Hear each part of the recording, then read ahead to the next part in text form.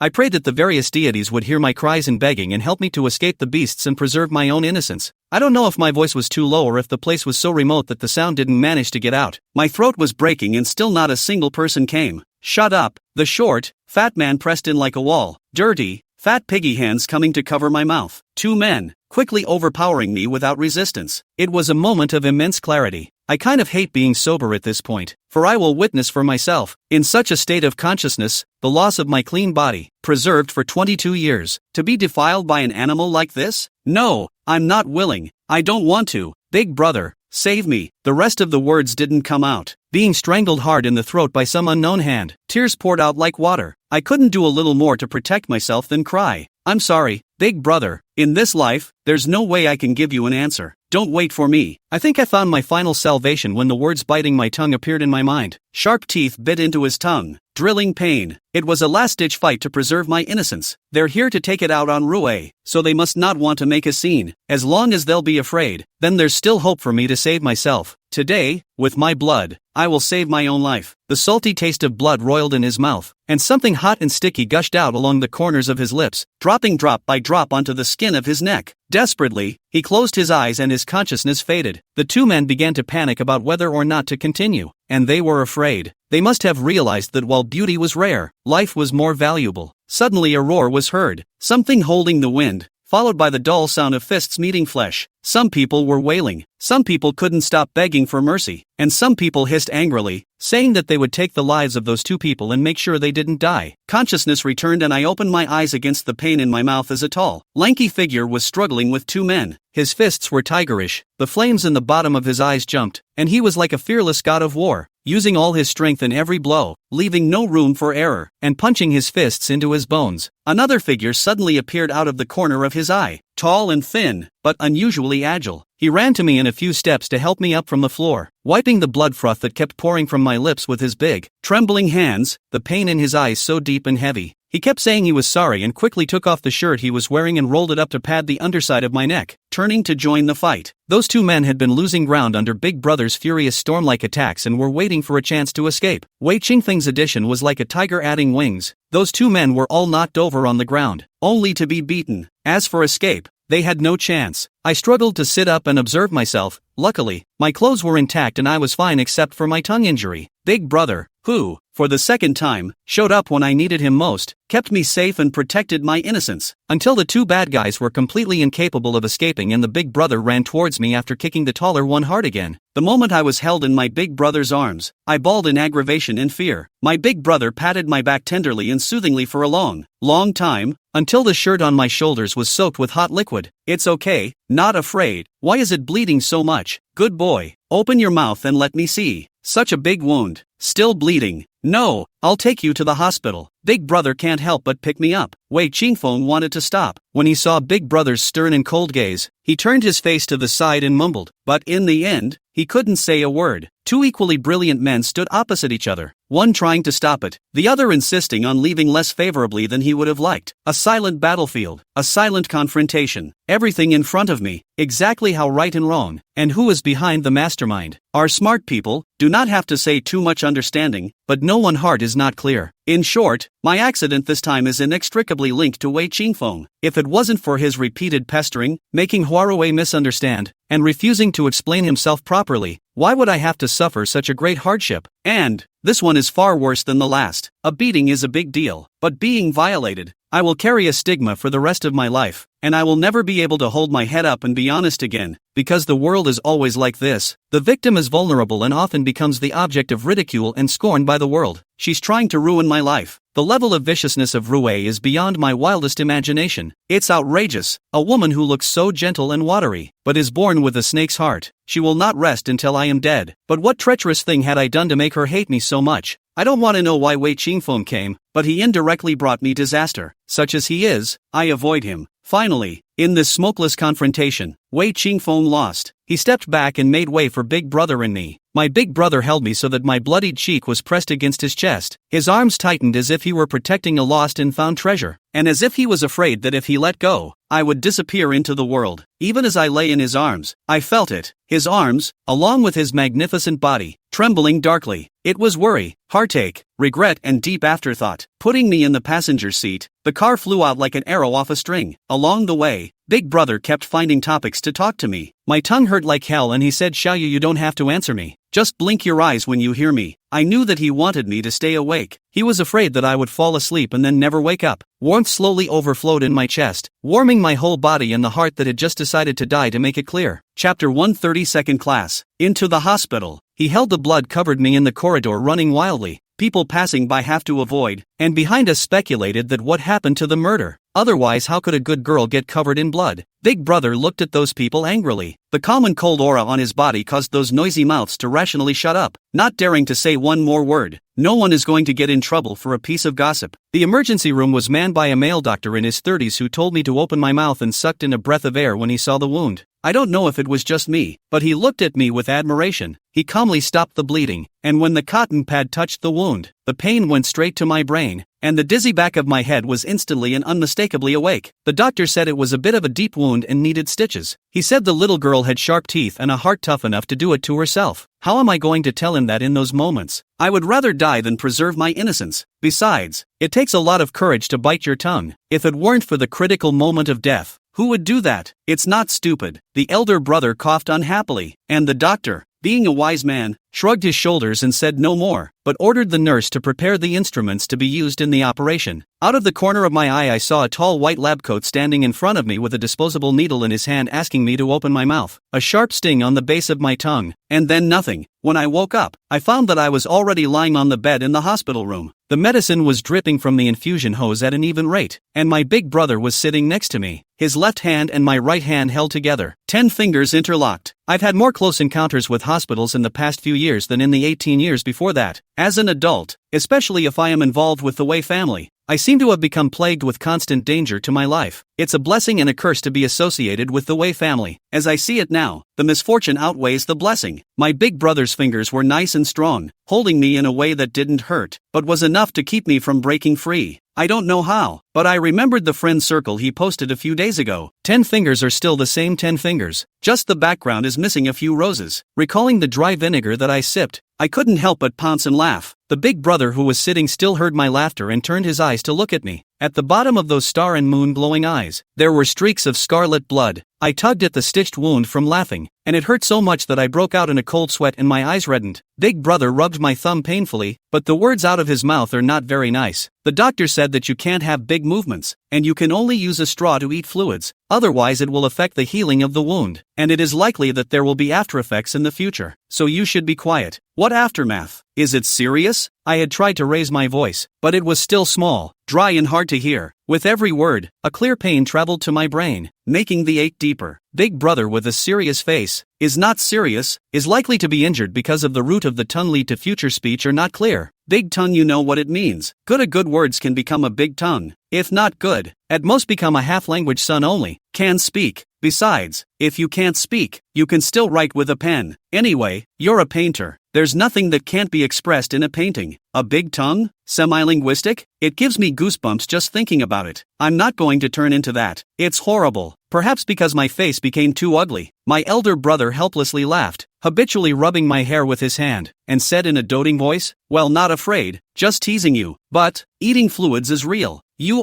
to yourself also under the hard hand, bite so deep, are not painful." My older brother began to break down. Each word sounded like a complaint, but behind each word was clearly heartache for me, and his fear of the aftermath. "I was going crazy when I heard you screaming for help. I was so worried that I came too late, so afraid that you would get hurt because of it. God knows how furious I was when I saw you lying there covered in blood. If I had a knife in my hand, I would have just killed them." When I think about it now, my big brother is still full of sunken anger. His gaze is so sinister it's scary, and his teeth are clenched. If he had a knife, I have no doubt he would have chopped those two up. That's not worth it. It's worth it, as long as it's for you. It's worth everything. Xiao Yu, don't keep doubting yourself. You have to know that you deserve the best of everything in the world. Instead of forever choosing to step back, choosing to forgive, choosing to fulfill others and condemn yourself. In Big Brother, you always come first, doing anything for you, even if it means killing and setting fire to the 4 directions. I won't even frown. Strands of warmth flowed between his lungs, I didn't realize that Big Brother still had this dim-witted side. I wanted to laugh again, but my tongue hurt too much to think about it. Big Brother, if I'm really being you, are you still willing to like me? Nonsense. My elder brother scolded me harshly. His gaze was unprecedentedly serious. You have to understand that what I like is you as a person, not a film. The reason why I'm so crazy, much less for that film, is, rather, I can't let me suffer and be hurt. Big Brother, I know that. Quickly cutting off his big brother's words, he proceeded to say what he was about to say. The topic is unpleasant, but I want real answers. Big Brother's face looks good some. Cold hostile eyes ice gradually melted. Spring blossom kind of soft and gentle like a spring flower. Slowly bloom. Flower fragrance overflowing. This is something I want to pursue to the end, but it's up to you. Of course we have to pursue to the end. This time her behavior is too bad. If she can't be sanctioned accordingly, next time she may not do anything. Big Brother, I can't keep a tumor around. It's too dangerous. Moreover, she always has to be responsible for what she did. Good. My big brother tenderly placed my hand on his lips and kissed it lightly, his chest vibrating with a muffled laugh after he managed to see me blush. Usually girls who encounter this kind of thing will choose to muffle it and swallow their losses. That's why I'm asking what you mean. Did Big Brother forget? I'm not from class 1. I'm from class 2. The elder brother laughed out with pleasure and relief, and in the bottom of his eyes, which were like a sea of stars, a raging anger was pressed in addition to a bit of fishing fire. This time, not only did it piss me off, it also pissed off Big Brother. No matter who Hua Rue is, it's impossible for Big Brother to spare her. I just don't know what role Wei Qingfeng played in this matter. Leave this matter alone. Just leave it to me. I will give you a satisfactory result. Big Brother said. After tossing and turning most of the night, I was tired and in a daze, trying to get some sleep. The door to the hospital room creaked open from the outside, and the sound of 2 stumbling footsteps pulled me out of my drowsiness, my hazy consciousness instantly clearing. Wei Qingfeng appeared in the hospital room with long arms and legs, picking up Hua Rue's collar with his left hand and pushing her heavily forward. Hannah Rue bit her lip and rushed a few steps toward me, falling uncontrollably to her knees in front of my hospital bed, landing on her knees in such pain that her eyebrows knit together and tears coalesced into flowers in her eyes. The head suddenly started to hurt. Chapter 131 Revenge. The head suddenly started to hurt. I would have been completely destroyed just now if Big Brother hadn't appeared just in time. I'm too tough to live with filth. I'll only end up dead. And the one who started it all was Rue, who was kneeling in front of my hospital bed and still looking aggravated. I don't need to be asked if I have any proof. My gut tells me it's her, and there's absolutely no way she's been wrongly accused. No one else would do such a wicked thing, and there is no sorrow with me that would be sufficient for such a wicked act. When I saw her appear, the hatred and anger in my heart was like magma. The fear of annihilation and the anger born from being victimized repeatedly all gathered together, wanting to erupt at once, hating that I couldn't tear her apart and eat her. In order to relieve my heart's hatred, I think my expression was too hideous. The bold Rue Hua even subconsciously dodged backward and tried to grab Wei Qingfeng's hand, which was mercilessly brushed off by him. For the first time in more than 5 years, Wei Qingfeng pushed away the stamens for my sake. I vaguely thought that Wei Qingfeng should not be so bad as to be bottomless. After all, he can still distinguish between right and wrong. Once upon a time it was a small matter. He knew his mistakes and made mistakes, and it was all right. This time things can rise to the level of crime. Wei Qingfeng made the right choice. Hua Rue terrified sitting on her knees, trembling pitiful look. If not, I know her temperament. It is likely to be blinded by this weak illusion, thinking that he is the one who is the most evil. Xiao Yu, I've interrogated those 2 lousy people. It was Hua Rue who paid to hire them. I didn't know about it before, but it's always the case that things started because of me. Now that I've brought the people here, how to dispose of them is all in your words. Wei Qingfeng's eyebrows were as cold as ice. Hua Rue, vicious to this extent. I really underestimated you before. No matter what Xiao Yu's final decision is, you should apologize to her properly. What you owe her cannot be repaid in a lifetime. Qingfeng, I didn't think that way. I just wanted them to beat up Lan Yu. I didn't ask them to force. Before that latter word could be uttered, Big Brother's face abruptly changed, and hostility rose. Wei Qingfeng was slightly closer to Hua Rue. The word strong had just been exported, and his eyes were stern as he stepped forward and kicked Hua Rue in the shoulder. Rue was already on her knees, and the kick sent her straight to the ground, where she landed somewhere, and the pain caused her to wail and scream, startling me. It's easy to misunderstand that something deadly has happened when you make that kind of noise in a hospital in the middle of the morning. Hua Rue, you can still suffer less by keeping your mouth shut. Nonsense doesn't end well. You'd better know that in your heart. Wei Qingfeng was Hua Rue's backer, and now that even her backer was standing against her, her gaze swept over the 3 of us one by one, confirming the fact that she was surrounded on all sides, and the person was quite honest. In just a few breaths of effort, tears overflowed her eyes, and she struggled to get up. Ni walked to Wei Qingfeng's feet, hugged his legs, and wailed miserably. Xingfeng, I'm a girl too, how could I possibly do something that bad? I really just wanted those two to beat up Lan Yu. I never meant anything else. Moreover, Xingfeng, I knew they couldn't be relied upon, and I even made a special recording when I was looking for them. I'll play it for you to hear. I really didn't ask them to do that. Yes, it's Lan Yu. She must be so beautiful that those two couldn't hold themselves back to be like that. It has nothing to do with me. Really, Xingfeng, listen to this. It's a recording. I didn't lie to you. I'm not as vicious as you think. I was just jealous of her and wanted to give her some color. I really didn't think things would be that serious. I was wrong, Xingfeng. I was wrong. Don't me. By this time, she was still shirking her responsibilities, without a single thought about her behavior and how it was hurting me. How could she not understand that once those two got their hands on me, there would never be light in my life again? Vicious and shameless. Huarue, how could you be such a person? I was speechless at her words and actions. Wei Qingfeng took the cell phone, ripped off Huarue's arm and swung the person to the ground, and pressed play. Rue and those two people should be in the outdoor negotiation. The recording has a whistling wind, and the sound of a certain hawker hawking, a little far away. Do not hear too clearly what is being sold, but from the sound to analyze, should be in a less prosperous residential area. Rue really went to great lengths to count me out. The recording isn't very long, sounding less than 10 minutes. Rue spent $2,000 to ask those two to withhold my sack to beat me, as long as it is not killed. Those two people are street gangsters, usually do not do the right thing. Hearing that beating up people can also make money, they immediately agreed with a smile on their faces, and also promised that they would make sure to do things beautifully and satisfy Huarue. The whole recording doesn't mention the rape, and I don't know if Stella really didn't say that, or if the recording has been processed and the important parts cut out. If it's the former, after letting Rue be taught a lesson, maybe I can let her off the hook, but if it's the latter, and she's deliberately trying to destroy me, then there's nothing to say. She must be sent in. As the organizer and mastermind of an egregious event, she was never less guilty than the person who perpetrated the violence. Apologizing is just the first part of her atonement. Now it's not just a matter of forgiving or not forgiving. Your behavior formally said to have violated the law. Not just explaining the explanation will work. Huarue, usually when you do something even more excessive, I forgive you and tolerate you. But today's matter, you must be responsible for yourself. Speaking of this, Wei Qingfeng hung his head a little ashamed, his toes rubbing awkwardly on the ground, fully reflecting his uneasiness and uncertainty about how things would end. Huarue froze for a moment, then realized the essence of Wei Qingfeng's words, and regardless, she flung herself back on the bed and hugged my legs again. Lan Yu, Xiao Yu, forgive me. Xingfeng treated you so well.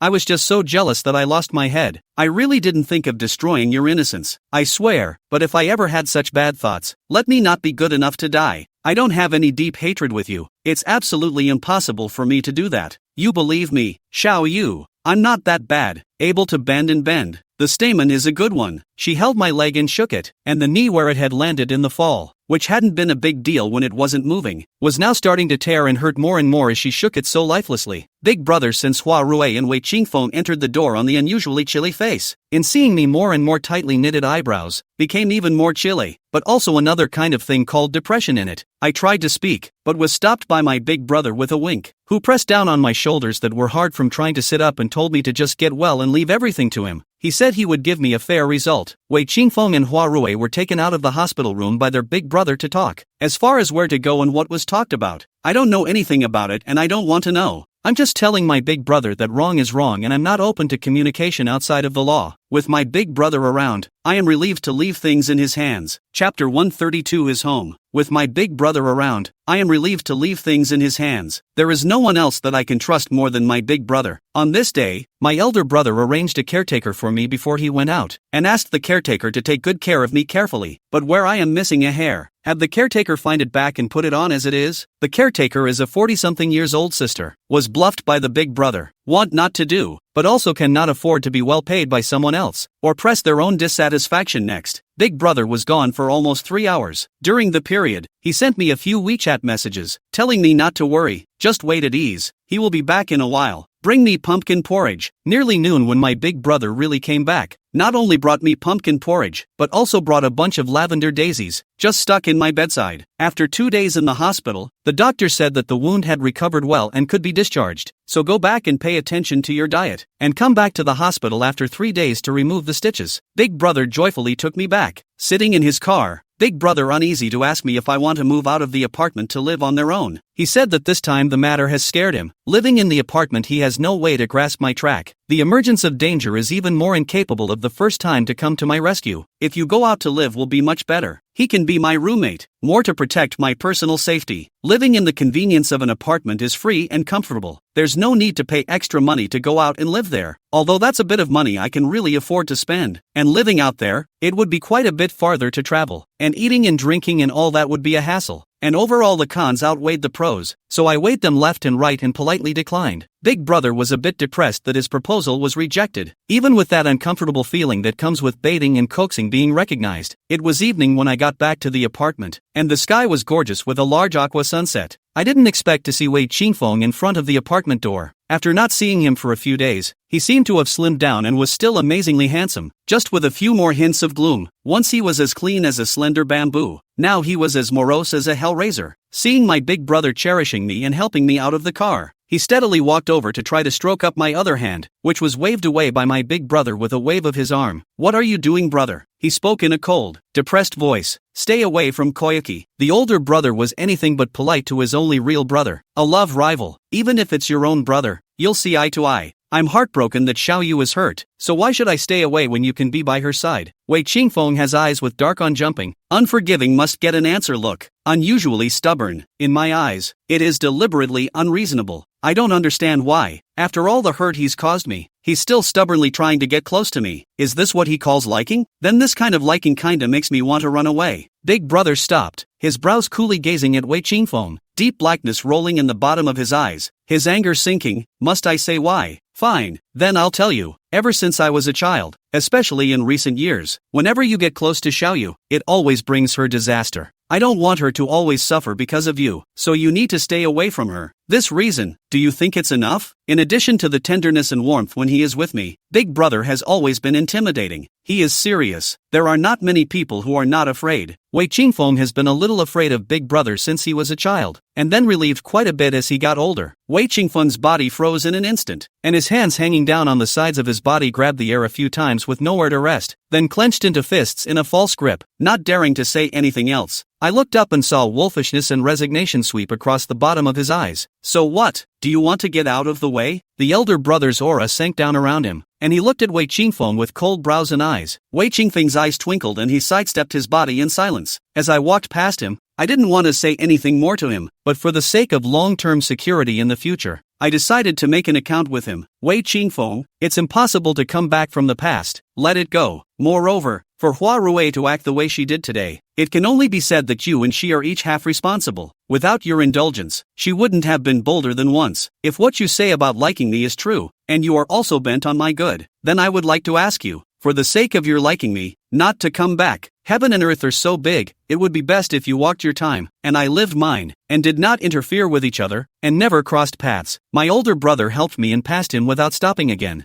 I don't know how he'll feel when he hears this, and I don't want to know what choices he'll make about it. Anyway, what I wanted to say has been expressed clearly. As for the future, in fact, he and I have no future for a long time. Hopefully he'll understand. The previous dealings were me being nostalgic and soft-hearted, and I don't want it to happen again in the future. My older brother tried to walk me upstairs, but was sternly refused by the dormitory teacher, who said that as a teacher he should set an example rather than take the lead in breaking the school's rules and regulations. When it comes to this, the big brother rare no words to say. Suspicious red ears, after repeatedly admonished me, reluctant to leave. When I opened the door to my room, it was still a cold room. Jo Minhui never came back. I'm sure it was so hot with Raimu that she simply forgot all about the fact that she had a live-in roommate, the guy who sees color and forgets his friends. After a simple wash, I wanted to go to bed and sleep for a while, but the desktop is still lying on the unfinished painting. If it has life, Wada complained that I let it out of favor 2 or 3 days, so now is still half a click. Cannot see people. The last 2 days in the hospital were pretty good for sleeping. Now it's a great time. Too bad to use it for sleeping. It's better to paint. Don't say I'm hurt and need to recuperate. I hurt my mouth, not my hand. This is the qualification for the competition that the professor fought for me. I always have to win a prize and give the professor a face. To win the prize, how can I do it without putting my heart and soul into it? I had just gotten my stuff ready when my mom's phone call came through. The day before yesterday when I was hospitalized, my mother sent me a video.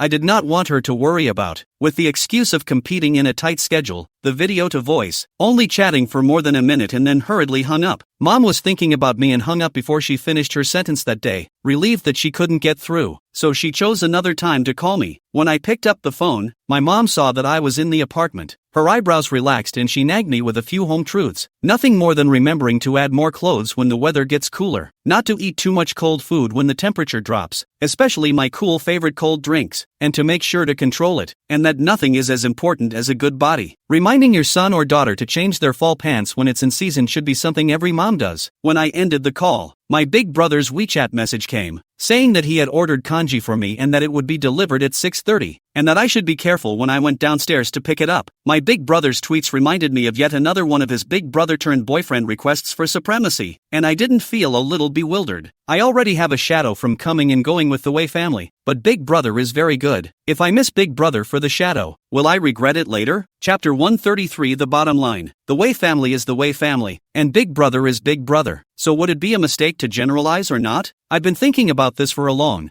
time to get the most correct answer. At less than 2 o'clock in the afternoon of the following day after I was discharged from the hospital, I received a call from my police uncle, saying that there were some details about the events of that night that needed to be communicated and verified with me, and that either they would come or I would go over there, and that I would have to meet face to face anyway. The police station is quite close to the school. Out of the side door to walk 2 streets is. Big Brother accompanied me there. When I got there, Wei Qingfeng was also there. Hua Rui stood behind him like a pissed-off little daughter-in-law, her eyes red, saw me come in, stole my eyes and ruthlessly gouged me for a moment, and then quickly dropped her head to pretend to be weak. I can't understand this one's brain. According to normal thinking, she should be crying and saying that she was wrong, and will definitely change her ways, and use every means to let her go. After all, I am the victim. She this face of indignation. Why in the end Wei Qingfeng and her appeared together, one cold and one crying. For what purpose? Reception of us as a young man in his 20s. Looks thin and small, not too eye-catching. The aura is strong enough. To sit there, the folder in his hand on the table a slap. Eyes so up a lift. Flowers Rute meet eye visible a shiver. Shrinking his neck into Wei Qingfeng's side of the sticker. A jade hand on his shoulders. Seeking shelter. Wei Qingfeng's eyelids jumped. His shoulders moved slightly as if he wanted to shake that hand down, and for some reason, he held back. The police uncle first of Flowers Rue severe criticism and education, and popularized the knowledge of the law. Let her realize that the previous behavior is against the law. She, an adult, will be held legally responsible for this, said. Hua Rui's head drooped lower and lower, eyes about to fall to the ground, before letting her off the hook. I'm next. The police uncle said that Hua Rui's recording they tested. It is true. That is to say, Hua Rui hired someone to commit murder has been confirmed, but the attempted rape has nothing to do with her. Now the situation is that I was rescued in time. No serious consequences. The police suggested that both sides to negotiate. If there is no way to get agreement, we'll proceed to the next legal process. The final emphasis was that it was up to me, the person in question, to decide what to do, and they respected my decision. The 2 assailants, dealt with separately. Learning that the recording screen was real, my resentment towards Hua Rui was not as heavy. As long as she wasn't intent on destroying me, which meant that her conscience was still intact, I think I was willing to give her one last chance. It's not that I'm a saintly mother, nor am I born with a masochistic body, but whether I or Hua Rui, I have a deep connection with the Wei family. I don't want to have that day in the future, when we all sit together, each harboring their own thoughts, resenting each other, and the family is not like a family. The negotiation process has been dominated by Hua Rui's cries, causing my big brother and I to be annoyed to death. Wei Qingfeng changed from that day in the hospital room, all righteousness and righteous indignation, and always maintained a silent and neutral attitude. In the beginning, Hua Rui was a bit of a drama queen, probably thinking that if she cried a little, Wei Qingfeng would help her out and say a few words, and things would pass. After all, the previous things were all muddled through like this. Later, she saw me dead, not let go. Big brother fierce god-like staring, Wei Qingfeng and the entire wall to do. Attitude change, mainly still crying, but this crying, I finally heard something sincere. She kept apologizing about how hard it was for her to get into college, how her dad was so happy to hear in jail that she went back to grad school, blah blah blah. It's been playing the emotional card anyway. My elder brother insisted on going through the legal process in a cold and hard manner, telling me that I could not treat this kind of person in a womanly manner, or I would be the one to suffer in the future. But Hwaruwei cried, like that, and lifted up her not-so-young mom and her self-reflective dad in jail. My heart is still uselessly soft, and asked her to write a confession to me, and this time I will let her go, but retain the right to prosecute her. If she does anything improper in the future, I will pursue it together. Hanabi didn't want to write a confession, fearing that from then on there would be leverage in my hands and I would use it to blackmail her into doing something bad. I scoffed. I was particularly adamant about the plea and refused to back down again no matter how much she begged. I have my bottom line, 2 options, prosecute or write a plea bargain. But anyone who wasn't short of heart knew what to choose. Rue Flowers helpless, or wrote a sincere confession of guilt belonging to the name and handprints and handed me. I got that police uncle to help with a witness again. The mediation was successful and the police uncle was a little happy. Big brother didn't support my claim, and even Wei Qingfeng expressed surprise at my decision. I'm doing this for my big brother and kind of for myself. Wei Qingfeng said many years ago that he would not marry Hwaruwei in this life, and my big brother and I are in this state, in case we all become a family by accident in the future. Won't the situation be ugly? The elders will also have a hard time. Things to this sort of an end. Wei Hua, how these two follow up. I do not care, only prayed that they away from me a little farther. Now in addition to the heart of the competition, is the problem of the transfer of the big brother. More than half a month has passed since I promised my big brother that I would consider him up as a boyfriend, and my big brother has been applying for a transfer almost every night for the last few days, sometimes pitifully, sometimes seared, sometimes demonically seductive, stirring up my heart. For painting, I am a professional, but for feelings, I am a fool. Otherwise I wouldn't be disliked like that and still think I am a meat and potatoes. A Wei Qingfeng drained the enthusiasm of my teenage years. Alimu made me shun the complexity of human relationships and the sinister nature of human nature. A Wei Qingduan stirred up my pool of spring water swirling. This year I am 22 years old, a real adult, and a relationship is not only my business, but also involves 2 families in the future. Being cautious, I decided to listen to my mom's opinion. There were no classes on Friday afternoon, and I booked a flight back to the south side. In the morning during dinner, I talked to my big brother about going home, and my big brother said that it's not a new year, and that it would be a toss-up to do a round trip in 2 days. So if it's not important, it's better not to go back. I was trying to talk to my mom about whether they minded or not about something like brother for brother. If big brother doesn't think it's important, then forget it. I deliberately made a bad move to put him on the spot. The elder brother's eyebrows stretched out at once. The person leaned towards the chair, crossed his arms behind his head, and lamented without anticipation. More than 20 years, it's finally going to be famous. It's really not easy. In order to ensure that this homecoming would be effective, my big brother decided to join me decisively. We didn't inform anyone and went straight back to the old house. It's close to where mom and dad work, and in the past few years when I've been away, mom and the guys have lived over there most of the time, mostly because they've also lived there for over 20 years, and they're very attached and used to it. Chapter 134 Preening. The one who came to open the door was my dad, and when he saw me and Qingduan standing side by side in the doorway, 2 words were etched on his entire face: gossip. Those 2 eyes nearly glazed over, discovering a new continent as it were, and for the first time he lost his teacherly grace and rushed to the kitchen to yank my mom out with the wild image of a man who'd run and lost a slipper. Mom, with a rag in one hand and a grease net in the other, was also stunned speechless by the facts in front of her, her mouth wide open, and if her eyes hadn't been blocked by the sockets, she probably would have been able to leave the house with her eyeballs. Given mom and dad's serious questions about my return with others this time and the potential for serious consequences as a result, I put my things down and explained my intentions for this return. I said it a little too bluntly, and my older brother stayed with me in anticipation, while on the contrary, mom and dad squirmed.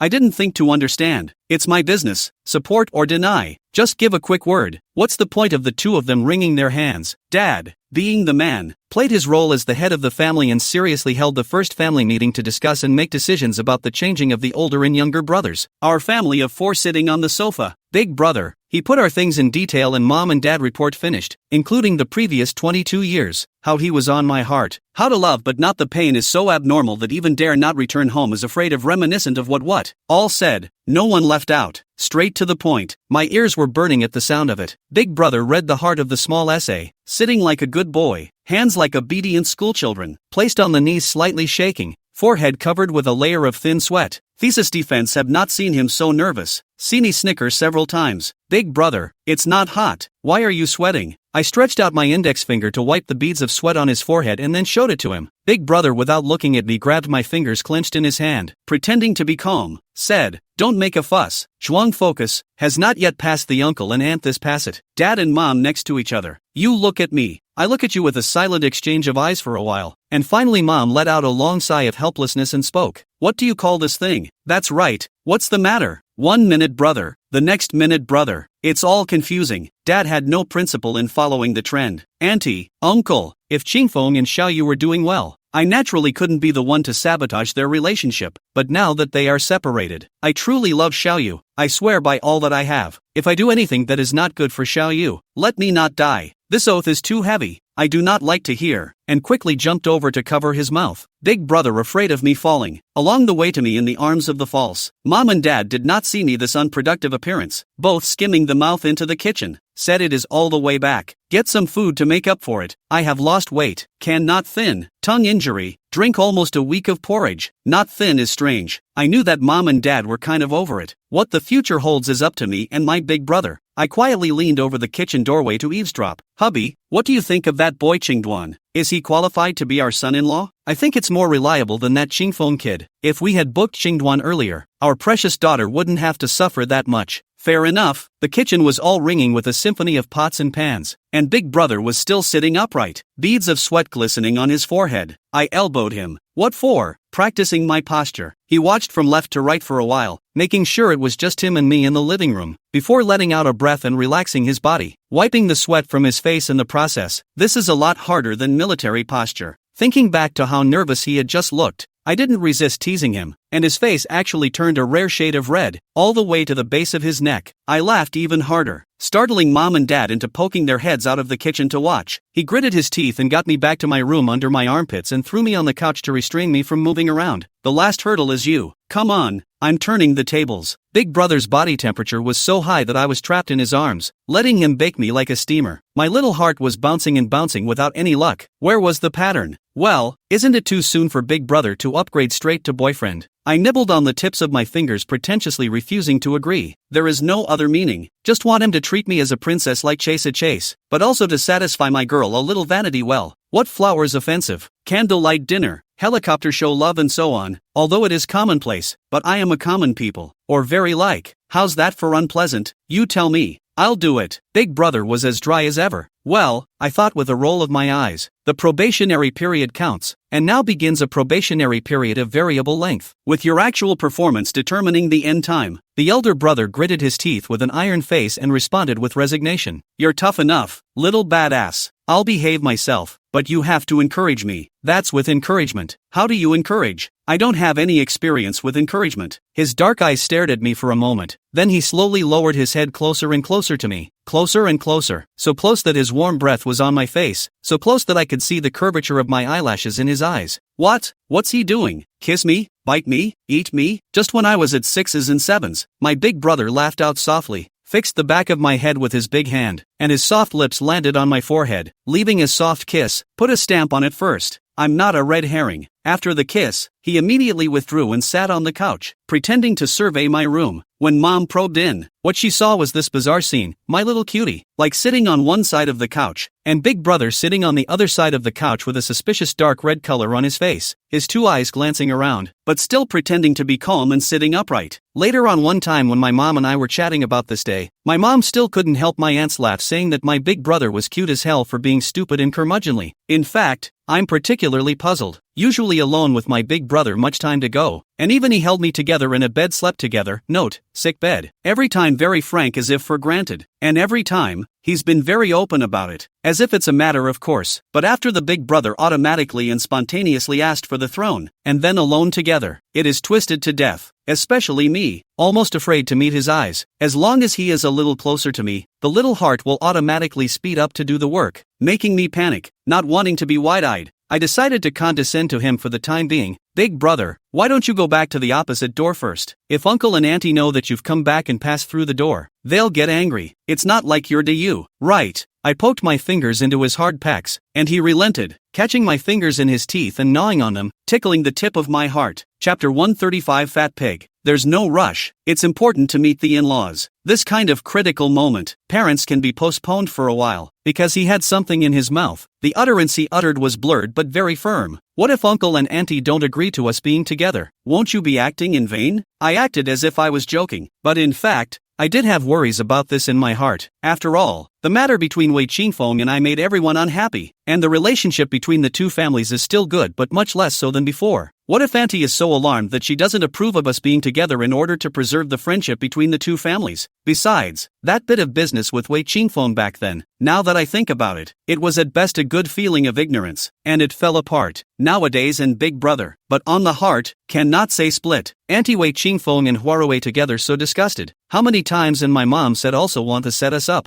I refused to dry, but turned around and Wei Qingfeng's big brother began to fall in love, which can let the aunt how embarrassed worried? He looked at me askance with a smile and curled his index finger to scrape my cheek, doting on me. Little thing, are you that afraid you won't be able to marry me? Who's afraid? That's what I said. He's really good at stealing concepts. I was flirted with by him. Face cannot hang. Do not dare to look at his eyes. Clenched a small fist in his shoulder, softly smashed. I'm still small. Afraid of what? You are 28. I'm not afraid that you can't get a daughter-in-law in a hurry. Wow, you're afraid I'm in a hurry? So tell me, what am I in a hurry for? Where and why? Big Brother came to my side and broke my face over to face him, so shy that I opened my mouth and bit the tip of his finger. As a result, the person did not bite the pain, but let him laugh even more smug and demonic. I was just saying it in passing to justify my embarrassment, not wanting him to grab the words and play with the situation to drive. Successful half of the Big Brother on the throne is really nothing to worry about. This is driving as a lifelong career in the right. The heart is anxious. I'm so young and beautiful. Your uncle level must have a sense of crisis. I'm doing this for your own good. How wow, little bad guy. Dare to say I'm an uncle. Looking to clean up, isn't it? Let's see how I can clean you up. My elder brother and I were playing wildly in our room like little children. This kind of joy was never seen in the first 18 years. My big brother loved and respected me, and when he said clean up, he was pampering my itch, without my permission. Never cross the line. In his words, willing me, is what he wants most. As I was fooling around, I sensed something was wrong. Big Brother's face was red and his body was stiff. To confirm my suspicions,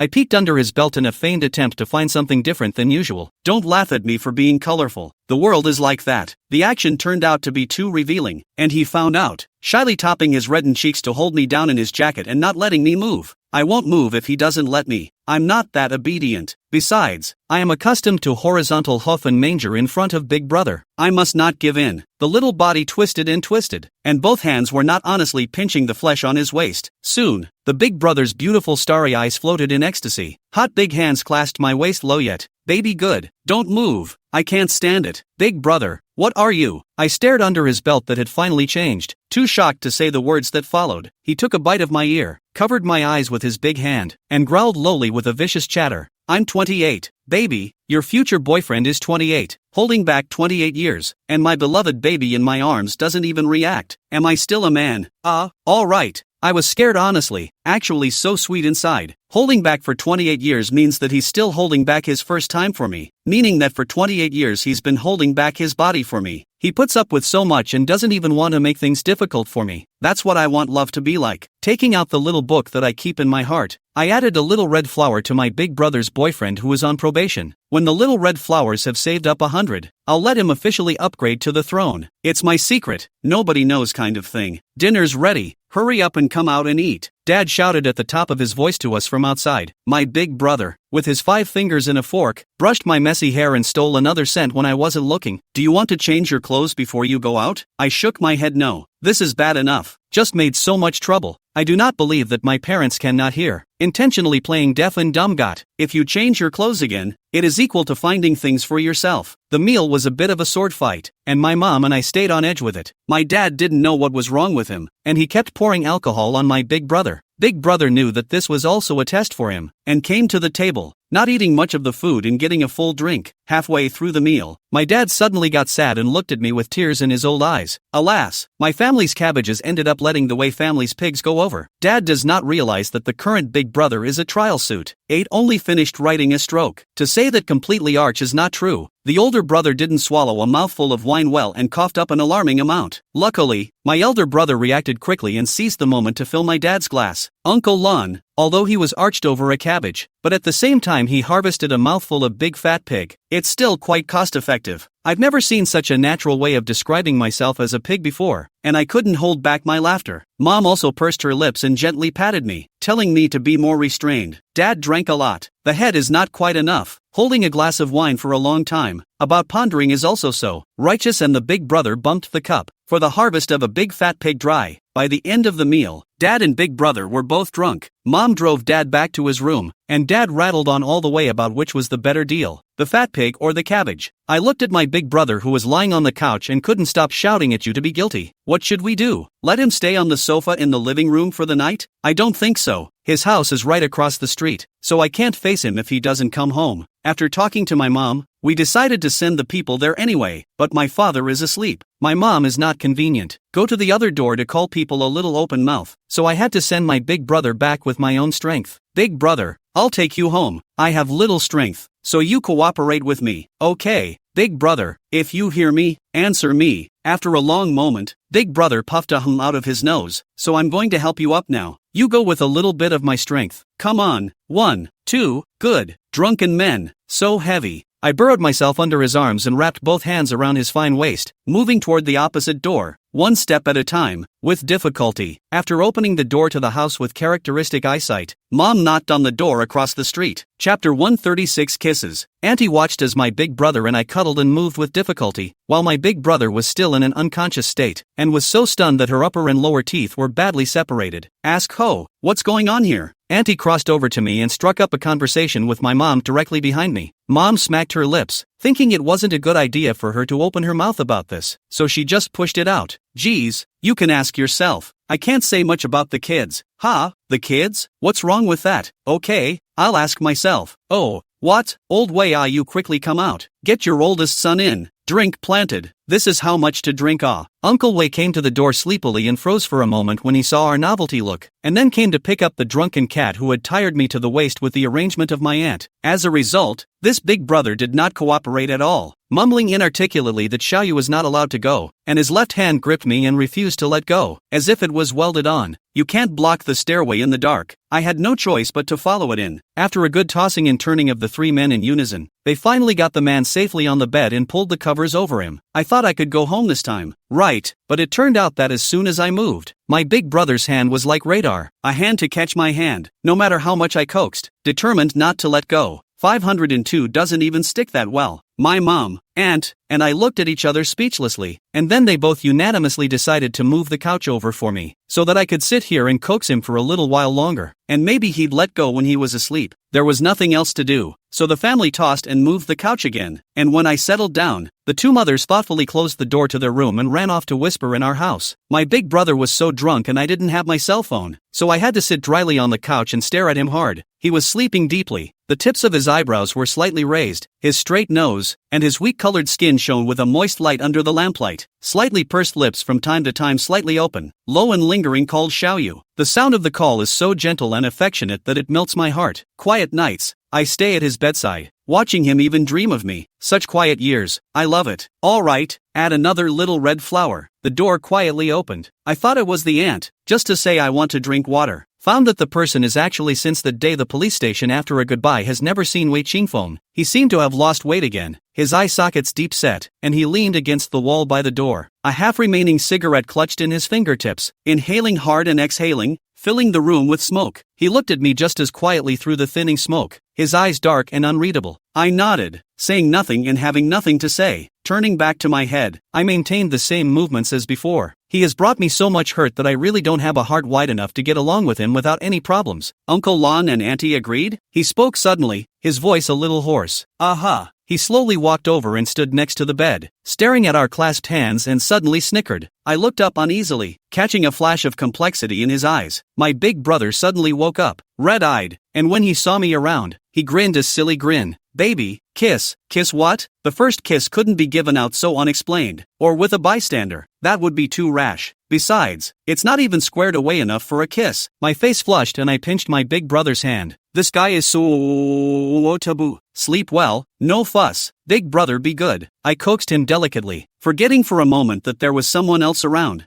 No, a kiss, a kiss. He puckered his lips to reach me, scaring me so much that it took a flood of energy to press the man back into the pillows. Big brother, be good. Xiaoyu doesn't like the smell of alcohol. Wait until you wake up before you kiss, okay? It took a lot of effort to coax the person to get well, and when he remembered Wei Qingfeng, he realized that he was long gone. Through the half-covered door of the room, there was a red fire there on the opposite balcony, flickering on and off. I couldn't help but wonder in the dark, when did he come back? Where are the stamens? Why did he come back? Why was he so concerned about me talking to my big brother about a boyfriend and girlfriend? What on earth was he going to do? I thought about it, but I didn't understand it, and I fell asleep thinking about it. There's no way around it. The heart is just so big. In the middle of the night, I was woken up by the heat, and when I opened my eyes, I was actually lying on the bed, next to my big brother who had changed into his pajamas, and his big, slender, good-looking hands were wrapped around my waist, and my whole body was nestled in his arms. Hot blood rushed to my head, and sitting up in a carp, I fought to peel away his hand that was blocking my waist, whacked him hard, turned and ran. Even though I thought I was running fast enough, I could clearly hear his muffled bad laugh. I have reason to suspect that he wasn't even that drunk. It's a good thing my mom is still waiting for me, or it would have been bad. Luna, there's something mommy wants to say to her daughter. I sat down next to my mom and hugged her and pouted. Well, I want to talk to my mom too. Good daughter, with Qingduan, do you really want to be together? Think about it, Mom. Big brother is so good to me. Every day I'm with him I'm happy. He never makes me cry and loves me like a baby. Alas, Mom is watching the two children Qingfeng and Qingduan grow up. Once upon a time I also see that Qingfeng the child is good. But who could have imagined him? I understand my mom's concern, and it's not like I haven't thought about it. But people are different, and I can't lose trust in all people just because I was hurt once. Besides, Big brother, he's not just another person. He's the one who grew up with me and loves me with all his heart. If he had anything else in mind, it was just that he wanted me to be with him. If there are too many variables in this world, then I'm willing to bet my heart on it. Mom, Big brother is very good. During the years I was at Lin University, no matter whether it was my life or my schoolwork, it was my big brother who took care of me. If I say he was pretending, it's possible for a moment, but pretending for 3 whole years, I don't believe it. Moreover, my elder brother had already developed very well in Lin University, but for me, he followed me to Beijing University and had to start everything from scratch. He has never said a word of complaint, and he is willing to do it. There are also Wei Qingfeng and Hua Rui, changing tricks of tossing, all Big brother to support me. With Big brother, I'm not afraid of the sky collapsing. My mom stroked my hair with loving eyes, both wanting me to be happy and fearing that I would be hurt again. She was so hurt by Wei Qingfeng's previous approach that she didn't dare to just trust the Wei family anymore. You've been understanding since you were a child, and Mom believes in your vision. Your Auntie Mina is in favor of what you two are doing, saying that you won't have to feel so guilty after all with Qingduan taking care of you. We leave the decision in your hands. There's only one thing: protect yourself and keep the family informed if anything happens. Mommy doesn't want her baby to be sad and upset over and over again. Chapter 137, New Year's Eve.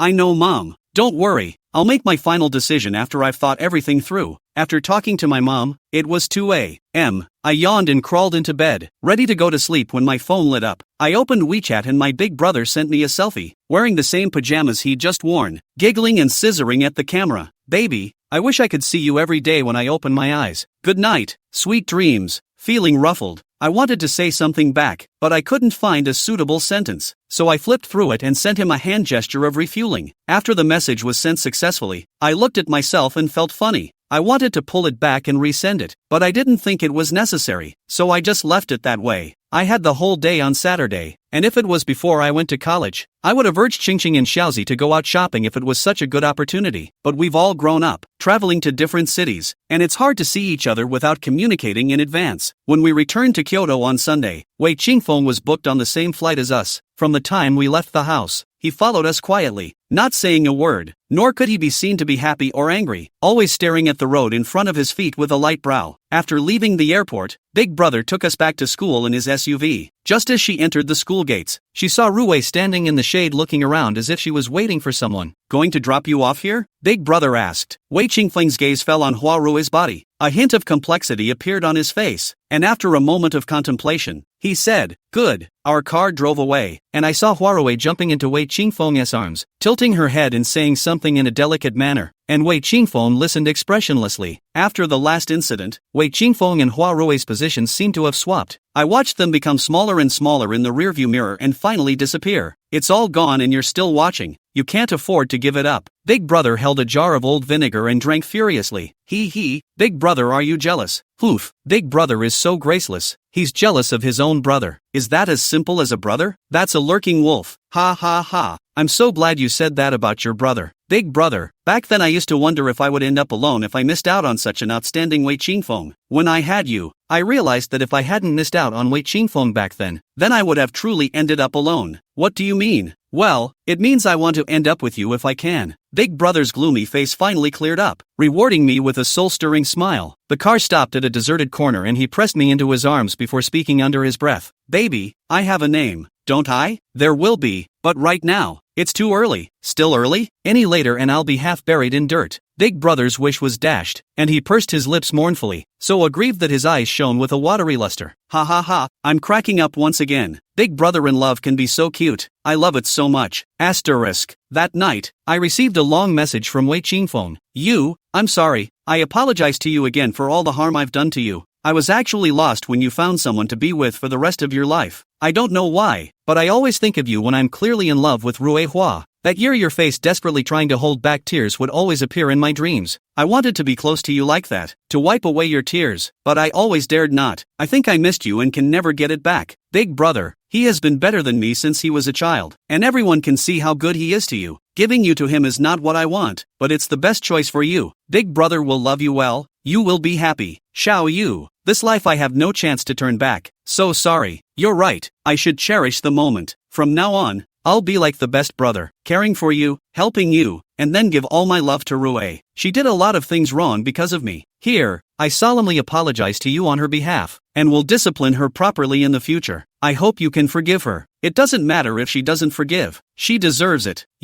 Goodbye. Be happy. After reading the message, my mood became light. It was a very joyous time with Big Brother, and before we knew it, it was the New Year's Eve. New Year's Day school strings 3 days off. Huarui said something at home. Her mother took her back to the North City. December 31st morning first left. Wei Qingfeng sent her to the airport. Big brother and mom and dad said well, very soon after the winter vacation. The family has nothing to do if the New Year's Day will not go back first, to save back and forth. The family is also troublesome. On the evening of the 31st, those who didn't go out were excited to freshen up and cross over in the manner that had long been agreed upon. My big brother and I are scheduled to eat first, then go to the playground, and finally go to the plaza to greet the New Year's bells. Before we left, Wei Qingfeng came to us, saying that it was no fun for him to be alone and he wanted to play with us. Although my big brother and I are not too happy, the world of two people who do not want more than one big light bulb, but how to say is also a brother, cannot be left behind, so had to take this drag along. By the time we reached the playground, it was almost 9 p.m. There were many people in front of the playground, which is usually cold and quiet at this time of the day. Mostly young students, almost every one of them wearing glowing headdresses and holding brightly colored glow sticks in their hands. Big brother also bought me a pair of rabbit ears to wear on my head. The boss directly sent a purple glow stick. My first time to cross the new year like this. I can't stop talking about it. I took my gear and asked Wei Qingfeng to take a picture of me and my big brother. Wei Qingfeng took the big brother's cell phone to adjust the focus. Only so little effort. I caught a familiar figure out of the corner of my eye, and I was not shocked. That's Hua Rui. The one who accompanied him was Zhang Shuangzi. He just turned into ashes, I remember. Across the street was a hotel, and they were walking in that direction, with Zhang Shuangzi wrapping his arm around Hua Rui's waist in a very intimate manner. It turned out that Hua Rui hadn't returned to Beichang, and all her talk was just used to cajole Wei Qingfeng, but in reality she wanted to take advantage of the New Year's Day holiday to have a rendezvous with Zhang Shuangzi. I have to say, these two wild lovebirds have a lot of nerve. If you want to do nasty things behind people's backs, can't you go farther away and have to be under so many pairs of eyes? And it hasn't been more than a few days since Hanabi wrote her plea, so I thought it would die down for a while, but I didn't expect to get into trouble again, so I can't really get my defenses up. It seems that the nastiness of the stamen is from the heart outward, and has been rotten for a long time. Perhaps I should never have given her this chance. I turned my head to my big brother and saw him staring at the two men as well, his gaze somber and terrifying. Brother, it's not clear with the backlighting. Let's change direction. As soon as I heard about the change of direction, I immediately scurried up like a rabbit and circled around him back and forth, not letting him turn around. Unfortunately, people's plans are not as good as heaven's plans. Wei Qingfeng's violently frozen body told me that he saw it. I immediately broke out in a cold sweat and rushed to see my big brother. It's over. What can we do? Don't worry, Just wait and see what happens. My big brother hugged me and whispered in my ear. Chapter 138 Retribution. Unfortunately, people's plans are not as good as heaven's plans. Wei Qingfeng's violently frozen body told me that he saw it. I immediately broke out in a cold sweat and rushed to see my big brother. It's over. What can we do? Don't worry, just wait and see what happens. My big brother hugged me and whispered in my ear. Wei Qingfeng looked at those two people dumbfounded for a while, and with a fierce roar, the person rushed over. By the time my big brother and I managed to squeeze over there was already a chicken fight going on. The timid girls ran around screaming, while the naturally belligerent boys huddled far off to the sidelines, waiting to see the final winner. Wei Qingfeng was not short, but since childhood, he was a little grass in the greenhouse. He could only read and play handsome, and his fighting ability was not strong enough. Where was he a match for Zhang Xuanze, who had been a king since he was a child? I saw the double madman like swinging his fists toward Wei Qingfeng's head, wearing big leather shoes feet to greet him one after another, mouth cursing unpleasant words. Wei Qingfeng was knocked to the ground, and several times he struggled to get up and tried to fight back, but he was knocked down again by Zhang Tianze, covered in blood and a mess. As for Hua Rui, the girl that Wei Qingfeng preferred to like at the time when he would rather turn his back on his entire family, she stuck her hands in her coat pockets and stood calmly in the safe zone to watch the entire battle, without the slightest intention of stopping it. The indifference with which she treats Wei Qingfeng makes me cold when I look at her, and I really don't know what Wei Qingfeng will be in a mood at this time. I'm lost. Once I thought she loved Wei Qingfeng, but now she's not showing any sign of love. What does she want to follow Wei Qingfeng for so many years? Is it because he's good looking, or because he can give her a status in Nanshang? Or neither? She might just be treating Wei Qingfeng as a filler, or else she wouldn't have messed up with Zhang Xuanze the year she went to Lindy for an exchange. Blame it on Rui? The blame is not hers alone. Is it Wei Qingfeng's original sin? No matter what, a slap in the face doesn't do it justice, and he does deserve it. Rui Hua paid someone to deal with me thing he knew clearly. That is a blatant provocation of the law. That kind of behavior is very dangerous. Dare to do that flower Rui in fact is an untimely bomb. It is not certain when it will explode, bring disaster to those around him, but he still indulged her. Wei Qingfeng can't distinguish between right and wrong, and Hua Rui has no conscience. These two people should really be locked up, so as not to let them out to harm others. He deserved to end up like this, didn't he? It's a mess. What's going on? Stop. Big brother took a few big steps over, grabbed Zhang Xuanze's hand that was committing violence, angrily shook it off with force, then went up and kicked him twice, directly paralyzing him. When Zhang Xuanze saw that the visitor was his elder brother, his eyes full of hostility moved away, and he took those kicks from his elder brother hard. As ruthless as he was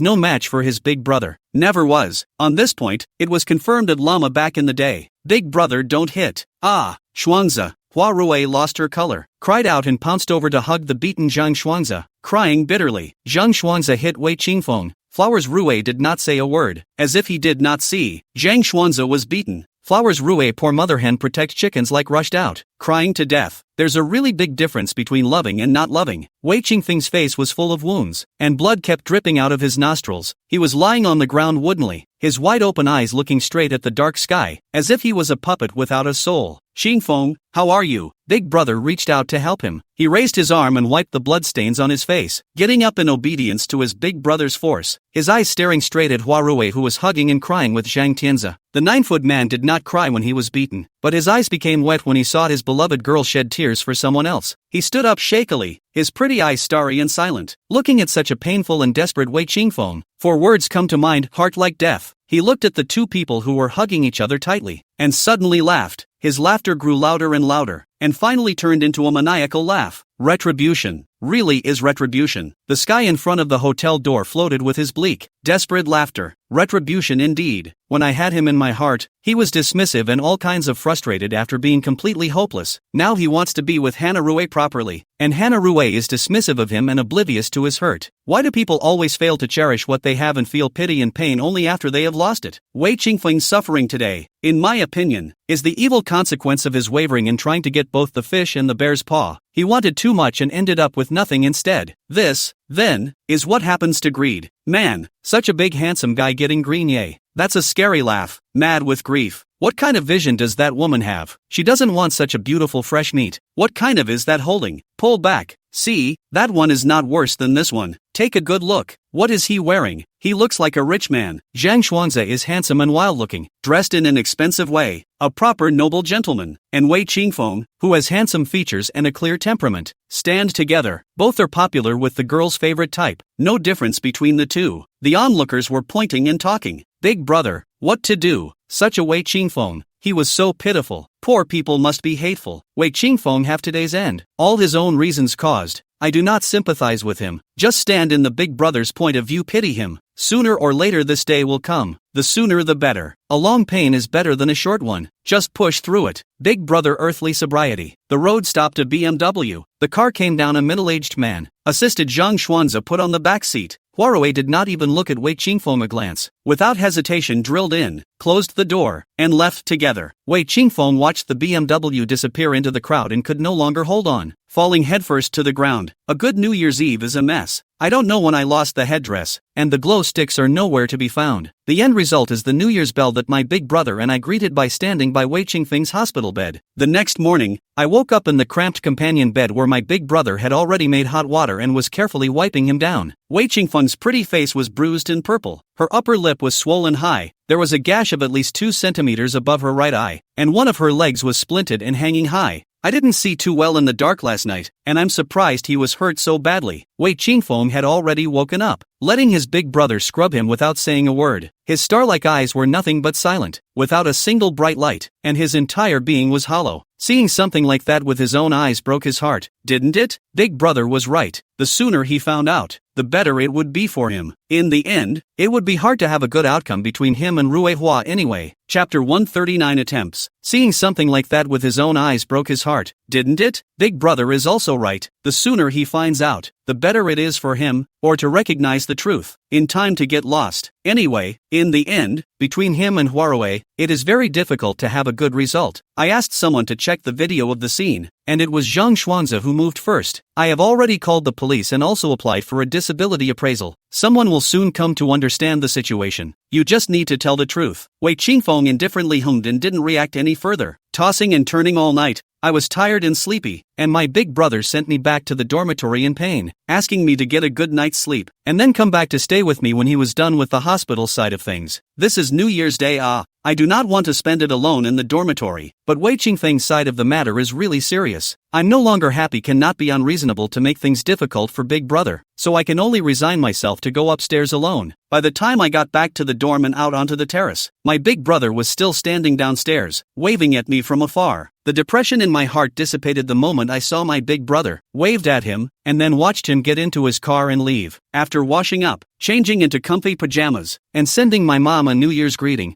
I went to bed to catch up on my sleep. In the afternoon I woke up from my nap and opened my cell phone to see my dad and mom sending me a big red packet each. So I was so happy that I couldn't find my way out of the hospital and ran to the hospital alone with my heavy cell phone in my pocket. The money I made from the first program I came to Kawaii to do has come down, a good chunk of it, and is lying quietly in my bank card. During those years at Lambda, my professor and big brother took me through many programs and made a lot of money. In principle I don't lack money, but what mom and dad give is different. It's their deep love for their daughter, and it's much more valuable than what I earn. My big brother, tiredly leaning on the bed with his eyes closed, noticed me coming and smiled, beckoning me over. I thought you hated the smell of hospitals. Why are you here? Big brother caught my hand on his lips and kissed it again and again, the newly grown stubble prickling the back of my hand. It's a trial period. Don't be so mushy. I snatched my hand back with a red face and answered him in a small voice. I'm not going to be alone in the dorm. It's a big holiday. It's no fun at all. Okay, Little Moon is the best. Big brother is a bit tired. Can you pinch big brother's temples? Yeah. I gently rubbed my big brother the way my mom had rubbed my dad. Big brother was really tired and his breathing became steady in no time. Wei Qingfeng woke up at some point and quietly looked at my big brother and I. There was no emotion or luster in his dark eyes, only a blackness that he couldn't see the bottom of. My older brother woke up after only half an hour or so of sleep, and when he saw that I had been pressing him, he rubbed my fingers painfully. Is there anything wrong? Big brother asked him. Wei Qingfeng didn't answer his elder brother's question as he said, you guys already knew. My big brother and I looked at each other and didn't say anything. Sometimes, no words are better than words, and even though no words are spoken, the answer is already in the unspoken word. When was that? When it started I don't know. It was the year she came to the Lamo exchange and found out. Why didn't you tell me? So many times I tried to tell you, but you wouldn't let me before I even opened my mouth. That time in the backyard of the hotel, I was determined to tell you clearly, but you scolded me away.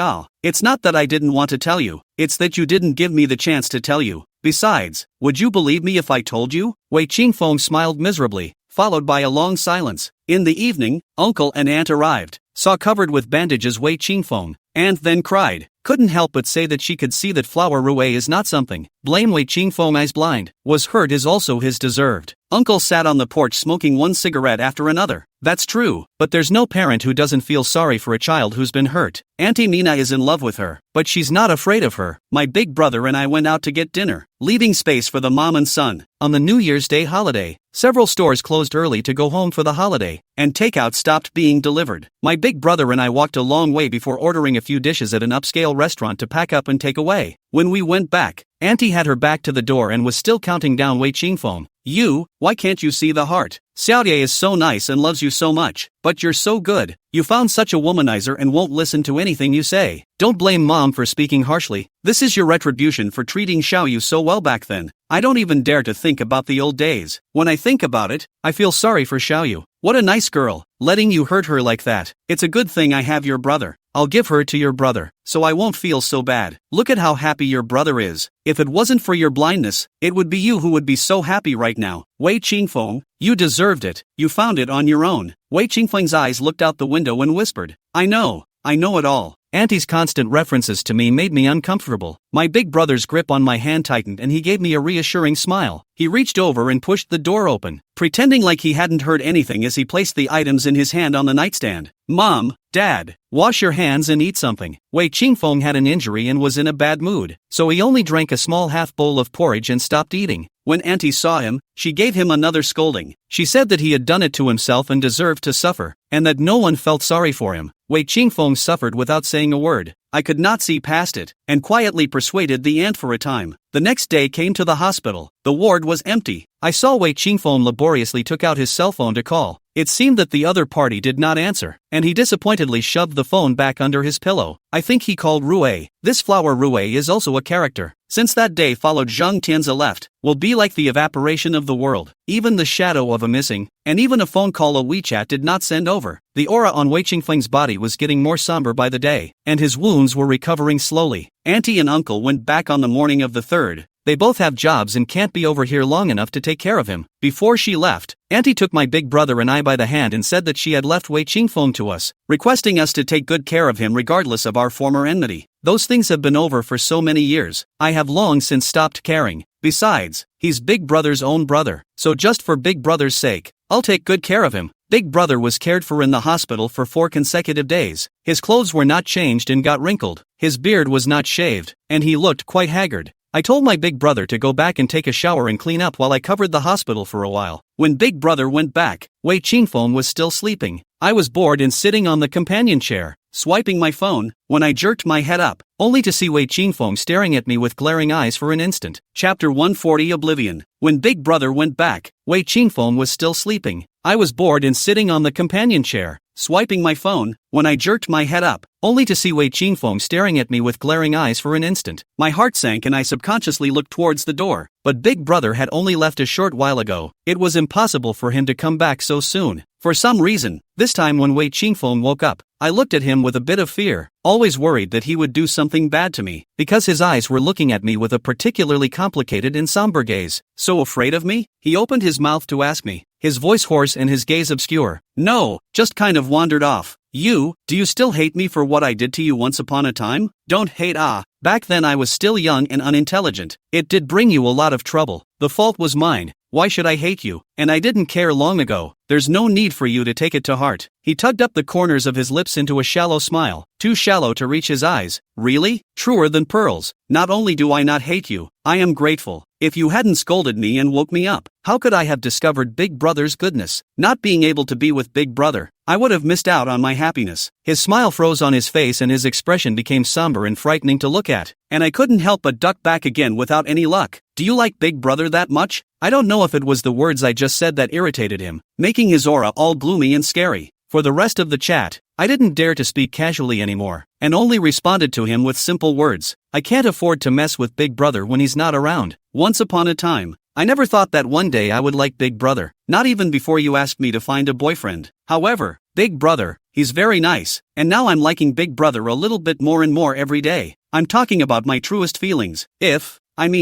If I hadn't done that back then, would you have liked me as much as you liked Big Brother? This question is very complicated. The Wei Qingfeng when he was 18 years old, youthful and flamboyant, with picturesque eyebrows, and the fact that he stood there accusing me evilly and like a devil. If everything hadn't happened that mid-autumn, maybe I would have continued to like him, or maybe I would have seen it all at some point and decided to leave him. I thought about it and said, I'm not answering what didn't happen. I don't know what's wrong with me, wanting to run away from you so much, liking Hana Rue so much, but always thinking of you after being with Hana Rue. I knew that was wrong. I didn't want to turn into a scum and hurt you and then apologize to Hana Rue. I forced myself to treat you with the coldest side of me so that you would actively stay away from me. He looked at the infusion hose and seemed to go back to the distant past. To be honest, what he said, I long ago did not care, also do not want to waste time, and he talked about the past. But now there are only two of us. As long as he is emotionally stable, do not cause trouble. Listen to him to talk about it, as if listening to a story that has nothing to do with them. Listen to even, do not have to go to the heart. Then you really got away from me, and you wouldn't reach out to me if I didn't contact you for a month or two. I spent all my energy on Huarue, always getting tired of her, reminding myself every day that Huarue is the one I love the most. They all say we are the model couple of Beijing University, but only I know myself. Late at night, how your shadow is in my mind. As long as sleep dream is you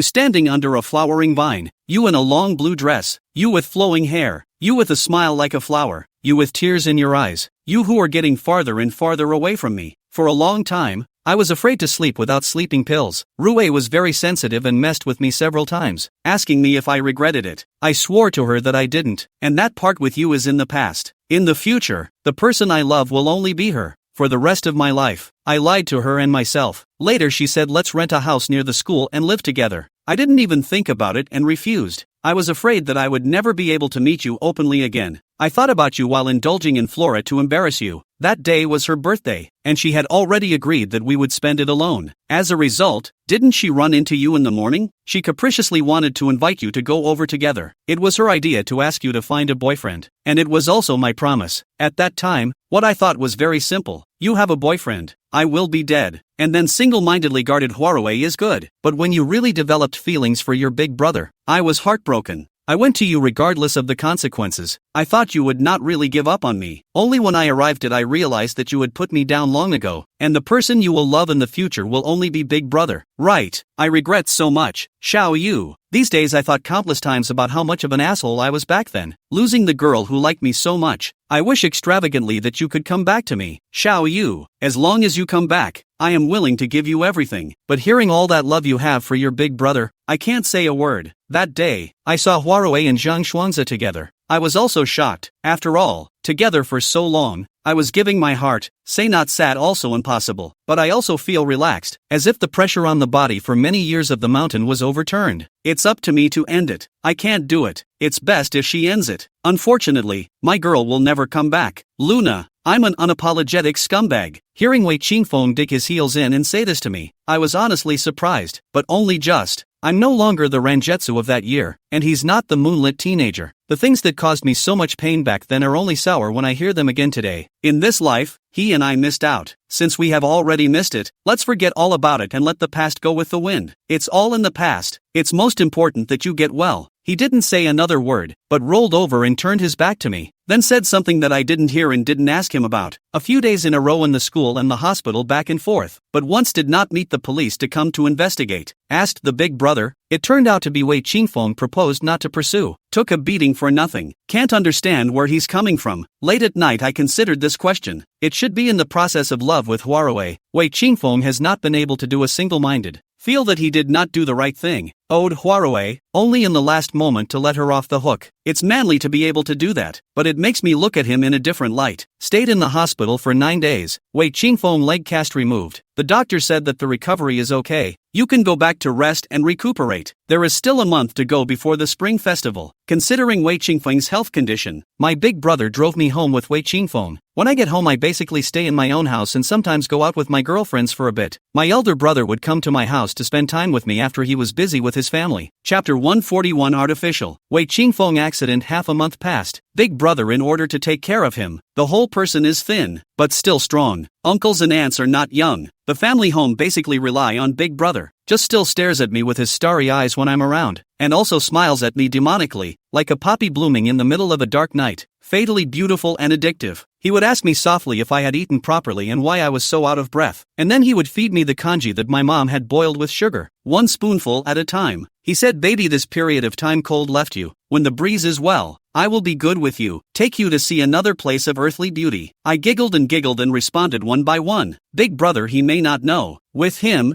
I have the most beautiful scenery in the world, better than all the scenery in the world. His excellent performance has led me to add several little red flowers, and he is a few steps closer to ending his probationary period. One day dinner, Mom said she went over to see Qingfeng in the afternoon, the child and no one to talk to, just lying quietly. I do not know what is going on. All day do not eat, do not drink, worry about ants, have lost a circle. I didn't say anything at the time, I just always had a bad feeling in my heart. I hate myself sometimes. I spend all day figuring out what's good and what's bad. Just after dinner in the evening, Auntie Mayna came to my house crying and grabbed my hand when she entered, begging me to go and see Qingfeng. Big brother followed Auntie and kept uttering words to stop it. Big brother said that this has nothing to do with Xiaoyu. Just send Qingfeng to the hospital and don't make things difficult for Xiaoyu. Unfortunately, Auntie couldn't hear a word of it and grabbed my hand and yanked it towards their house. Mom saw her aunt crying like that and asked her with concern what happened. The original way Qingfeng, since the return of not much to eat, the last 2 days, he is more grain of rice does not enter, has been thin to skin and bones, who persuade also do not listen to. Today is more out of gas did not enter the gas. Look at the fast dying. In an era where medicine is so advanced, without any substantial lesions in the body, it is absolutely artificial for a person to become half dead. Auntie cried, Xiaoyu. Don't blame Auntie for being selfish. Qingfeng always calls your name when he falls asleep. Auntie doesn't ask for anything else. She only asks that you go see him and persuade him to eat something. Okay, Xiaoyu, help Auntie. Big brother stopped his aunt in disapproval. Mom, Qingfeng is an adult. He knows what the consequences of not eating are. That's his choice, and it should be his own responsibility as well. Why should Xiaoyu have to persuade him? If he doesn't want to live, it's useless for anyone to persuade him. Auntie wouldn't listen, and sat on my couch, crying and talking about her heartache and fear, sobbing so hard that my mom's eyes turned red. Big brother held my hand, stubbornly disagreeing with Auntie Mina's request. My mom's heart is soft, can't stand Auntie crying like that. Want me to go over and persuade to see? As for whether he listens or not, that's his business. Anyway, we try our best is. Chengduan,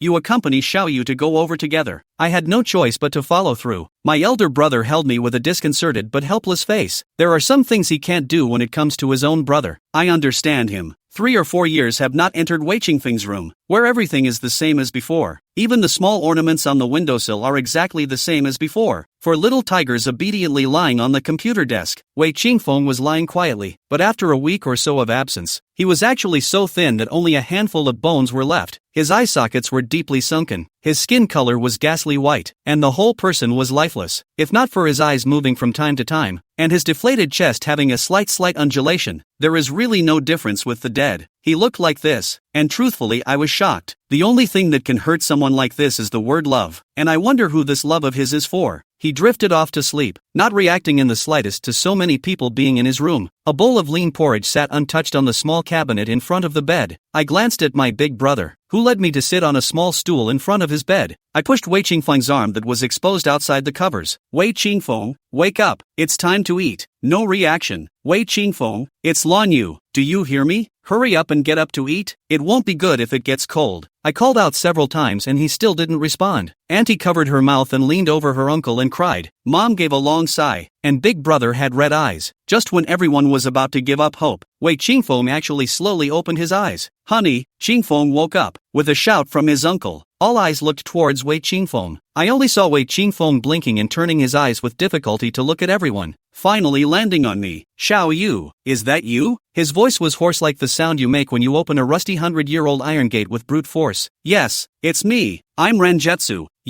I'm a little hungry. Can you feed me? In just an instant I realized that Wei Qingfeng was awake. He heard what we said, and he made himself look dead for the sole purpose of wanting me to stay with him. His aim was so clear that my big brother's face sank in an instant, tugging at my hand. Auntie hugged me and cried as she put the bowl of kanji into my hand. Xiaoyu, help Auntie, just this once. You can't watch Qingfeng starve to death. Auntie, please, it's just a feeding. It won't delay you or anything. Mom, what are you doing? Take Qingfeng to the hospital. A bottle of nutrient solution will keep him alive for a long time. Why must you make things difficult for Xiaoyu? Big brother growled low in annoyance. His grip on my hand tightened. What do you know? This is your brother, the flesh that fell from mom's body. Doesn't it hurt you that he's sick like this? Is your heart made of iron? In the face of his hysterical mother, even his big brother, who is almost 5'9", can do nothing. I couldn't stand Auntie's begrudging tearful eyes, and I also sympathized with a mother's loving heart for her son. And even more so, I didn't want to see my big brother being blamed for no reason. I can only helplessly take the porridge bowl, sit back on the small stool, spoon by spoon feed the porridge to Wei Qingfeng. Wei Qingfeng hadn't eaten for many days, and swallowing was difficult, but he still swallowed the porridge one bite after another, staring closely at my face the entire time, as if he was afraid I would suddenly disappear. I'd never been watched by him like this before, and I was so uncomfortable that I wanted to walk away from him, but I couldn't ignore my aunt's instructions, so I had to be patient and try to ignore his distracting gaze. A twisted melon is not sweet. He won't fail to understand this. It's delicious. Xiao Yu. A little light rose in Wei Qingfeng's eyes. Drink more if it's good. Auntie reached out and touched his forehead again and again, full of loving sadness. It took more than 20 minutes for Wei Qingfeng to finish the bowl of porridge, and Auntie happily shed several tears. Chapter 142 Foresight. It took more than 20 minutes for Wei Qingfeng to finish the bowl of porridge, and Auntie happily shed several tears. Finally finished eating. I put down the bowl as if I was relieved and was ready to go home, but Wei Qingfeng called out to me. He said, "Xiao Yu, will you still come tomorrow? I want you to come." His voice was soft and breathless, like a grain of dust trembling in the wind that, at some point, would pass away with the wind. His request wasn't hard, and I was so disgusted. How could I not be offended when he still wanted to force himself on me after I made it so clear that day, and also expressed my feelings for my big brother completely with him? Big brother steeped in anger, his eyebrows dark and heavy as he shouted angrily, "Wei Qingfeng, don't go too far." Wei Qingfeng didn't say anything, nor did he look at big brother. He didn't look at anyone. He just kept gazing at me eagerly. He gave me the feeling of just living in his own world, oblivious to everything around him. I came back to the same annoyance I had before, really annoyed. I don't understand what's wrong with him. Why is he stalking me after Hua Rui hurt him? If it's true that he's been in love with me for so many years like he said, then he's really scummy for hovering between two women on his own. Depression continues to build up in my heart. I really want to walk away and never see him again. Auntie tucked him in and coaxed him smoothly. "Of course you'll come. Our two families are so close. Xiao Yu will definitely come to see you. I won't come back to feed you. Wei Qingfeng, life is your own. If you don't want it, no one else can help you. Auntie, medical care is very advanced nowadays. If he's like this again, send him to the hospital. I can feed him a bowl of porridge, but I can't save that life of his." My older brother followed me home and sat on the couch, not without depression. He tried to hug me. I didn't struggle. Tough as a big brother, there will be times when he is vulnerable, and when he is vulnerable, he also wants a harbor where he can stop. How he has endured through such times before, I don't know and have no way of participating, but from then on, he had me. The embrace was a little tight and strangled me a little, but I didn't say anything because I knew how much my big brother had invested in the relationship and how much he suffered from it. Wei Qingfeng's performance was out of order and seriously affected everyone's mood. Big brother, I, for one, won't change my mind. In order to appease my big brother, I decided to be more direct, show my sincerity, and give him some security. My big brother's starry eyes gazed at me as if I were gorgeous, and compassionately left a kiss on my forehead, very light, faint, and sweet. You're mine. No one can take you away from me. No one. Perhaps from this point on, Big Brother had already foreseen what Wei Qingfeng was going to do next. It's just that I was so preoccupied with my big brother that I didn't even try to understand his concerns. By the time things really came to a head, my panic, anger and pain almost cost me my little life. Then there were so many long periods of life and death, long thoughts, deep pain, inch by inch sapping my life and passion. Don't worry, Big Brother, no matter who takes me away, I will get it back. In this life, I only want to be with Big Brother. Wei Qingfeng's actions just now had irritated Big Brother, making him tense. I coaxed him softly, for a long time, until his tight spirit and softened. I'll get Clearwind to talk it over. My big brother went back, and I lay alone in bed unable to sleep at all. I don't know how Big Brother and Wei Qingfeng talked, nor do I know how Wei Qingfeng's attitude is. I only think that Big Brother has already put Wei Qingfeng in his place, because for the next 4 days, Wei Qingfeng didn't bother me again. On the morning of the 5th day, before dawn, I dimly heard the sound of crying, far and near, not clear. I thought I was dreaming, and lifted the blanket over my head, intending to sleep a little longer. Mom pranced into my room and lifted the covers off of me. "You, get up." Mom, who was always sensible and elegant, was wearing her hair in disarray and full of panic, as if something major had happened that would kill her. "What's wrong, Mom?" My heart skipped a beat. "Qingfeng, it's that Qingfeng kid. He's not working. your auntie may not called an ambulance. You get up too. Let's follow along and see if we can do anything to help. With a buzz in my head, I couldn't think straight and scrambled to get dressed. I shouldn't have liked Wei Qingfeng, and I even resisted him a lot of the time. Despite this, I never thought he would die. The ambulance came. The doctor after a first aid, carrying the unconscious Wei Qingfeng on the ambulance. Auntie cried out in pain. Mother accompanied Auntie sitting in the ambulance. My elder brother drove the ambulance, dragging my uncle and me behind it. My dad was busy at school and couldn't get away. The ambulance sped all the way to the entrance of the hospital, and the emergency department nurses who had already been waiting there took the stretcher and sent the person into the emergency room at a rapid pace. Auntie sat on the marquee chair and cried nonstop, while her mom talked her way through it. Uncle, being a man, was more in control of his emotions, yet he was also filled with anxiety as if he were sitting on a pin. The older brother leaned against the wall, his eyes staring sullenly at the white wall across the room, wondering what he was thinking. I quietly moved over and took my big brother's big, cold hand in mine. My big brother lifted his hand and wrapped it around me, kissing me softly on the forehead. Baby, just now I thought I'd never have a brother again. My heart aches, no matter how much my big brother pretends to be calm. After all, he is a mother. How can he not worry? In fact, I also regret a little. If I go to feed Wei Qingfeng every day, perhaps he will not be unknown life and death into the resuscitation room. Big brother does not have to worry so much. I'm sorry, big brother, I was selfish. It's not your fault. It has nothing to do with you. It's his own problem. I may have to spend more energy taking care of Qingfeng during this period of time. Take care of yourself and don't let me get distracted. Well, I'll be good. When he was pushed out of the resuscitation room, Wei Qingfeng had already woken up. A group of us accompanied him into the hospital room where the doctor hooked up bag after bag of nutrients and micronutrients to his forestand. Wei Qingfeng stared at the liquid that kept dripping from the hose. No matter what others said, he didn't say anything. My elder brother exited the ward and went to the doctor to inquire about his condition.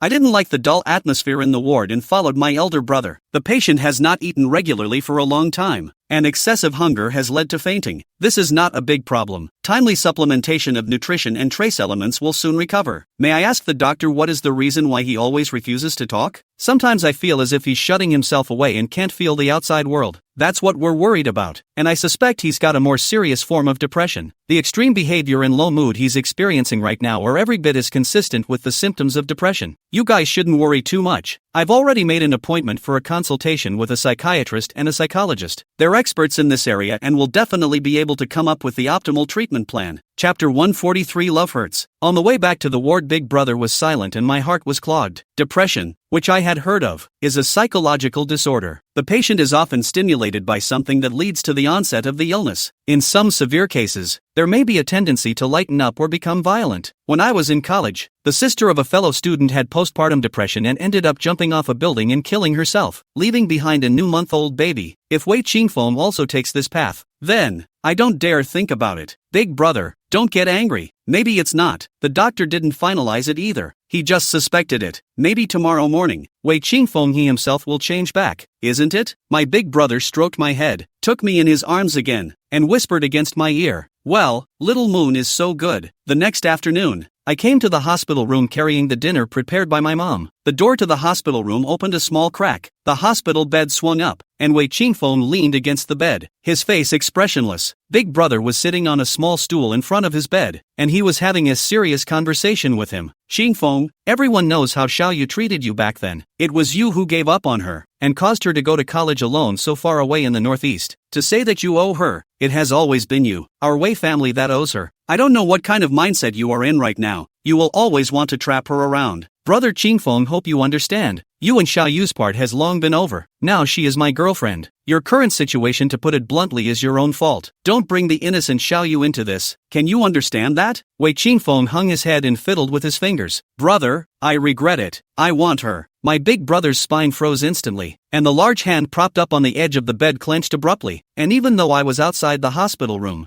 I could feel his tension and anger. "Qingfeng, why don't you understand? Xiaoyu, she is a human being. She has feelings and thinking. She has the power to choose what she wants in life. Instead of standing behind you forever, when you are tired and weary and regretful, you can turn around and see that she is still waiting for you in the same place. Impossible breeze. No one will always stand in place. Moreover, you were the one who hurt her first. Do you think there's any qualification for regret? I clearly tell you, Wei Qingfeng, Xiaoyu, she is my treasure. I will not allow anyone to make her sad. You also cannot. I hope you adjust your mind. It's not a pity to go away a flower Rue. You will always wait for the happiness that belongs to you. Don't make it harder for Xiaoyu. She's still young and so soft-hearted and kind. I can't bear to see her sad and upset, and I don't want to make things difficult for her. But that's just what you meant. Wei Qingfeng was stubborn. The object in my hand was so heavy that I didn't pay attention for a moment and pushed the door open. Big Brother and Wei Qingfeng both looked at me with stunned faces. Apparently, none of them wanted me to know about this conversation. But I've heard it. Wei Qingfeng, I think the last time I said has been very clear. You and I from the beginning to the end and also simply have no substantial correlation. My current to like the person is the Big Brother. I will always guard him. This life unchanged. Wei Qingfeng didn't say anything else, but just hung his eyes down to look at his fingertips, reverting back to his state of being a relic. Obviously, the conversation failed. Asterisk. I couldn't sleep for a long time that night, and the image of Wei Qingfeng staring at his fingers with downcast eyes kept dangling in front of my eyes. There was something about him like that gave me an indescribable feeling, like relief and decadence. It was just after 5 in the morning, and I was sleeping soundly when the phone rang suddenly, and I picked it up covering my shocked heart. It's Big Brother. I had just uttered the word feed when I heard his shivering voice. Xiaoyu. Qingfeng fell into the lake and drowned. His vital signs are weak and he is being rescued. The phone hadn't even hung up when the door to my house was slammed, and I could hear Auntie's cries clearly through a layer of the door. Isn't he so sick that he can't even walk? How did he get out? He learned to swim at the gym and won a prize at the district. How could he have fallen into the lake and drowned? How can there be a lake in a hospital? It's only been one night. Why is he like this? How did this all happen? I had a splitting headache and my mind was a mess. The next 2 days and 2 nights, Wei Qingfeng has not been awake, relying on hanging water to maintain vital signs. My elder brother and my father went to the doctor a few times to communicate with the results were surprisingly consistent.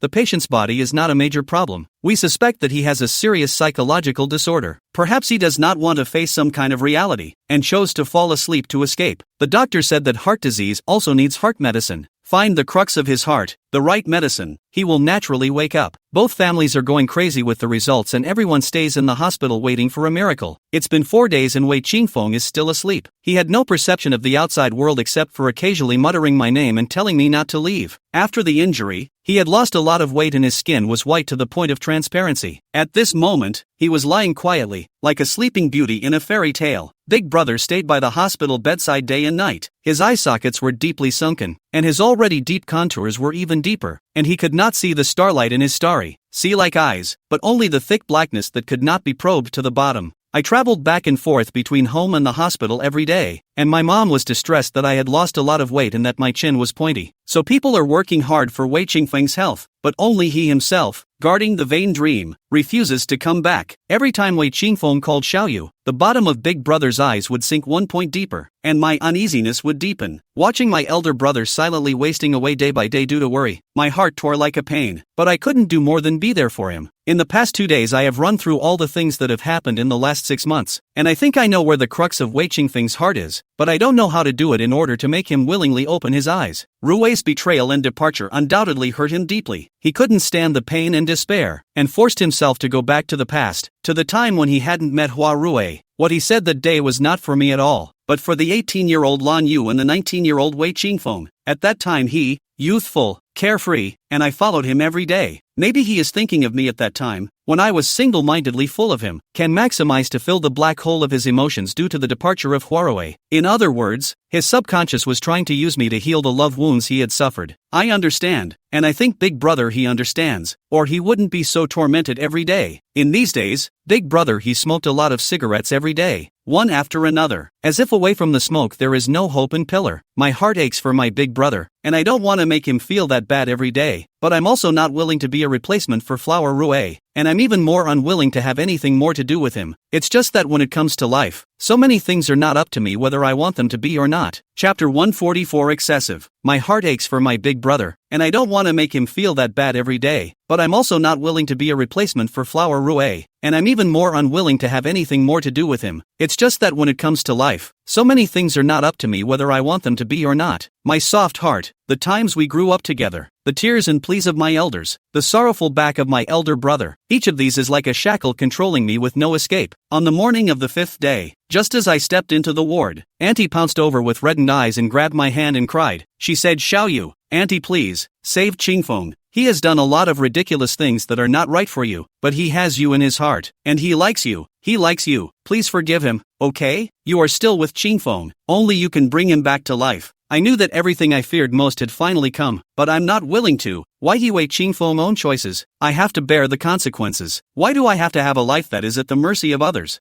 I have a big brother. I want to be with my big brother. Let's go back to the old days again. What about me? What about my big brother? What about the love we just started? I can't afford to give it up. I said Auntie, I and Qingfeng nothing at all. I should love now is the big brother. Is no big brother? I cannot be with Qingfeng together. I said Auntie, what happened back then? I am also Mom's baby girl. Why should I forgive him after he hurt me like that? Auntie didn't listen to me at all. She said over and over again that she wanted me to forgive him and to save him. She said that if anything happened to Qingfeng, she wouldn't be able to live. I don't know what Big Brother's heart feels like when he hears this. Auntie, she spared no effort for Wei Qingfeng like that, and even deprived her eldest son of his happiness. Auntie refused to let go of me. She shook off her big brother's hand to stop her again and again, crying, Xiao Yu Qing dust without you he will live well, but Qingfeng without you he will die. You don't want him to die either, right? You used to like him so much, you definitely can't let him die, right? Then help me save him. Qingfeng can't die like this, he's still so young. Xiao Yu, Auntie begs you. I gritted my teeth and refused to agree. I said Auntie, I love the person is big brother. You want my liver, want my kidney, even want my eyes. I can give only love. I have given big brother. It is impossible to give Wei Qingfeng. This time, Auntie's gone too far. Auntie still refused to give up, and it wasn't until Uncle came back and pulled her away that I was able to escape. While Auntie was still harping on me to get back together with Wei Qingfeng, my big brother took me out of the hospital room and we stood on the terrace, facing the cold wind, both of our hearts aching. My older brother trapped me in his arms and smothered one cigarette after another. Soon, a dozen cigarette butts accumulated at our feet, and the ashes of the fallen cigarettes flew everywhere, as if my big brother and I were tortured to the point of breaking our hearts. My heart trembled as I turned back to my big brother and hugged him around the waist. Big brother, I don't want to leave you. Don't push me out. Big brother clasped me in his arms, kissing my forehead and brow deeply again and again, his voice broken in the wind. Silly girl, you are my life. How could I push you out? Not afraid, not afraid. Big brother is there. It was time for me to go home, and my big brother offered to see me off. His tired face, the depression in the bottom of his eyes, made me not want him to labor for me any longer. I took a cab home alone. Dad and Mom are back and are preparing dinner in the kitchen. When they heard me open the door, they came out together to welcome me. Dad, Mom, I fell exhausted onto the couch, the feeling of powerlessness growing in my heart. What's wrong, daughter? Say what's wrong and we'll figure it out together. Don't rush. Mom took me in her arms and gently patted my back to coax me. Mom's embrace is so warm. I wish I could just lie in her arms forever and never think about the storm outside and the dilemma. I don't know what to do about it. Mom, Wei Qingfeng hasn't woken up yet. Auntie Meina said that only I can save him and wants me to break up with big brother and stay with Wei Qingfeng. This Meina, how could she be like this? Xiao Yu, tell Mom and Dad what you really think. I don't want to. Mom, I want to be with my big brother. My dad lovingly patted my hand and said they supported any decision I made, but my heart was too hard for the warmth of my dad's hand to warm me. Xiao Yu Mom and Dad only have you as their daughter. What they want most in this life is your happiness and joy. Wei Qingfeng's matter is not your fault. It has nothing to do with you at all. You just have to follow your heart. Mom and Dad will always be on your side. I forced myself not to cry and went to my room with the excuse that I was tired and wanted to take a nap. I know that Mom and Dad sympathize with Uncle and Aunt Wei, and they also feel sorry for Wei Qingfeng. After all, we've lived together for more than 20 years, and compared to our loved ones, we're just that much closer to holding blood. If need be, Mom and Dad are willing to do whatever they can in exchange for Wei Qingfeng's safety. But with my life at stake, my Mom and Dad would rather risk universal condemnation than keep me safe and happy. Back in my room, I hunkered down on my bed and WeChat Ching Cheng and Sheen Hang about what happened this afternoon. Sheen Hang, who has always been a big branch, first gave me a big hug, followed by scolding Wei Qingfeng severely. What did he do long ago? Was dumped and said that he liked it. Take whose youth as a fish bubble child step In my opinion, he just do not want, also cannot see you belong to someone else. He's not sick at all. He's intentionally giving you a hard time. Let me tell you, Lan Yu, don't get the wrong idea. In those years, my boy God loved you like the apple of his eye, almost cut his heart out for you to eat. You can't do anything stupid. Hurting such a good man,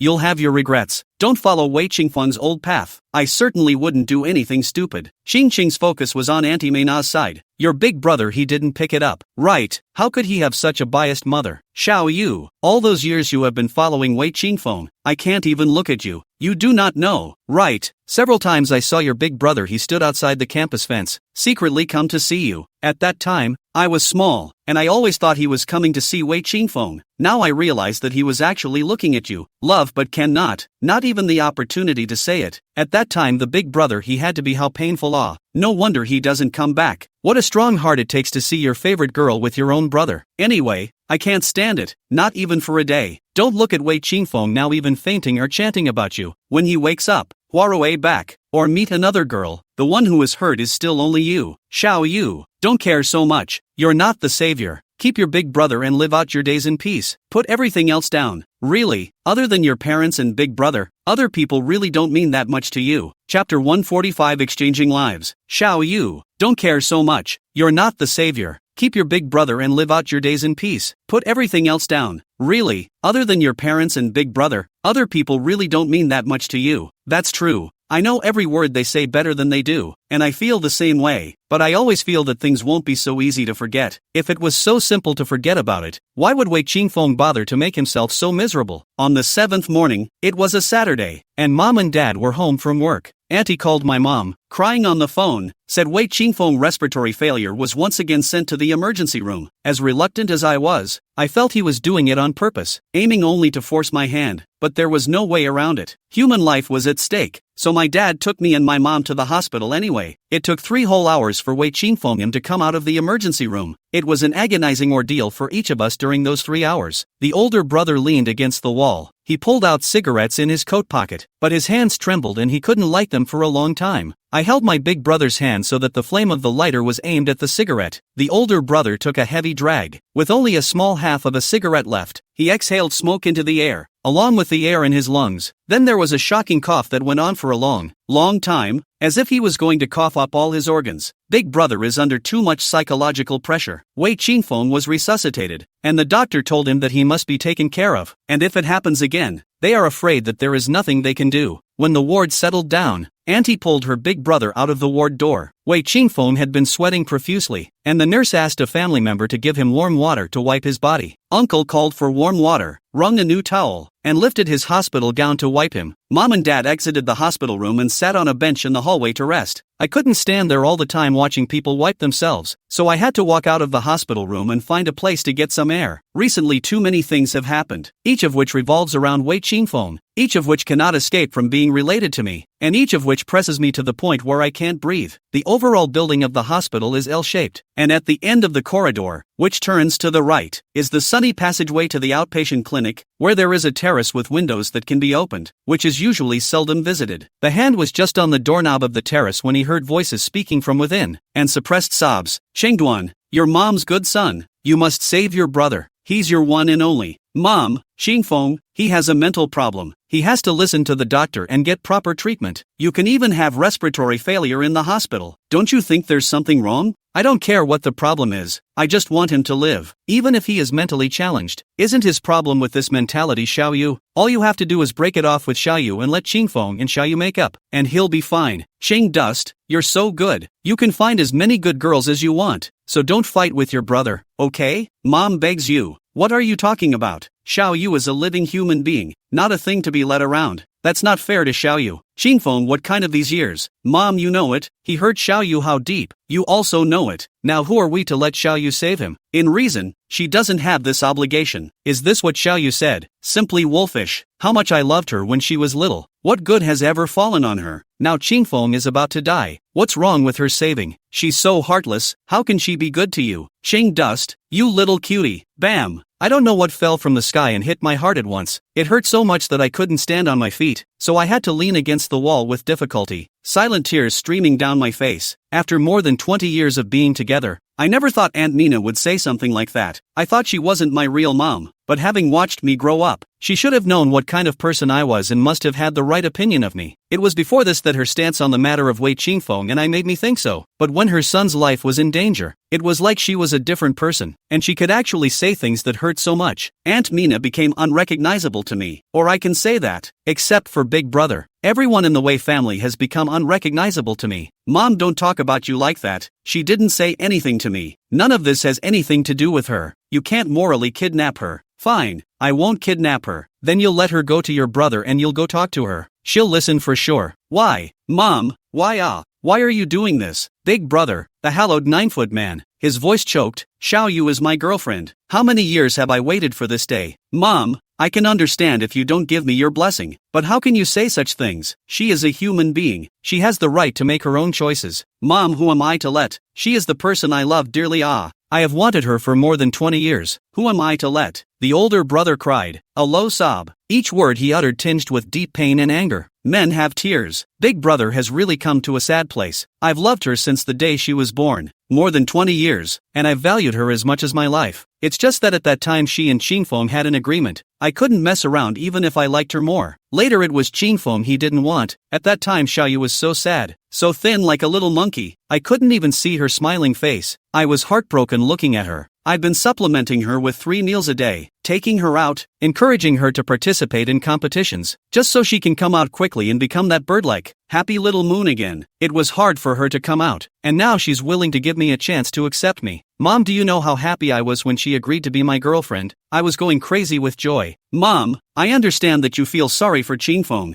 You want to keep Qingfeng alive. So do I. But Xiao Yu is my life. But Xiao Yu, she's my life. You're taking away my life to give it to Qingfeng. Mom, are you exchanging my life for Qingfeng's? I'm your son too. Mom, you need to stop being so biased. Or not. Big brother was crying so hard he couldn't stop sobbing. I wanted to push that door open and go in, hug my big brother and tell him that I would never leave him in this life no matter who forced me. Unfortunately, the timing wasn't right, and me rushing in like this without a head would probably make Auntie Mina even more displeased, and make things even more difficult for Big Brother him. I didn't know Big Brother that he loved me so bitterly, and it broke my heart to hear him say that. Finding an unoccupied corner, I dried my tears and waited for my emotions to calm down before returning to the hospital room. Uncle had already finished treating Wei Qingfeng and was sitting on a small stool to pinch his feet. After a while, my big brother came back, his eyes red. It seems to have cried. I pretended not to see, sat next to him, did not care who was in the room, tucked himself in his arms, softly leaning. My big brother's tense body slowly loosened up and reached out his left arm to encircle my shoulders, pressing me against his chest. Chapter 146 Ridiculous. Auntie Mei Na did not come back. Uncle called to ask where she went. She only vaguely said that there is something to do. Let Uncle take good care of Wei Qingfeng. Wei Qingfeng still did not wake up. The doctor said that his vital signs are normal. No danger for the time being. Wake up is just a matter of time. Mom and Dad took me back, and my big brother kept me downstairs and watched me get in the car. Dad had driven the car a good distance away, and my older brother was still standing in front of the hospital door watching me from afar. Mom and Dad are both old and not feeling well after a few days of continuous tossing and turning, so they came back to wash up and go to rest. I was lying alone on the couch, my mind a jumbled mess, my temples popping and aching. I don't know how long it was, but I seemed to hear a key in the lock hole from across the room and hurriedly got up to look. It was the older brother who had returned, a large bag in his hand, and was collecting his keys and pushing open the door to the house. I opened the door and followed him, asking what brought him back. Big brother said that his uncle had asked him to come back to get some things, and I helped pack them one by one according to the list he had made. Big brother,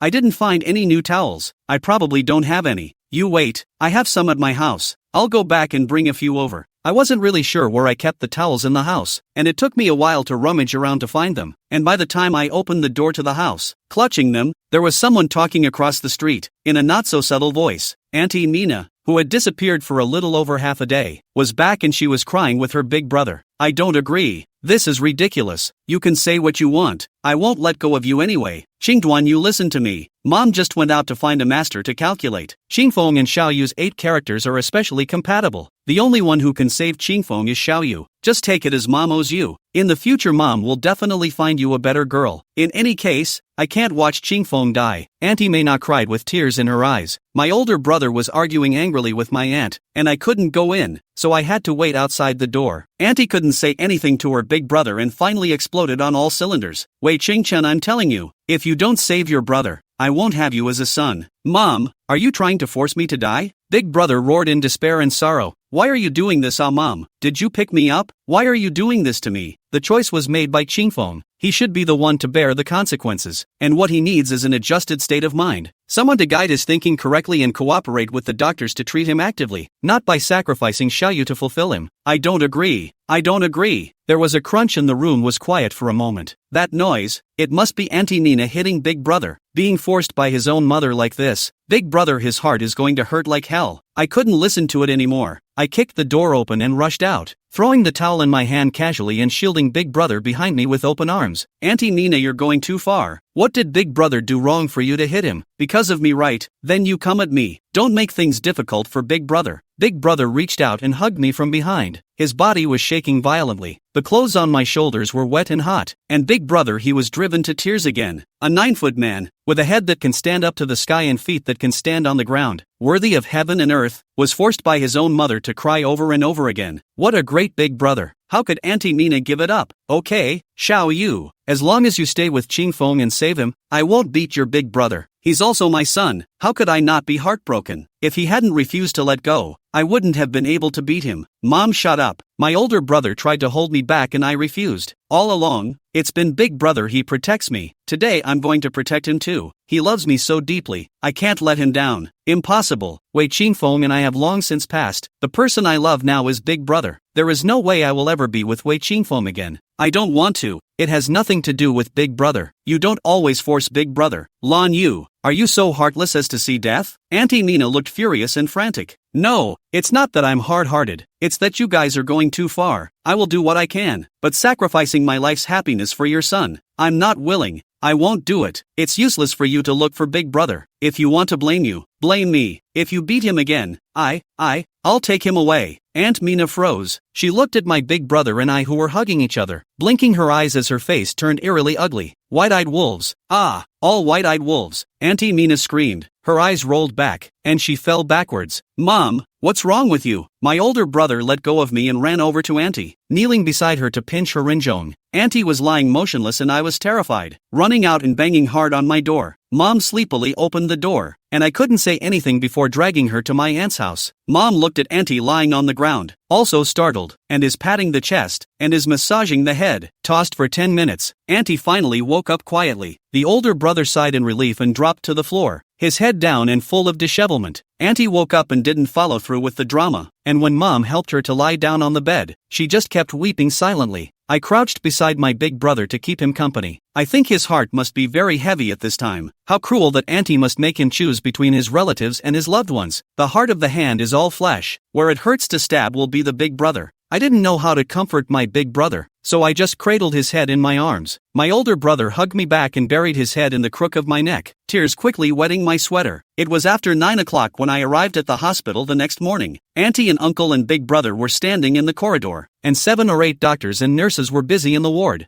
I leaned over the doorway of the hospital room and looked twice, but I didn't understand anything, so I backed up and stood next to my Big Brother and went to shake his hand. Just before my fingertips touched Big Brother, Auntie Nina swooped in, slapped away Big Brother's raised arm, and flung herself down on her knees in front of me, scaring me so much that I hastily took 2 steps back, trying to get out of the range of Auntie's reach. Auntie reacted quickly, and just as I lifted my foot, her arms reached out and wrapped around my right leg. I was frozen on the spot like a plaster. I felt controlled and there was no way to even back out. I looked at my Big Brother for help, and he came over with a sullen face to wrench Auntie's arm around me, but Auntie held too tight. Big Brother tried several times but did not succeed. Uncle saw the situation, moved his feet, seems to want to come to help Big Brother. I do not know whether it is remembered what, but stopped his feet, moved his face to the other side. No longer look at us. Let the situation develop. I'm not disappointed. What's moral? What's fair? What's right or wrong doesn't matter when it comes to the lives of my family. Mom, stop it. Let go of you. Big Brother was on his knees begging his aunt. His eyes that should have been starry were covered in blood like red threads. Chapter 147 Farce. The nearly 30-year-old man knelt beside his mom and pleaded, but didn't get an ounce of movement or attention from her. My heart is like the weather in a waxing moon, chilling down inch by inch. My instincts tell me that it's going to be hard to make things right today. Mina, get up. What are you doing? Let's sit down together and discuss if we have something to say. We don't need to do this. You're scaring you. My mom took my aunt's hand and tried to help her up. Auntie didn't even look at my mom. She waved her mom away and started crying with me. Xiao Yu, Auntie, please have mercy and save Qingfeng. Only you can save him. Auntie, please. It was held so firmly that I couldn't break free, and I was tired and drained and distracted. Aunt Mina, she really puts too much pressure on me, mentally and physically. Double heavy. Auntie, saving lives is a doctor's job. I can't do it. I barely managed to stabilize my mind. in a vain attempt to rouse back her sanity and communicate normally. Unfortunately, that's just a luxury I have. Aunt Mina is like a gambler who knows that the outcome is not controllable, but still stubbornly walks down the road she thinks is so right and refuses to turn back. She was betting that her big brother would give in, that I would go soft, that she could have her heart in the right place when she made a scene. No, you are able to do it. I've asked the master, and the master said that Qingfeng's heart demon is you. As long as you are with him, all the karmic obstacles will dissipate and Qingfeng will be fine. Oh, or let me be with Wei Qingfeng. On what grounds? Or do I have any responsibility or obligation to save someone who doesn't want to live? And let's not even talk about who the master is and who exactly he was instructed to say that. Just based on the feelings between my big brother and I, there's no way I'm going to agree to her. Not to mention, he had done so many things that hurt me and pushed me into the abyss. Yes, he explained, but those explanations of his are so pale and weak that they only show that he's a scumbag and make me even more skeptical of his character. Taking a step back, he apologized and explained, "Big deal. I'm not to blame, but not to the point of losing my whole life for him. So, I won't say yes. Auntie, Wei Qingfeng is sick, and as a little friend who grew up together,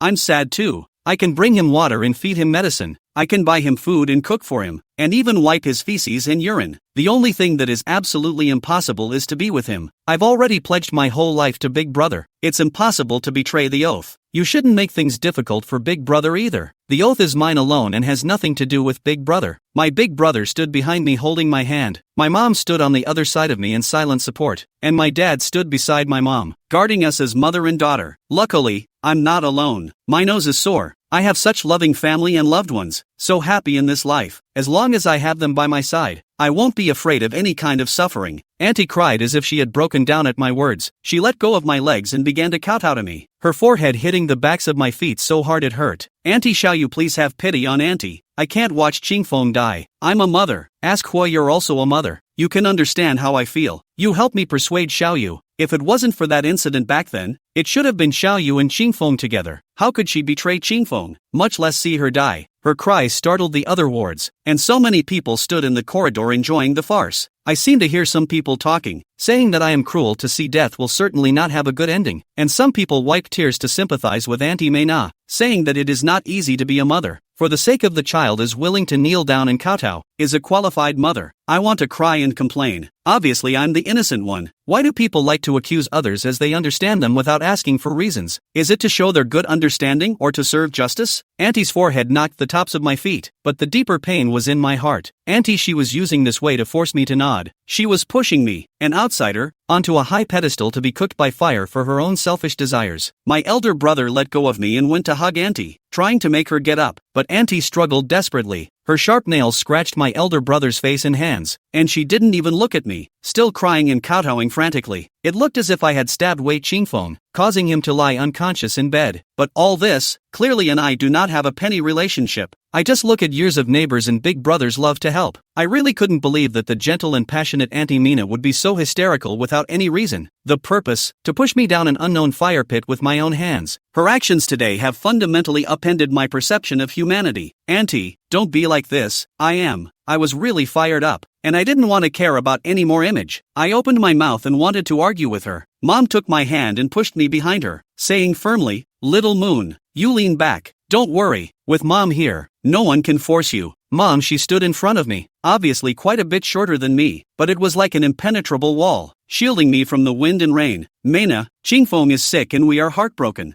You're actually not helping matters by making a fuss like this without any principles, and it's likely to have the opposite effect. But since you want to talk about it, I have nothing to be afraid of. After all, Xiaoyu is the victimized party. It's just as well that there are so many witnesses present. So let's make things clear at once and avoid any further involvement in the future. Back then you offered to make the daughter in my womb your daughter-in-law, and we agreed that we would wait until they grew up to decide for themselves whether they wanted to be together or not. When my daughter turned 18, it was your son who broke off the relationship in front of both of our families as well as the entire family of his uncle and uncles. Right, Mina? Later, I found out that your son secretly took up with a girl named Hua Rui in the next class, so he proposed to break up with my daughter. Now your son was green by Hua Rui. He couldn't think of anything else and became sick. It's not my daughter's responsibility. It's your son's own fault. It has nothing to do with our family, and even less to do with Xiaoyu. Right, Mei Na, stop it. Ask Hou Yu stop it. I just want to save Qingfeng. What's the point of talking about those old stories? Auntie hissed, like an angry she-wolf. It won't work if I don't tell you. You denigrated my daughter in front of so many people. I have to tell everyone the truth. Otherwise, people will think that my Lan family has problems with their family education, that they can actually raise such an irresponsible daughter. Moving on,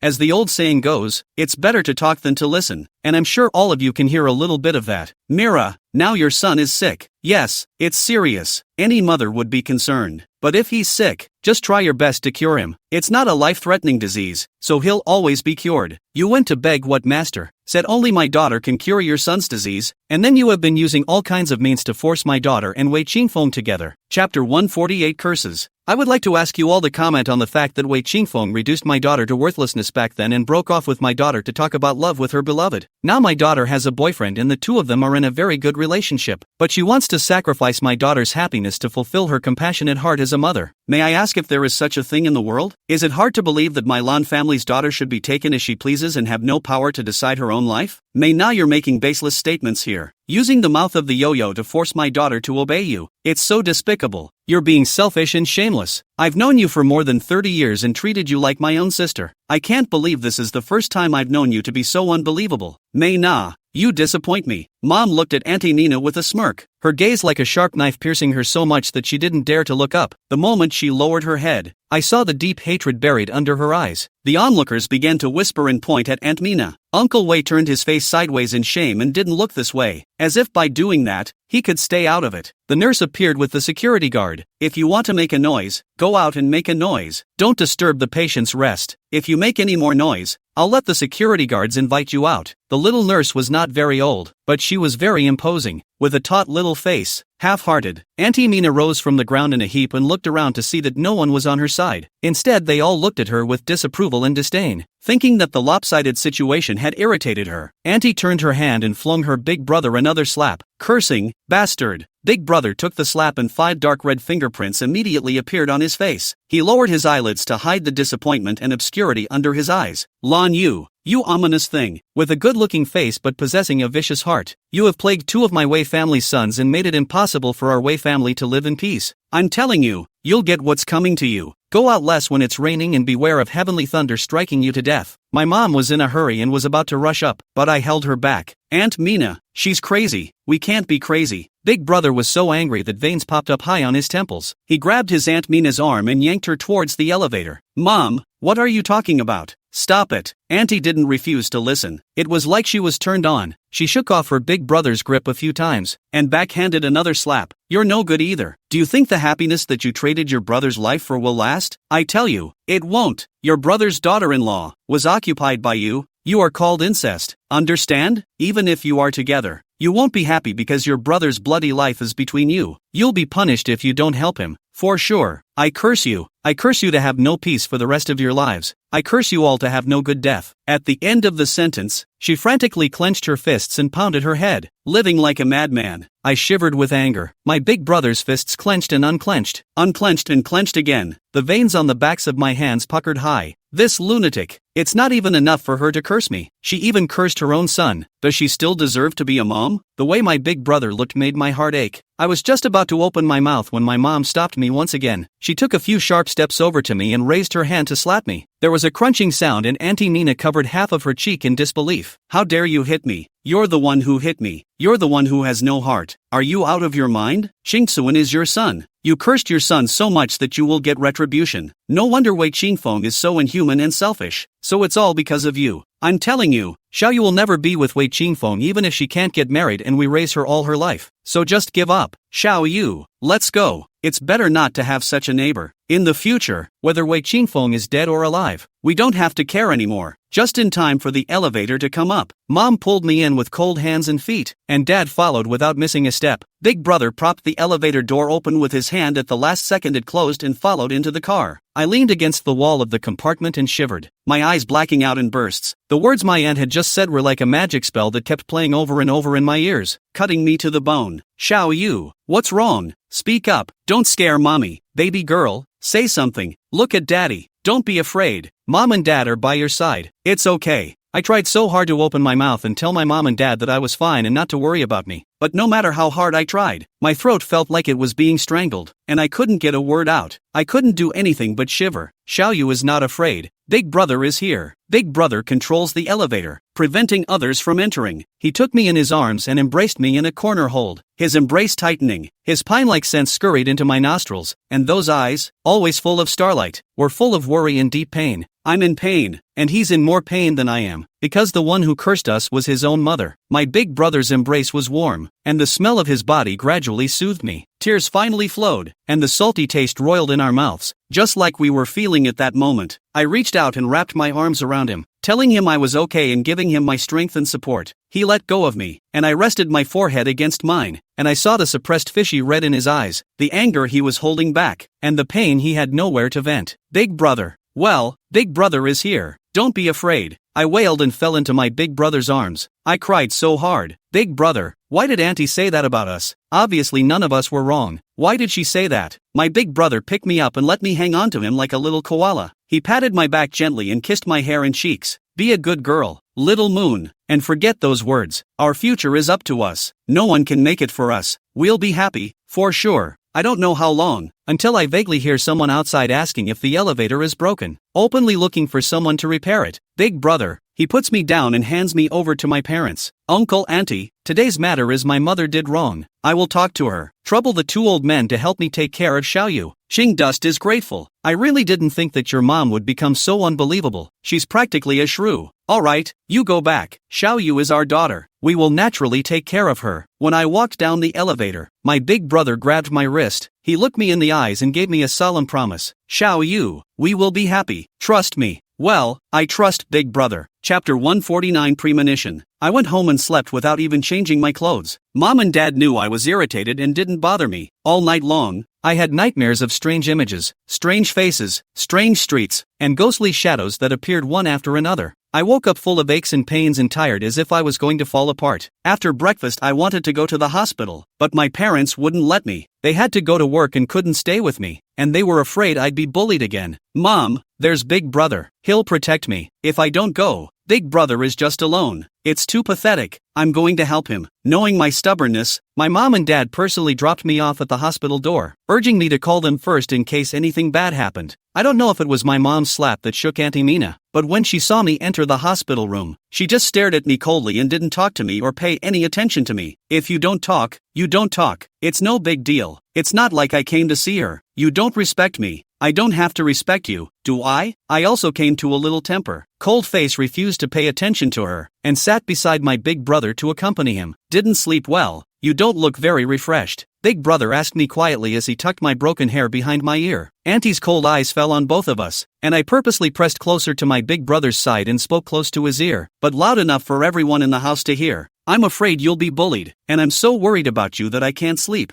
My older brother glanced up at his mom, stifled a laugh and flexed his fingers to scratch my little nose before giving me a kiss on the cheek. Auntie Mina was so angry that her face was white and her teeth were clenched so tightly that it looked like she wanted to eat me alive. It's been 4 days and Wei Qingfeng has shown absolutely no signs of waking up. The few times I went to ask the doctor, he said that his bodily functions had returned to normal, that the fact that the person never woke up was a psychological effect on him, and that he didn't seem to have much of a desire to live. Big Brother's unclothed chaperone, doing everything himself, and watching him lose weight. My heart went out to him, but I couldn't do much to help. Whenever it was just him and me in the hospital room, my big brother would rest on my shoulder. I knew that he had long been physically and mentally exhausted. Uncle's silence, Auntie's cold words, Big Brother's heart is cold, and I was his only warmth. Wei Qingfeng never woke up. Auntie did not make things difficult for me again, but kept attacking Big Brother verbally, saying anything unpleasant. Some insinuations are actually scolding me, only she did not dare to say it explicitly, taking the opportunity to scold Big Brother incidentally. The Aunt Mina I remembered turned into a total shrew. Big Brother couldn't eat well or sleep. He smoked all night long, and every morning when I came over, I choked on the smell of his cigarette smoke and my nose got clogged up. My parents' lack of understanding, my brother's serious illness, and my cursed love for him are each like a 1,000-pound burden. weighing down my older brother more and more silently with each passing day. That warm and fuzzy big brother was abandoned by his next of kin. What little sympathy I had for Wei Qingfeng vanished because of the cold violence their family had inflicted on Big Brother. I hate that Wei Qingfeng drew a prison to confine himself while pulling me down. I think I'll be at loggerheads with Wei Qingfeng for the rest of my life. Big Brother was so tired that I forced him to rest in the smoking room. He took me in his arms. First in silence, then with a long sigh, he lay in the crook of my neck muttering to himself in a hoarse voice, "What to do? What to do?" Before I could figure out how to comfort my big brother, the hallway was filled with the sound of Auntie's whimpering sobs again. We ran out in haste, just in time to see the nurse pushing Wei Qingfeng into the resuscitation room once again. The nurse's scolding voice so loud that it shook my ears. "Didn't we say we'd take good care of it? How did it get like this again? Doctors are human, not gods." The big red letters that stood out above the door opposite the resuscitation room stung me in the eyes, along with my heart and even every inch of my body. The older brother stood facing the window, his upright body stiff as a long plank of wood.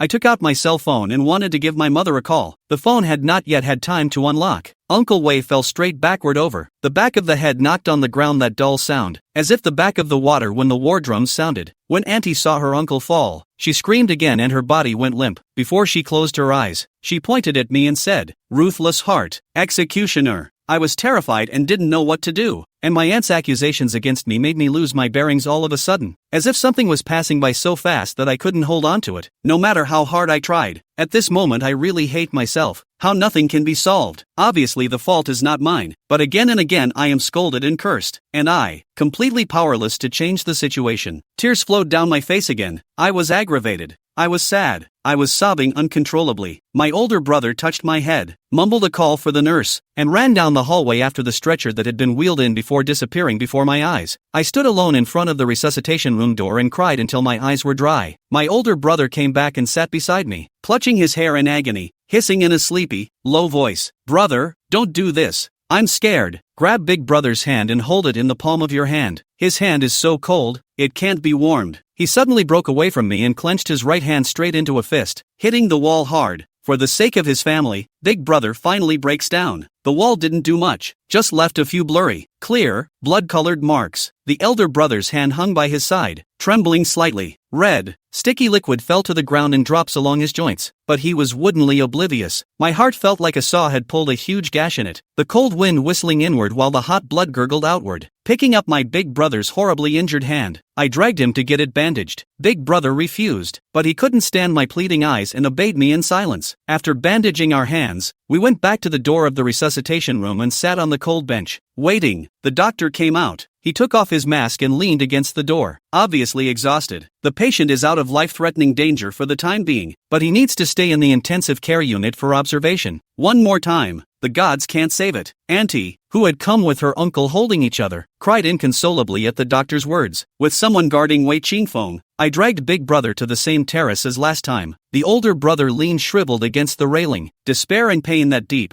"Baby, there's been so much going on lately. I'm sorry for making you suffer." Tears welled up. Every time I cried I thought I had dried up my tears, but the next time, they still came out like a stream and I couldn't wipe them away. "See, this is my big brother, the one I like and who likes me." Chapter 150 Regression. He was clearly in pain and embarrassment to the point of no return, yet he still thought of me and ached for me. "Brother, he's been so good to me. How can I let him be so desperate? Big Brother, I'll take care of him later." This was the last and only way to save the most effort. "No, our business has nothing to do with you. It's not your turn to make sacrifices." The elder brother steeply stood up, his eyes. The bottom of those starry sea-like eyes were covered with dark red blood, and among the various emotions that he had pressed down hard, something called anger came out violently. "No, I'm not allowed. You stay out of this. Big Brother can figure it out." Big Brother took hold of my shoulders and shook them hard, crystal tears shaking out of him and landing on my face. Lava hot, like a trapped beast, he hissed in grief. The uncontainable despair and pain that ran deep into his bones and blood broke the upright man. The tip of my heart tightened violently, as if a million steel needles were stabbing me with 1,000 holes. "It hurts, it cones the bones. Don't worry, Big Brother. Listen to me. Big Brother, relax. Listen to me.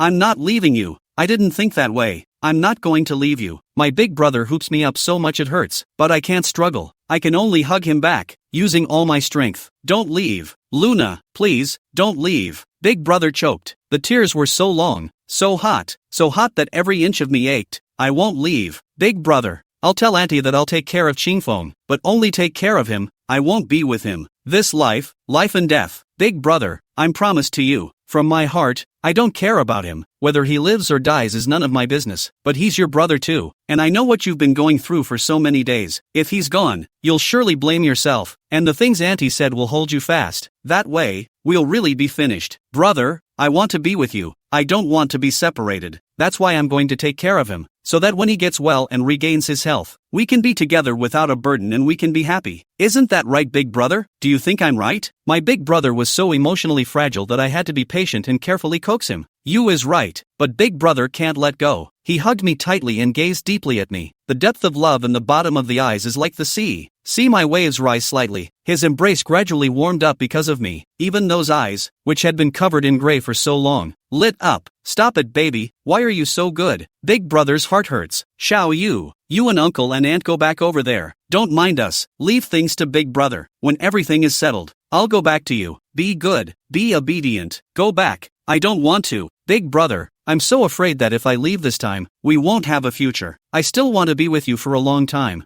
I want so much for you to get down on your half knees in a sea of flowers and propose to me. Wanting you to hold me in your arms and ride on the float that marries me. I also want to have 2 babies belonging to you and me, who call me mom and you dad. So, I won't leave you alone. Brother, don't push me away. Do not push away. The pain is not even painful. How can I push away? Big brother is unable to let you suffer. After a while, my big brother's emotions finally calmed down and he accepted my suggestion that he take me to Auntie Mina. After what happened that day, my relationship with her has dropped to the freezing point. If it wasn't for the fact that my big brother was still around, I would have hated to ignore her for the rest of my life. I have suspected that the person who was even cruel to her own son like that. Those likes for me since childhood are either fake or with a purpose. At this point in time, I will still call you auntie out of my own upbringing. I will take care of Wei Qingfeng. As for whether he can wake up or not, it's out of my control. Okay, Luna, as long as you're willing to take care of him. Thank you, Xiaoyu. Auntie's surprise was followed by surprise. She stood up and came over to take my hand. I took a step back and dodged it. But there's one thing I want to say up front. I'm just taking care of him. I won't be with him. Wei Qingfeng and I have long been out of the question. The person I like is Big Brother. Even if Big Brother and I can't end up together, the person I like can't be Wei Qingfeng. What nonsense. We will be together. No one can separate us, not even death. My big brother slapped my face angrily and I returned his dainty smile. Auntie's face was a little hard to see. Her mouth opened several times, but she finally swallowed back what she was going to say. I understand what she means. It's already so hard to get me to take a step back. If she gives an inch, maybe I'll even take this step back. Probably she never thought that I grew up beside her. Looking at the soft,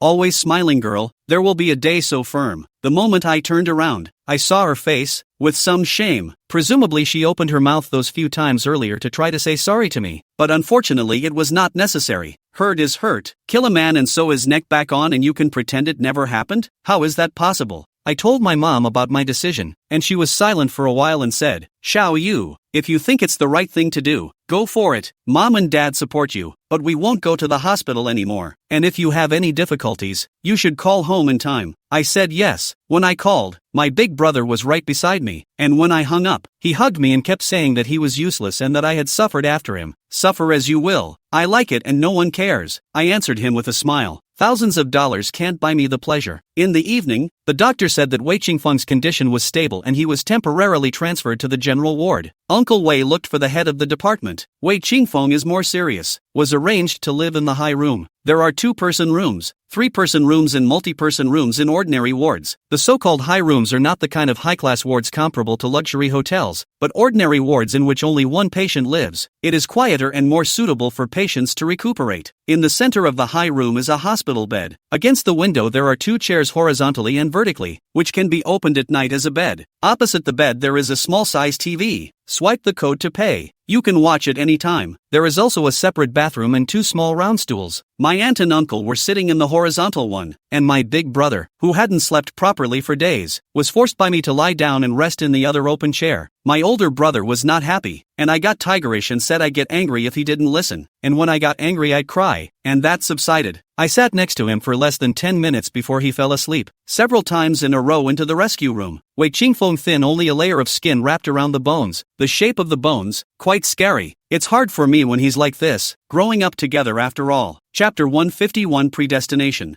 I moved a small round stool to sit at the head of Wei Qingfeng's bed, racking my brain to figure out what to say to him and where to start. Once thought 18 years was a long time. 22-year-old Ranjetsu recalled it. But there wasn't much worth telling. Wei Qingfeng, how did you wimp out like this? Lying here, not saying a word. Want to escape what? I know Wei Qingfeng is the school bully. Every test will put their own name in the top 3 position. Looks tall and handsome. How many female students are greedy you? Want to put you into the garnet skirt. If it wasn't for me all those years of being a little cutie, like to you to block the gun, you may have been who gave skin and bones. Even if you don't appreciate me, you're lying here tossing us all around. You have no conscience. But then, maybe having no conscience is your true color. You said you look unattainable. They say you are high cold school grass. Let how many girls can not reach, but you maintain your cold persona is not good. Why hidely moo to my love letters? You just did too many bad things. God did not spare you. Let you lie here. Listen to me word for word to condemn you. You really deserve it. For Wei Qingfeng, it's people. In the end, there is no one's filter. Now he is in my eyes as an ordinary person, or special scum of the hair of the ground species, treating a slag, and expect me to have what good attitude? I can calmly sit here and talk to him. Has been the greatest goodwill. Auntie supposed that she didn't think what I was saying was very nice, and tried to say something to stop me, but was stopped by her uncle. Let the children resolve their own matters. It's good that Xiaoyu can do this. We can't go too far. That is. I stared at my sleeping big brother and rambled on about something from the old days. There were happy, angry, disgruntled, anything that came to mind. As he talked, he also got into the scene, completely immersed in those dusty past events. During those years of following Wei Qingfeng, not only were there sadness and pain, but there had also been a lot of joy. It went on for over an hour straight, leaving my mouth dry and my throat tight. A large hand reached out next to me and handed me a bottle of unscrewed mineral water, and without thinking too much about it, I took the water and tilted my head back to take a sip. It was such a tilt that I saw that the person handing me water was actually my big brother. He stood right next to me, a smile on his lips and a soft light in his eyes. When the doctor came over to check on him during shift change, he said Wei Qingfeng was doing very well and all his indicators were normal. He asked us to keep up the good work and continue to talk to him more, saying something he cares about and puts in his heart, which will be of great help to him to wake up soon. My older brother drove my aunt and uncle home to rest, and he stayed here with me by himself. My big brother went and got dinner, all my favorites. There was no dining table in the hospital room, so we leaned against the wide windowsill, snuggled up to each other, and fed each other, one bite at a time, for the sweetest meal since New Year's Day. It's certainly a shame that the crossover was ruined, but with Big Brother around, it wasn't that bad. After dinner, I still have to talk to Wei Qingfeng. I'm impatient, but I can't help it. Compared with the Wei Qingfeng chat, I prefer to sit with my big brother to enjoy the sunset of the kind of details and tranquility. But if you promise something, you have to do it. Even if it's annoying, you have to hold on to it. Once I thought it was for the sake of my big brother, I had the motivation to continue. At 9 p.m., the nurses were outside going from ward to ward, asking for lights out and rest. My older brother opened the companion chair in the dark and embraced me as we lay together on the cot, which was only 70 centimeters wide. The bed was so small, and my big brother so tall and strong, that I squeezed into the cot with him as if I were set in his arms. My big brother and I have heated up dramatically in the last few days, but the closest we've gotten is just hand-holding and kisses on the forehead and cheeks, the on-the-nose kind. Never been in such close proximity for an extended period of time. It was just him and me in this dark night, close enough to breathe together again. Through the thin pants, his body temperature hot conductor over, the pine clean smell enveloped me. In the middle of the people want to drink, his big hands were across my waist, his hot palms covering my skin there like it was on fire. His body was hot and hard, and I was pressed against him, the changing size of the particular part of me clear as day. Big brother. I was so hot I couldn't stand it and unconsciously called out to him, my voice so thin and soft that it sounded strange even to my own ears. Well, I'll hold you. Sleep. Big brother's voice was raspy and low in the dark night, like a strong wine that had settled for 100 years, mellow and intoxicating. The temperature in the hospital room was already low, and it was a little colder at night. My big brother was like a furnace, and I snuggled up in his arms and had a hot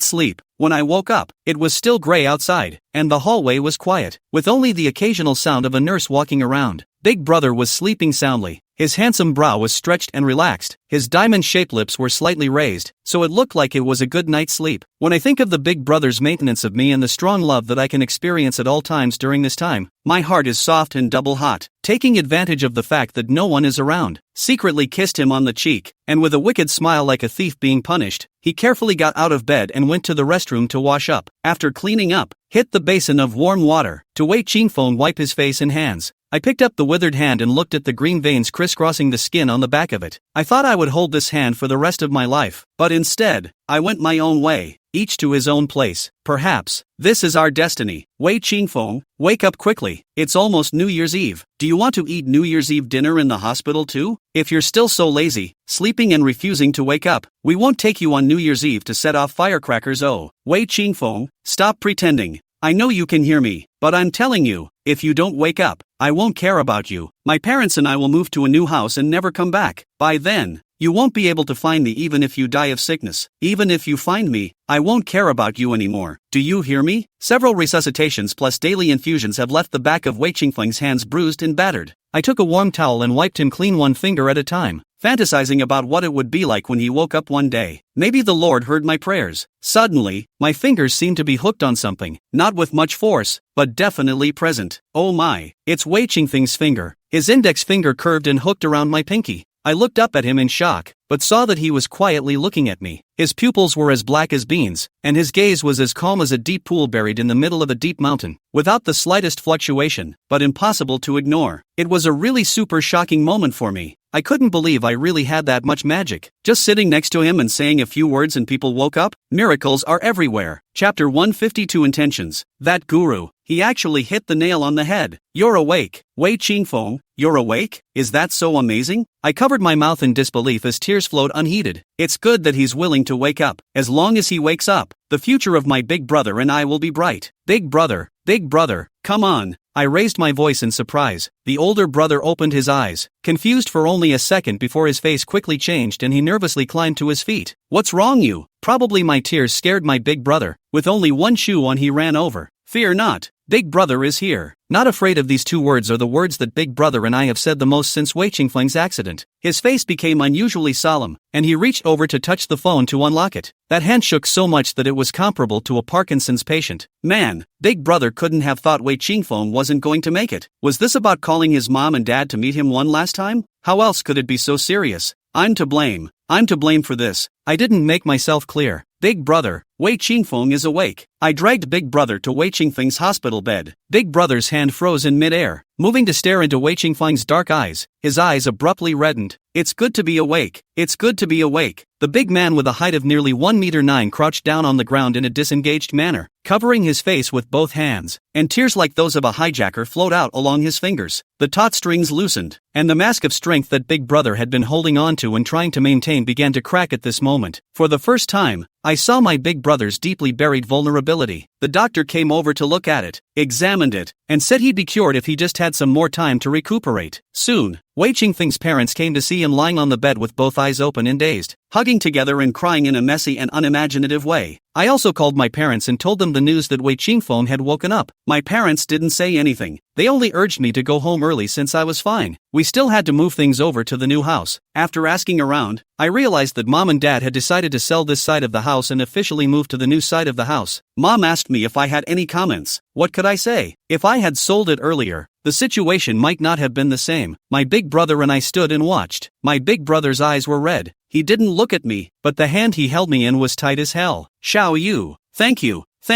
Auntie Mei Na held my other hand and kept saying thank you. It's Auntie's fault for this period of time. Auntie is sorry for you. You are generous child. Forgive Auntie, okay? Her look was pleading, those teary eyes tinged with guilt and begging. Unfortunately, no matter what she does, I won't be able to get my heart going again. I withdrew my hand and turned it to the other side of my big brother's face, narrowed my eyelids, and said with a scant expression, I'm helping my big brother, and it has nothing to do with anyone else. Auntie's smiling face collapsed at a speed visible to the naked eye. I didn't give her face. She snapped and withdrew her hand, a little ashamed and angry, more guilty and hopeless. It's not that I have a small heart and love to hold grudges, or that I don't value my big brother's loved ones, but it's that what she did, the curse she put on my big brother, broke apart the respect and love I once had for her, and my heart went cold. Uncle Wei came over and said lovingly, "Xiao Yu, that incident was all your aunt's fault. For the sake of Qingfeng, she was out of her mind. You're a good kid, don't get on her bad side. In the future, uncle and aunt will make it up to you. Don't hold a grudge against her. I'm going to be really pissed off. It's not a family, it's not a family. Even the words are the same. If I don't forgive her, then I'm not a good boy. I'm not generous? Is it my fault? How did I not realize this family was so narrow-minded before? Uncle, why didn't you come out to persuade Auntie when the accident happened that day? But if you had said a word, Auntie, she might not have said such unpleasant words. I won't forgive, because I can't understand why the same son should be treated differently. Why should I exchange my eldest son's life for my youngest son? In the end, Wei Qingfeng's matter is his own doing, and Big Brother, and I have nothing to do with it. You have the right to put the blame on me and Big Brother's body? Letting me and Big Brother take the blame for Wei Qingfeng's sins. Don't you think it's unfair, Uncle and Auntie? Uncle Wei did not expect me to put words so hard to hear. Want to retort and cannot find an excuse. A breath on the not up and down, not down, choking, suffocating the face, red neck thick. Wei Qingfeng woke up, and everyone's heart dropped. That day, my Big Brother sent me back, and kept sending me into the house. Seeing my home in disarray, with organizing bags all over the floor, he froze. My dad told him that our house was for sale and that we would all be living over there from now on and wouldn't be coming back. Big Brother sat on the sofa in silence for a while and opened his mouth. Auntie and Uncle, I'm sorry. Dad's busy hand paused, looked up and said, "None of your business." I saw that my Big Brother was a little embarrassed and pulled him into my room. He moved the stuff on the couch to one side and sat down, and said, not without regret, "Do we have to move?" Well, I pinched the knot in my Big Brother's throat and strung it up and down for fun. My mom said it's kind of a pain to run both ways. And the other day my mom and my aunt had such a fight about how awkward it would be to see each other again, so it's just as well to move away. What about me? You left me here unattended? Big Brother's face became redder and redder, and his breathing was a bit rapid.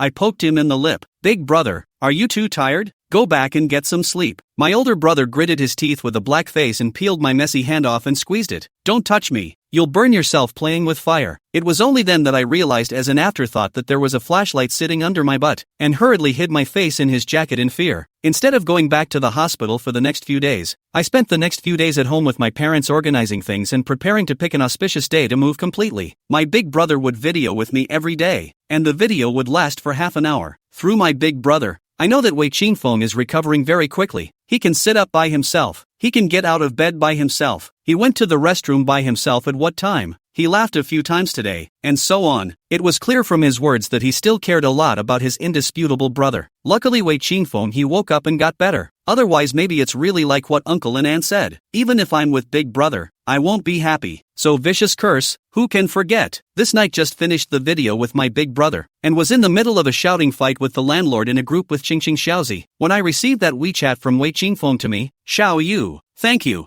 I know that thing, it's all my parents' fault. Luckily you're fine, otherwise I don't have the face to see you, and I'm sorry. Chapter 153 Moving. That night, I had just finished the video with Big Brother and was grouping with Qingqing Xiaozi to fight the landlord when Wei Qingfeng sent me a Weibo message. Xiao Yu, thanks. I know about that incident. I'm sorry. Sorry again. If an apology can lift everything over and not mention it, then morality and the law lose their raison d'etre. A belated apology makes no sense. Originally did not want to care about him, but thought why I and Big Brother difficult to be difficult everyone together difficult chant, you should say sorry person, is Big Brother. There are some hurdles that are not so easy to get over. Maybe Big Brother will keep his grievances bottled up inside and then choose to forgive because it is, after all, his blood relative. But I don't give up. The day Wei Qingfeng was discharged from the hospital was the 24th day of the Lunar New Year. In Nanchang, the Lunar New Year is a very important festival before the Spring Festival, and some families who are not able to have a reunion in the Spring Festival will choose to get together on the Lunar New Year's Day. We had talked about it before as a family and decided to spend this year's Chinese New Year over at the new house as a celebration of housewarming, since there was still a little bit of stuff left to move. My mom and I came over on New Year's morning to pick up the last batch of stuff while my dad cooked dinner at home. I put hand-painted ads for houses for sale on the glass of the front and back drying racks and synchronized them to hang on the same city. It's almost New Year's Eve, and it's always been a custom not to move in the first month, so the sale may be relatively slow, but there's nothing to rush. Sooner or later it will be sold, and the family is not in a hurry for money, so I can afford to wait. put some bits and pieces of small things in the backpack, stood in the doorway and looked back at the home where I have lived for more than 20 years. The past, sweet and sour, instantly crossed the mind. The past is like smoke, once gone no longer come. It's all in the past. Move on. My mom and I came out hand in hand and were locking the door when the clear sound of talking came in from outside the building. You don't want to meet. You can't avoid meeting eventually. It's just such a coincidence. Mom glances helplessly at me, and I shrug regretfully. Since we can't avoid meeting, it's good to meet. Around. We're not doing anything bad, and we're not afraid to see it. Auntie Mei now was excited all the way to say what kind of dishes she was going to cook in a while to make up for Wei Qingfeng, and as soon as she stepped on the steps, she happened to lock eyes with us standing in the doorway. For a moment, it was full of embarrassment. My older brother walked at the end and froze when he saw me, then pursed his lips less happily and gave me a sly look. I rolled my eyes and raised my cell phone toward him as my big brother gave me a teeth-baring grimace, in order not to be amused by him and squirt with laughter. I don't turn my face away and snicker quietly, holding in the corner of my eye Wei Qingfeng's miserable but cold and gloomy face. Ask Auntie Hua. Wei Qingfeng greeted his mom. He was being held up by his dad and looked in good spirits, just still thin. Mom nodded her head with a faint, soft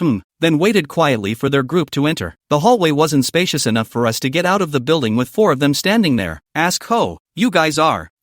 It's the new year today, so you guys don't cook. It just so happens that Qingfeng has been discharged from the hospital, so I'll cook some good food in a while and we'll have a meal together. Mom sneered, didn't even look at her, spoke directly. Can't afford it. Are you guys going in or not? If you don't go in, make way. We're leaving. Get out of the way. Auntie turned her eyes to see the advertisement for a house for sale posted on the door. Her face turned red, and wanted to say something, but looking at my mom's cold and detached face, she failed to open her mouth. At this point in time, she probably feels she has nothing to say. Auntie, give me the bag. I'll walk you there. My big brother took the bag from my mom's hand and took my hand to lead us towards the outside. As we passed Aunt Mina, I saw her lips mumble and she reached out to try to pull Mom, her eyes flickering furiously. In the end, she didn't dare to do anything, but just leaned to the side, leaving us a way out. Mom, Dad, I'm sending Xiao Yu and Auntie Xiaohe back. I won't be back for dinner tonight. There was silence behind them, and no one spoke. The older brother didn't really care. His intention was to inform his family of his whereabouts. It didn't matter if anyone responded or not. Stuffed the backpack into the trunk, opened the backseat door for my mom, helped my mom into the car and then, seeing that I also wanted to get into the back seat, nonchalantly picked up my arm and shoved it into the passenger side. My mom was smart enough to get in the car and pretend it didn't exist, leaving space for me and my big brother. Remember to miss me when you get there, big brother. Such words should not be said in front of the elders. Moreover, you have not yet been officially converted, so don't say it so frankly plus inevitably.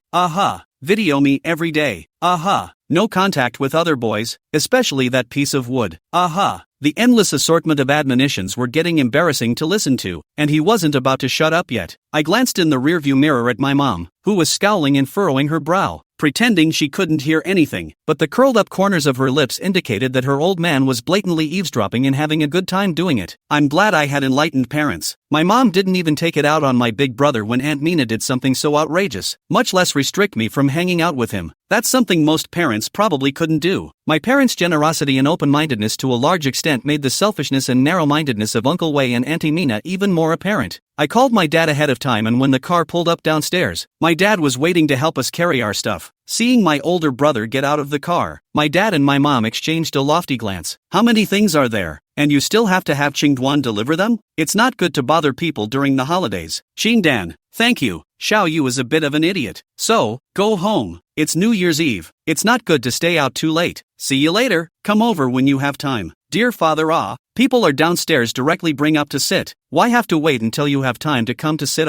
It's better to be invited than to meet by chance. When is sitting not sitting? I raised my hand to cover my eyes and glanced at my big brother through my fingers. Being disliked so obviously, big brother won't be angry. Uncle Lon, Mom and Dad knew when I came over, and I told them I wasn't going back for dinner. Give me the stuff. I'll just carry it up. Dad did not have time to react. 2 large bags have been copied by the big brother and thrown on the shoulder. Easily and skillfully lead the front. My dad looked confused and questioned my mom with his eyes, who covered her mouth with a fierce grin in a very disrespectful manner, and tugged at my dad as she passed him, so that he reluctantly followed him up the stairs. It's been said that fathers-in-law and aunts-in-law are natural enemies. There is some truth to that. What are you doing with something that has nothing to do with Qingduan? It's not that I have a problem with clear dust, I'm afraid his mom is using it as an excuse to pick another fight. Mom and dad's concerns are not unreasonable. The New Year's Eve dinner was a close call, but my older brother was smart enough to see all the moves, and coaxed my dad into a smile, regaining the power to kill chess with my dad. On New Year's Eve, Big Brother came especially early. I was still in bed when he walked in the door. My older brother stood in the doorway of my bedroom, smiled, called me a little lazy ass, and turned around to go help my parents in the kitchen. The measurements were very accurate and my curmudgeonly dad expressed his satisfaction. As usual before, Mom and Dad meant to make a few favorite traditional dishes and cook some dumplings. Things were pretty much prepared the night before and it was quick to make. Big Brother looked at the few dishes, and without a word, opened a few large bags that he had carried, saying that he wanted to make a northeastern-style hot pot for us to eat. Mom and Dad didn't care. I was all for it with both hands and feet. I've been back for the past 6 months and I miss that flavor like crazy. Both are hot pot, but the taste of the north and the south, the difference is simply not too much. That kind of fresh aroma, thick and spicy, if not personally tasted, there is no way to appreciate its essence. Big Brother, see, I have been around the kitchen. Small greedy cat-like, raised eyebrows, smile extraordinarily enchanting, hooked my heart, tip a burst of numbness, secretly pondering whether to give a few more small red flowers. Early end of the probationary period. This demon, he's so good at confusing people. After the family had reached out and finished working together, sitting at the table waiting for the red oil to roll around, my older brother's cell phone rang. He pulled it out and looked at it, blushed a little, didn't pick it up and put it back in his coat pocket. I haven't asked my older brother how he's getting along with the family now, and if Auntie has given him any more looks. From the way he's acting at this point, it shouldn't be great either. But it's his family, so he can't just die of old age. Chapter 154, Healing. The phone rings like a talisman. This time it breaks, and the next time it immediately rings again. For 10 minutes, and it never stops. Unusually persistent. No one spoke, but everyone knew where the call was coming from. Dad stacked down the freshly filled wine goblet in dismay and set the bottle down heavily on the dining room table with a disgruntled grunt. Mom sighed, put down the chopsticks that were cooking the meat, and spoke helplessly. Xingchuan, go back. My older brother sat steady and still, only quietly taking my hand under the table and gripping it tightly. Big Brother, go back. School will start soon and we can be together every day. That's right, don't cause any pain during the new year. And don't cause any more trouble for Xiaoyu. Mom patted Big Brother's shoulder. Perhaps the last sentence had worked. The elder brother put down his chopsticks and reluctantly put on his jacket to leave. I kept walking him to the car. He blocked the door with his arm and caged me with the other, not caring if anyone would see, and planted a warm kiss on my forehead. It was cold, and Big Brother's breath was hot and scalding. When will I swallow you, little thing? The temperature in the South City in winter was low, and Big Brother was incredibly hot in just his tweed jacket. But it'll turn to if you swallow it. I act like I'm worried, but I'm waiting to see what he's going to do. When my elder brother choked, his face instantly darkened. He gritted his teeth and said he would clean me up, but I saw the opportunity to escape. By the time I entered the building, my big brother was sitting in the car licking his lips and looking at me, smiling like a cat that stole a fish. But a kiss on the forehead, as beautiful as that. I didn't ask what happened when we got back, and my big brother didn't say. Anyway, he looked a bit heavy when he videoed me, and it was clear that New Year's Eve dinner hadn't been too enjoyable. That night we watched each other from opposite sides of the screen, talked for a long time, and hung up after saying New Year's wishes to each other. Within 5 minutes, Big Brother sent another message. You're mine. No getting close to boys other than me, especially Qingfeng. At that time, I didn't understand what my big brother meant when he said something like that, thinking that it was still because of the incident at the hospital. I just listened to it as a joke, and responsibly replied, in the spring wind, I only want you, in the south wind. This life will never change. Big Brother came back to me. There are people with bad intentions, and Big Brother is not confident. I teased him again. Confidence comes from the beloved. Do you not love me enough? That day, I really took those words as a love interest and didn't think much of them. When what Big Brother feared really happened, I realized that I had thought of human nature too simply. On the third day of the first year, my sisters and I made a date to go out and have fun. But I saw Wei Qingfeng just out of the door of the neighborhood. He was wearing a long overcoat and leaning against a large tree. Maybe it was because he hadn't cut his hair since he had been sick. His hair hung softly over his ears, and the cold wind blew the tips of his hair up, making it look more and more like his face was pale. His body was thin, and he had a kind of sickly beauty, like a beauty that had been ravaged by the wind and snow. How to look at it is a bit like the island manga, abandoned by the poor little beast. In view of Wei Qingfeng and his mother's previous behavior, now I see him annoyed. Do not want to say half a word to him, so I pretended not to see him and walked past him without expression. Luna, he straightened his body and called out to me. as if there was a bit of aggravation in his voice. I got called a dog by his mom for him. What's his problem? He's sick. Holding back the annoyance in his heart, he stopped and impatiently asked what he was looking for me for. Talk, can I? He stood in front of me, blocking what little sunlight there was, which wasn't very warm, and covering me in his dark shadow. I don't think you and I have anything to talk about. Move over, you're in my way. He didn't seem to understand my rejection and didn't care about my indifference and detachment. Instead, he smiled good-naturedly, a bright color welling up in the bottom of his downcast eyes, becoming a little hedgehog. In my impression, he has never been high and cold, and rarely smiles. Even if he did smile, it was only a faint tug on the corner of his lips, and it was impossible to tell without a closer look. What's going on here? Laughing so wildly, I'm so annoyed that I can't kick him twice in a frenzy and tell him to get the hell out of my sight. Assuming, of course, that I could beat him. Got something to say? No time to play innocent with you here. I don't know which word pleased him. Wei Qingfeng actually laughed happily, and he reached out his hand to touch my head, which I dodged. Are your hands dirty? What are you touching? I said it in disgust, and he didn't care, withdrawing his hands and sticking them in the pockets of his coat, bowing slightly with a sincere batch. It won't take you long. There's something I want to talk to you about a little more clearly. Xingxing tweeted that he suddenly had something to do and would be a little late. I thought about it. I was waiting around, so I might as well talk to him, and also just talk to him about getting him to control his weird mom. Okay, let's talk. Where? Wei Qingfeng was in the front, I was in the back, and entered the cafe called Nostalgia across the neighborhood. At this time of the day, the cafe was not crowded, with an empty and secluded environment, and music flowing if at all. It's a great place to chat, just not a very good one. He asked for coffee and I ordered a fresh squeezed orange juice. The drinks were served quickly, and I stuck the straw in place and had a sip. He looked at the carving on his coffee and wondered what he was thinking. He doesn't say anything, and I don't say anything, and I respond to change. I've got all the time in the world. I'm thinking, if he keeps quiet, when Green arrives, I'll just get up and go, and leave him here to be the thinker by himself. The orange juice went down a fraction of a second and he still opened his mouth first. More than patience, I've never been afraid of losing to him. Lan Yu, who couldn't find herself when she saw him before, has long since awakened. Xiao Yu, if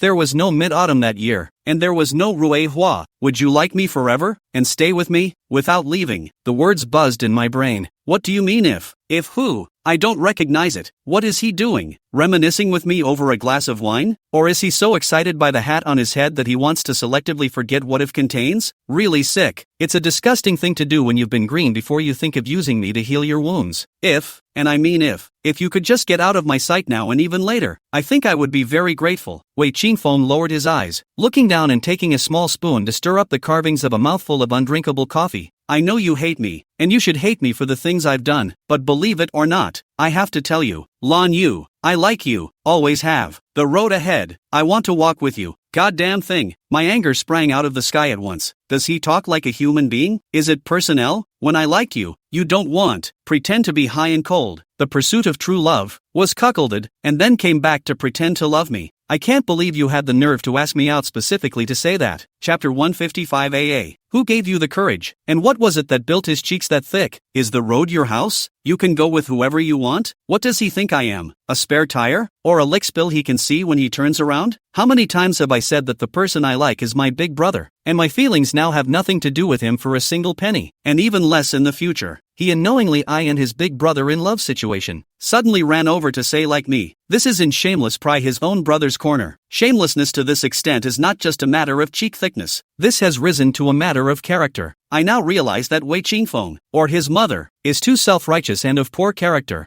I know you're cursing me in your heart, and cursing is what I deserve. I came here to tell you that starting today I'm going to compete with Big Brother on a level playing field. You can try to get back at me in any way you want. I'll take it all. The purpose of coming here today is to tell you to prepare to accept my pursuit. Go away. From today onwards, I will seriously pursue you without fail. It's still immortal, and it doesn't sound like a quest for people, but rather like a quest for revenge. Before I could say the word psycho on the tip of my tongue, he had already stood up and left with a big stride, like a warrior who was about to go into battle to kill the enemy, majestically and with great vigor. This operation really stunned me, until Cheng Cheng and Xiao Zi sat beside me. I still hadn't woken up from the blow Wei Qingfeng had just given me. When I finished telling them what happened, they were both shocked as well. Holy, there are still such shameless goods in the world. Wei Qingfeng looks like a gentleman like Jade, but inside he's actually rotten like this. That's right, he can open his mouth too. So what? He has done those disgusting things in the past. He is planning to selectively forget himself. No one cares if he wants to forget, but others can't. Xiaoyu, did you not ask him? Really like you so much. What's the matter with Hua Rui? Back in the day, they liked each other so much that they even used hunger strikes, and they say they don't love each other?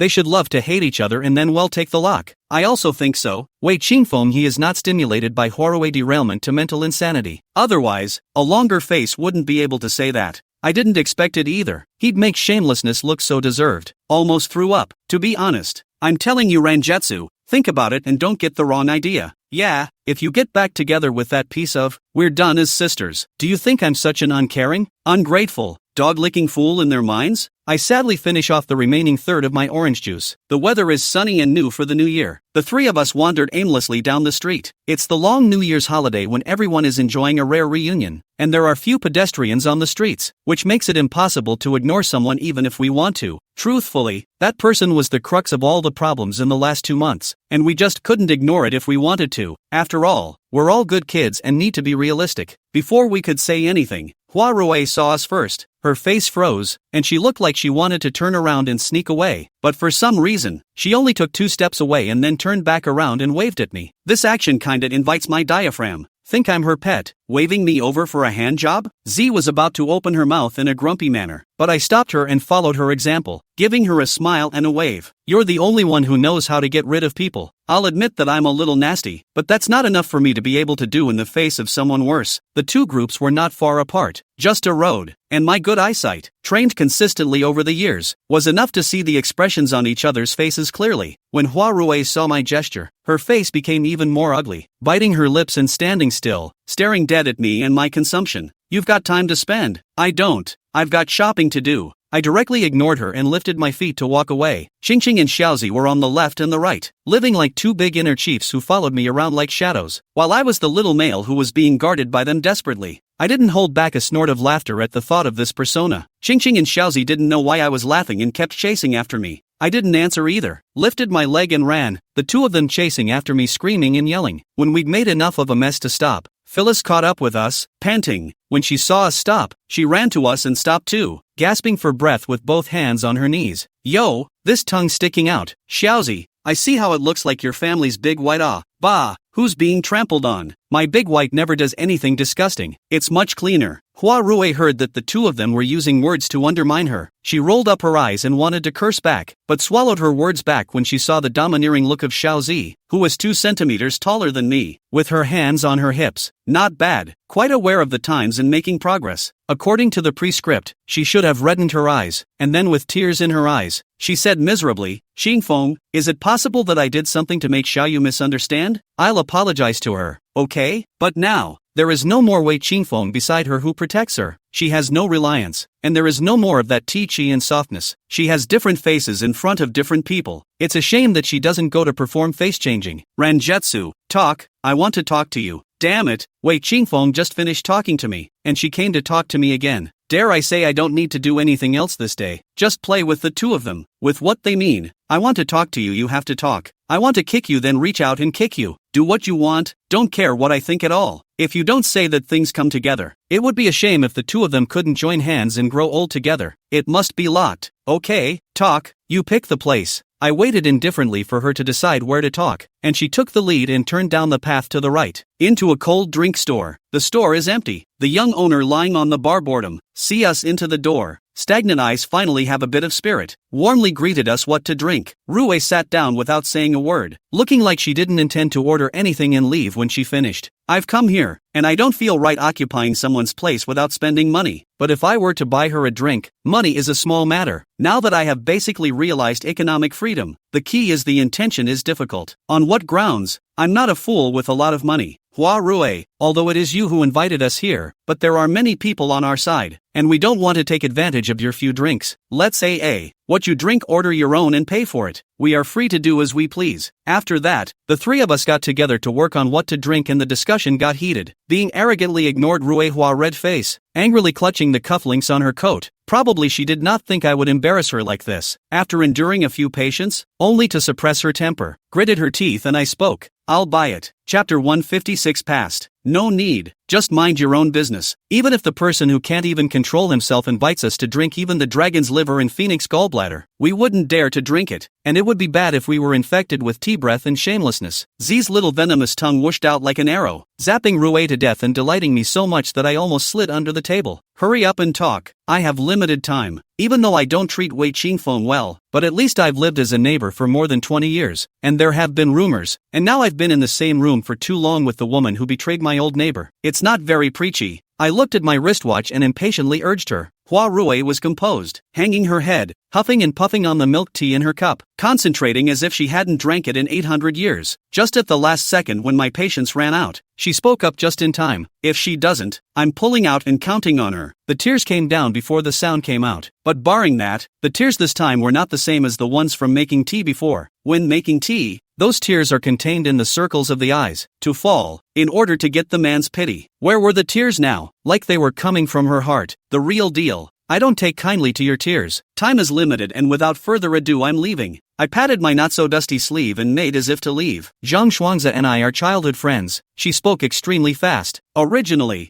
I had little interest in sitting and talking with her, but if the topic was Zhang Shuangzi, then that was another story. After all these years, I was actually quite interested in the past between her and Zhang Shuangzi. Forgive me, gossip is for everyone, not just the three of us. He and I grew up in the same compound, and at that time his father was my father's subordinate, and he was very attentive to our family's affairs. Even the quality of the tiles in our family's new house renovation was something he personally looked after. Zhang Shuangzi and I have been close since we were young, and at the age of 12 we made up our minds to be together for the rest of our lives. At that time, we didn't know anything about feelings. We simply felt good about each other and didn't want to be separated from each other. My parents know after the first beat me, but also shut me down for a day in the darkroom, said I have no talent. His family knew not only did not blame him, but also encouraged him and me to more often. His father secretly through Zhang Shuangzi did not send me a lot of things, all the good stuff. When I was 15 years old, my father was imprisoned and the family fortune was confiscated. Overnight, we had nothing. My mom and I stood on the side of the road homeless. It was he, with his pocket money for us to rent a small house. My mom and I have a place to stay. When his dad found out about this, his mom came to warn us to stay away from Zhang Shuangzi, saying that a person of my stature was not good enough for her son. When he found out about this, he went home and argued with his mom and dad. His dad is a human being. He can't make useless investments. He contacted a few bad guys and harassed us every day, forcing us to move. Wherever we moved, those people followed us. We didn't have to move until one time when I was pressed into a corner and almost raped. On moving day, his mom came over and showed me a video of his dad beating him. He was covered in bruises and his head was bleeding. His mom said that she wanted us to do her a favor and stop punching her son. She said she knew she was sorry for what she did, but she couldn't help it, and that the whole family wasn't as important as a single strand of his son's hair. My father's matter is so big, we can't let him be implicated. The story isn't long and it's pretty dog-eared, but I was a little sad to hear it. This world is so realistic. Too many people choose to ignore feelings and moral justice for their own interests. When there is a conflict of interests, they don't mind falling on the sword to protect themselves while gaining greater benefits for themselves. Rue Hua was in a very low mood, seemingly immersed in that unforgettable past and unable to extricate herself from it. The eyes, which always carried a pathetic vapor, were covered with pain and the agony of having their scars lifted. Hasn't Zhang Shuangzi approached you? I don't know. I came to Southside my senior year of high school, and my mom and I basically didn't leave the house except for necessary things. During that time, I was especially low self-esteem and scared, hiding every day, like a gutter rat. I wasn't even qualified to stand in the sunlight. One day when it was raining heavily, I didn't have an umbrella. My classmates had all left, and the gatekeeper said he was going to lock the gate. I had to brave the rain to go home. That day the rain was particularly heavy. I was cold and afraid, fell into a puddle. My leg was injured and could not get up, sitting in the mud and water, crying. Wei Qingfeng, who carried me home and bought medicine for me to bandage my leg. He was like a light at the time of my life that not only illuminated me, but pulled me out of the abyss. From that day on, I vowed to have him. I've heard about his relationship with you, and I know that it's not right, but I just want to hold on to him and rely on him, because I couldn't find any other salvation besides him. Lan Yu, you haven't been in a desperate situation like mine. You can't understand my feelings. I know you blame me and hate me, but, stop.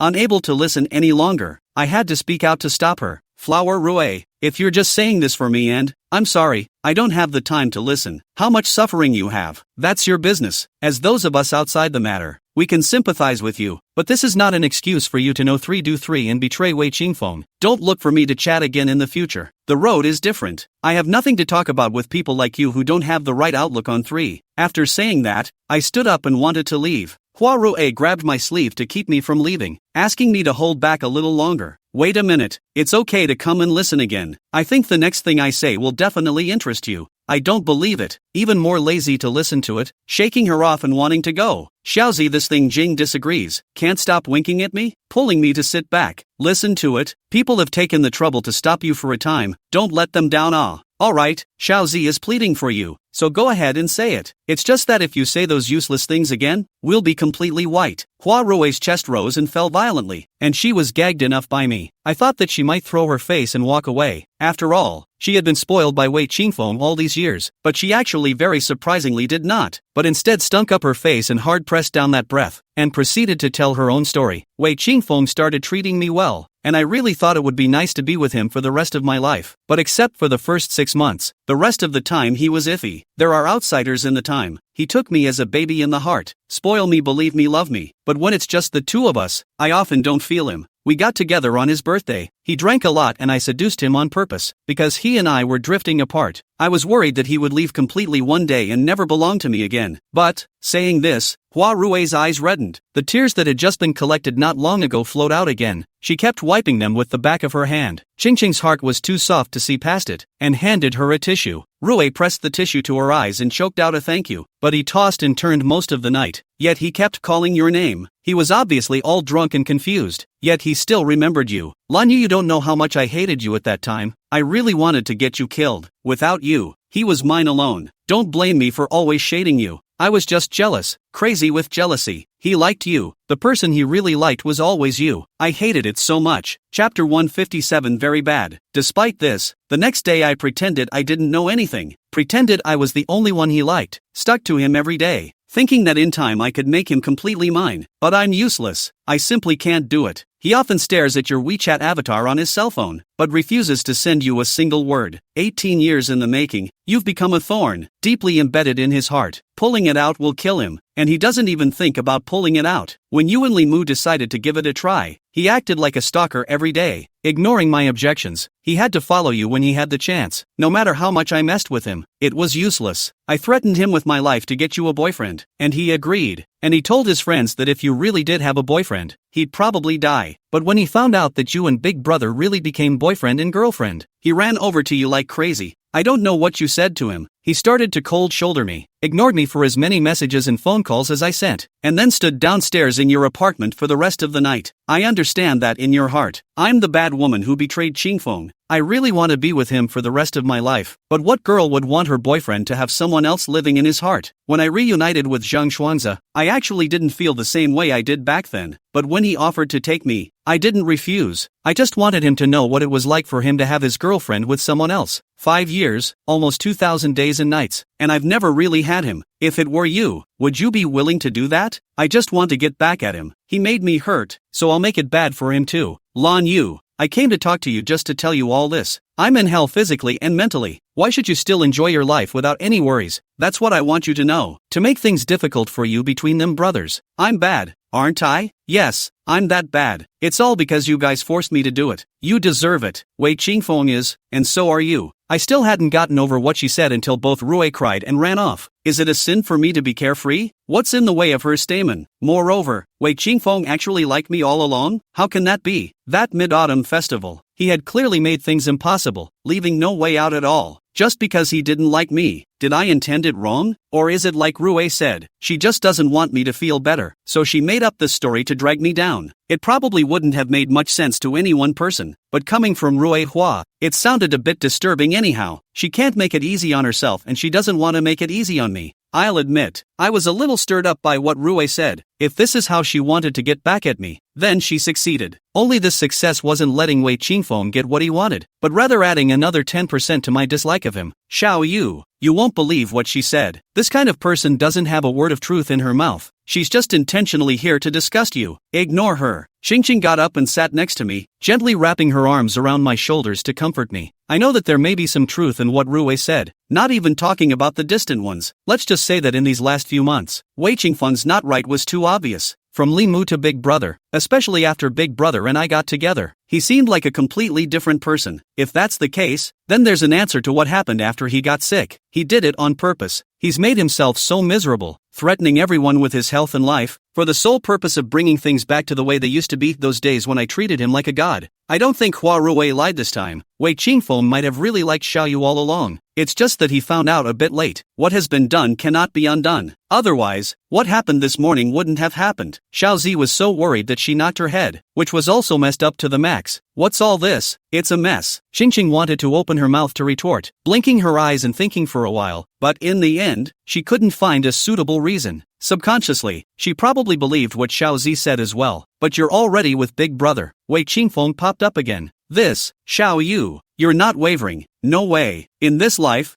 or death, even if I can't end up with Big Brother, I won't consider Wei Qingfeng again. I won't budge. My big brother and I have agreed to be together for the rest of our lives as long as he passes his probationary period, and no one can stop that. Xingqing looked out of the window and let out a long sigh. Alas, it was a sunny day when she came out, but this time it's raining again. The heavens are really fickle. Yes, the weather is changeable, the heart is changeable, but I will not change. On the way out, the young owner kept us at the door, smiling and saying we were welcome to come back again. It hadn't been raining long enough to stop, and the ground was just getting wet. I looked up at the sky. Thick dark clouds pressed down as if they would be on my head the next moment. The mood suddenly becomes bad and it always feels like something bad is going to happen. When I got home, my mom had just gotten up from her nap and was sitting on the couch with a glass of water with a blush on her cheeks, changing his shoes and stepping inside. He accidentally tripped over something sitting by the door. I thought it was something that hadn't been packed for the move, and was about to pick it up and find a place to put it when I saw that what had tripped me up was a pile of nutritional supplements and 2 big bags of fruit. There were actually durians, which I love to eat, so no wonder the smell in the hallway was so intoxicating. Mom, when are we going to run out of food when we buy this much? I pressed a bag and looked at it, lifted it up and brought it to the kitchen. I wondered why Mom left it by the door without bringing it in after she bought it all. Would I be so ungrateful? Wei Qingfeng sent them to me. He came here not long after you left, carrying these things, saying that it is to apologize for the things his mother did when he was sick. I said I don't need it, but he begged to stay, and said that he would come to see us more often in the future. Your father wasn't home and I couldn't argue with him, so he stayed, for no reason at all. I remembered the half-poisoned apple that Snow White had eaten, and stared at the fruit bag skeptically. It wouldn't be poisoned with anything, would it? And was it really safe to eat what he had sent? It's okay, Mom. I'll send him back tomorrow sometime. We don't want anything from their family. Things are innocent. I still came to be angry and went up and kicked twice. Figure out what Wei Qingfeng's stomach is thinking. The former resistance and impatience with him directly rose to disgust and rejection. His heartfelt approach annoys me from the bottom of my heart. We can't turn into people like them. Things have been sent. Sending them back looks like we are too unsympathetic. Besides, with your relationship with Qingdan, it is inevitable that we will meet again in the future, so we have to leave a line. There's always a time to give it back, so there's no need to rush. It's time to eat. Mom will find a way to return the gift. Chapter 158 Dating. My depressed mood was further sullen because of all the stuff that was on the doorstep. Wei Qingfeng started to make his move, and Huarui finally told the truth for once, but it wasn't what I was expecting. Once upon a time she lied and I never walked away. Nowadays she tells the truth and ends up adding to my mental burden. It's annoying. Mom asked me why I was upset and I didn't tell her. I didn't want my mom and dad to worry about something that bothers me so much. I'm an adult. I have to learn to solve problems on my own. I can't always hide under the wings of my parents. After thinking about it for a long time, and with little result, I finally decided to soldier on. Everything goes with the flow, one step at a time. The video came a little late this night, and I was almost asleep when my big brother called. It's dimly lit over there, and extraordinarily noisy, as if it were a drinking game. You're not home, Big Brother. Big Brother rubbed his brow towards me, gentle smile, slightly drunk eyes doting love thick like wine, sweet like honey. Well, a couple of high school buddies got together and just got out not too long ago. would have brought you along, but it was too late and I was worried it would affect your rest. Who is it? Isn't it little sister-in-law? Let me meet. A hand appeared on the screen to grab the phone from my big brother's hand, yelling to meet me. I was so scared that I lifted the covers to cover myself, showing only the part above my eyes. Just had a bath. Cloaked hair. Wearing the same kind of pajamas with a blue fat man pattern, which if the big brother's classmates saw, not to lose a dead face. My big brother laughed even more when he saw me hiding under the covers like an ostrich, while pushing away the hand that came to snatch the phone. He asked me what I had done today, which thought that the cell phone grabber is also quite persistent. With the sticking to the big brother like, dodge this side, he turned to that side. There is a kind of do not let see resolutely do not stop the meaning of.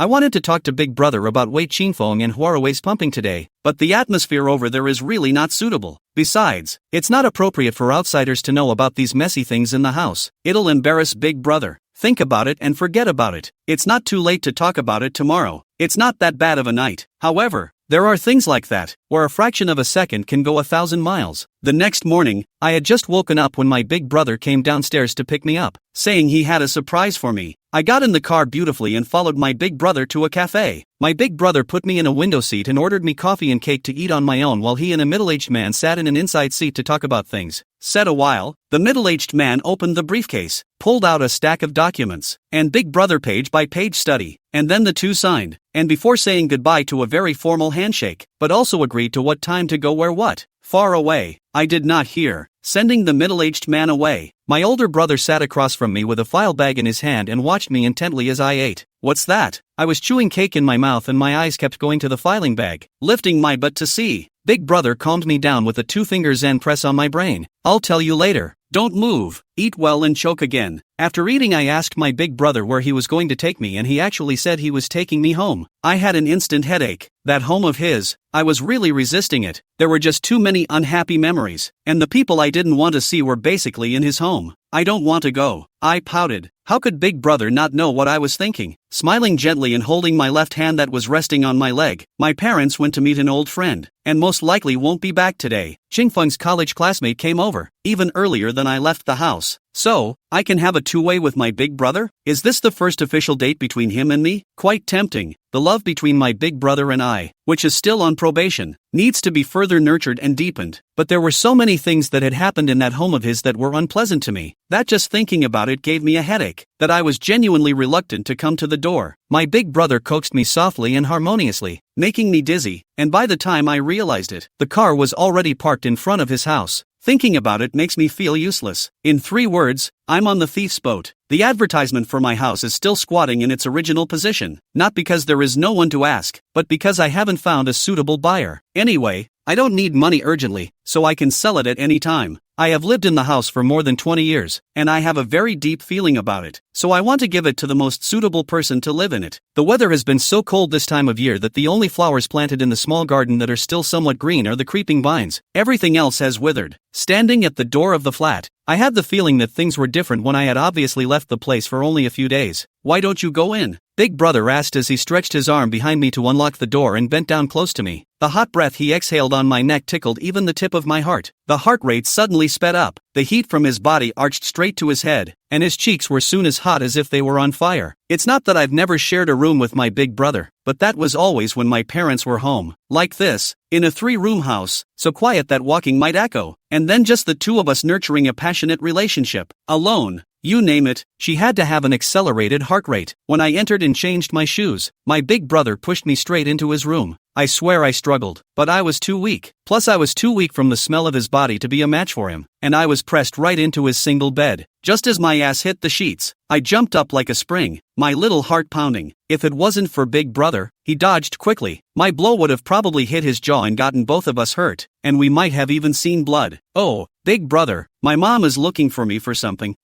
I'd better go back first. Reaching for the small bag thrown to the side, a panicked batch of heart. It's not pretentious. I'm just messed up. The scenes that I read on the novel, movie-like, brushed through my head, each frame making you blush. What he thinks I don't know, but I'm as messed up as I can be in this mind. Desire? Fear? Like? Love? I can't say exactly what it's like, but the short version is that it's a combination of wanting to stick to the principles my mom taught me and a mysterious anticipation. It may be that I have a simple mind, joy and anger, so that my big brother read my mind, and even raised his hand on my shoulder, one hand on the bed beside me, trapping me between his arms and the bed. Face to face is less than a fist away from each other, smiling as if a stunning male version of a vixen. I've never been in this position before. What should I do? I gripped my collar with my right hand and ducked to the side like a white rabbit about to be eaten by a vicious wolf, cursing lowly and in no uncertain terms, laughing my ass off. My big brother laughed even harder, and with a forward lean of his body, I was pinned down on the bed by my big brother without any resistance, without waiting for me to react. The smell of my big brother covered me directly, hot and steamy, steaming my face as hot as if it had been cooked. Chapter 159 Confinement. Without waiting for me to react, the smell of my big brother covered me directly, hot and steamy, steaming my face as hot as if it had been cooked. Good girl, how long until the trial period is over? I'm so tired of waiting, big brother murmured, unable to stop the tip of his nose from brushing gently over my forehead and cheeks. The kisses were light and soft, yet sweet as if they were plums dipped in honey, tart and sweet, with a long, lingering aftertaste. Fearing the unknown, I struggled with my hands and feet in small increments, but my big brother's arms were like an iron hoop, firmly confining me, and his powerful long legs were like a chain, binding my legs so tightly that there was no possibility of even trying to move. Feeling like a fish tied up, the heart was in such a panic that if my throat wasn't tight enough, my heart might have popped out on its own. Knowing that he could not escape, he simply gave up resisting. Gradually,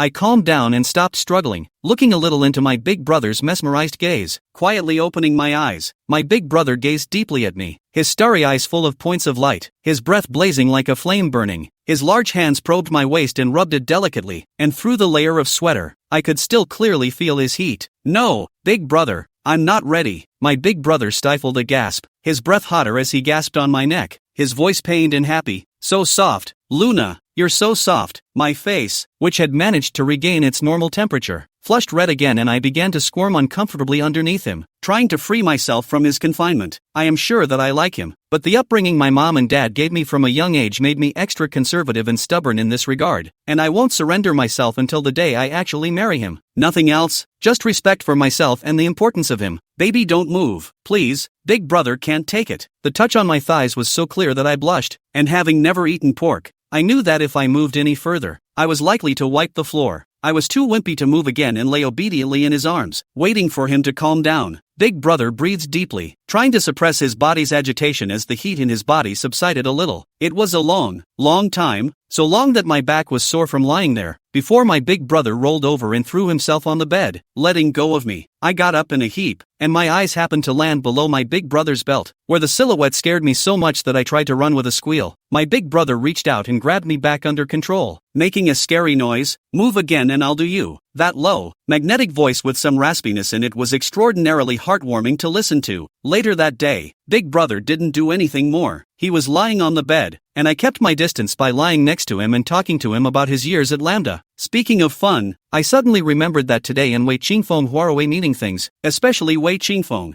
He said those words let me and I have not slept well, always worried that he will do something strange, and hastened to one by one truthfully and big brother said again, Qingfeng said he wants to compete with me fairly? Big brother's face sank, black as the bottom of a pot that hadn't been washed for several years. There were two small clusters of fire burning under his eyes. It's only fair competition if you start from the same starting point. Baby, do we start from the same point? I choked for a moment, quickly figured out what he meant, patted his pecs and said with a little nastiness, of course it's not the same. You're a quasi-boyfriend in my heart. He hasn't even been grass in my heart for a long time now, and my scales are tilted to your side only. Where is the fairness to be found in that? My big brother uttered a muffled laugh and hugged me tighter, slapping me twice on my nice, muscular little ass and passing and nibbling on my ear. It's so abrasive. When is it going to be ready? I'm really in a hurry. After a few words that made me blush, he began to endlessly blow hot air on my ears and neck again, pecking the skin there with delicate pecks that tickled me so much I scrunched my neck. There was a moment, really want to just from him, sooner or later will be his. What can be obsessed? But on second thought, and told himself, no hurry, not to time, reserved. Big brother is annoying. Stop messing with me. I pouted uncontrollably, reaching out to push his always messy head away. The plush touch of his hair seemed like that of a large, pampered wolfhound, seemingly well-behaved and docile, but in fact wolfish. I'm really afraid that if he keeps grinding for a while, I won't be able to hold myself. After all, I am a complete face control and voice control. Big brother from all aspects are just step on my aesthetic line. Little bad guy, I'm your savior. Wasn't it long ago that someone told you to give your life in return? But you little fool. I showed so obvious. The whole school knows, only you stupidly do not understand. I don't believe it. Xin Xiaohang and Ziki wouldn't have known about it. Otherwise there's no way they wouldn't have warned me. On this point, I'm fanatically confident. You were young then, and always treated me like an older brother, so I couldn't be too much of an animal. I was worried that you'd be scared, and I specifically instructed the girls not to tell you. I thought that you would always understand when you got older. Speaking of which, the elder brother began to grind his teeth again. But you're a retarded little thing. Actually went to Kyoto University to get me a limu. Put me in a hurry to scratch my heart. Jumping up and down. Simply put, my heart, liver and lungs are soaked in vinegar. Hated not to be able to insert 2 wings to fly over to carry you back to the side. I glanced up at my big brother, and there was love and hate in those bright eyes. I do feel a little weak when it comes to Lemu. If it wasn't for his family, I would have really entertained the idea of being with him. It's a good thing that those things happen later, although I was upset, but at least the ending was what I wanted. Then you have to thank Lemu's mom. If it wasn't for his mom's work, you would definitely have a big green tattooed hat pressed on your head. Make you like Wei Qingfeng, pressurized to lift your head. I don't care about discrediting myself anymore. Good. Before anything else you want to cuckold me. Let's see how I'll clean you up. Don't give some color. You take a tiger as a sick cat. With that, he put his hand to his lips and blew a few puffs of fairy breath, and came to paw me. I don't have much else on my body but a lot of itchy flesh, especially the 2 ribs. When you touch it, you can't stop laughing. Once I was fooling around with Qin Xiaohang and laughed so hard I lost my voice. I giggled and giggled, squirming and cooing chrysalis on the bed, and my big brother caught me all over the bed and laughed low and dumb, and the atmosphere was disorienting and joyful for a while. In the end, I am afraid of itching. Cannot stop shouting big brother I served, but big brother is still unforgiving. Firmly want me to make a statement. A moment cannot think of how to make a statement to his mind, so that he can let go of me. Suddenly remembered what I just said, and quickly raised his voice and said, the grace of saving your life, with your body, you did not already know? Chapter 160 Evil Ghosts. Big brother stops the action that is pawing my itch, while 2 hands to support on both sides of my body, forehead against my forehead. His eyes under the ecstasy and intoxication make my heart beat like a drum. Really baby, when will you promise? I'm waiting for the left hand is going to be wasted. By the time I figured out the inevitable connection between waiting for me to give myself away and having my left arm all but ruined, my face was hot as boiling hot water that could cook an egg. Don't blame me for knowing so much when I'm untrained. In the age of the internet, everything is on the internet, and if you haven't eaten pork, you've seen a pig run. The stunt about the left hand and the girlfriend is simply too common. Only, for the first time in his life, he was associated with his left hand, but he was still a little embarrassed. She is a girl. She is thin-skinned. I had a big red face, and I dodged around too much to look him in the eye. Big words can be said, but actually doing them is not so simple. At least I'm not mentally prepared for that. My older brother came back to bite my ear, his heavy breathing shaking my ears as if an ocean breeze was whistling in them. This demon, why are you so close to me? You're teasing me all the time. It's killing me. I need to go to the bathroom. Finding an excuse to take advantage of my big brother's calming agitation, I burrowed out of his confinement and pushed the bedroom door open regardless, wanting to escape the suffocating ambiguity for a while. I really didn't expect it. It scared the out of me. In the living room, Wei Qingfeng was sitting on the sofa like a ghost in a black sweatshirt and pants, his face solemn, and his body seemed to have a black breath lingering around. For a moment, I felt that what was sitting there was not at all the bright and transparent teenager who grew up with me, but an evil ghost from hell. He pursed his lips, and when he saw me burst out, he raised his head and gazed at me, his eyes weird and dangerous, and with a certain strange warmth. Didn't you say that no one from the family would come back? How come he suddenly appeared here? How much did he hear when Big Brother and I were so intimate and said so much just now? Did he not go out at all? Or did he come back early? And what's with that scowl on his face? The mind was instantly scrambled. The uneasiness at the back of my mind that had been so easily soothed by my big brother stirred once again, and a hairy chill ran down my back. It felt like a cold, slippery viper was crawling along every inch of my body. What's wrong? Big Brother quickly got up and chased after me, pinching my small waist and bringing it towards his arms, his gaze snapping as it swept over Wei Qingfeng. Why are you back if you're not at a party with your classmates? Big Brother spoke in a deep voice, his large hand patting me soothingly on the back. Wei Qingfeng pulled his lips and smiled, picking up the cigarette case and pulling out one to light it, taking a deep breath before spitting it out. then turning his face to my big brother and I sighed. His gaze falling on the arm of my big brother that was tightly banded around my waist, the bottom of his eyes black as two bottomless holes, deep and unfathomable. There was an accident. They're not coming over. I've never seen such a Wei Qingfeng. Every part of his body seems to be filled with darkness. Before, he was as clean as moonlight, not as warm, but clear and bright enough to be light.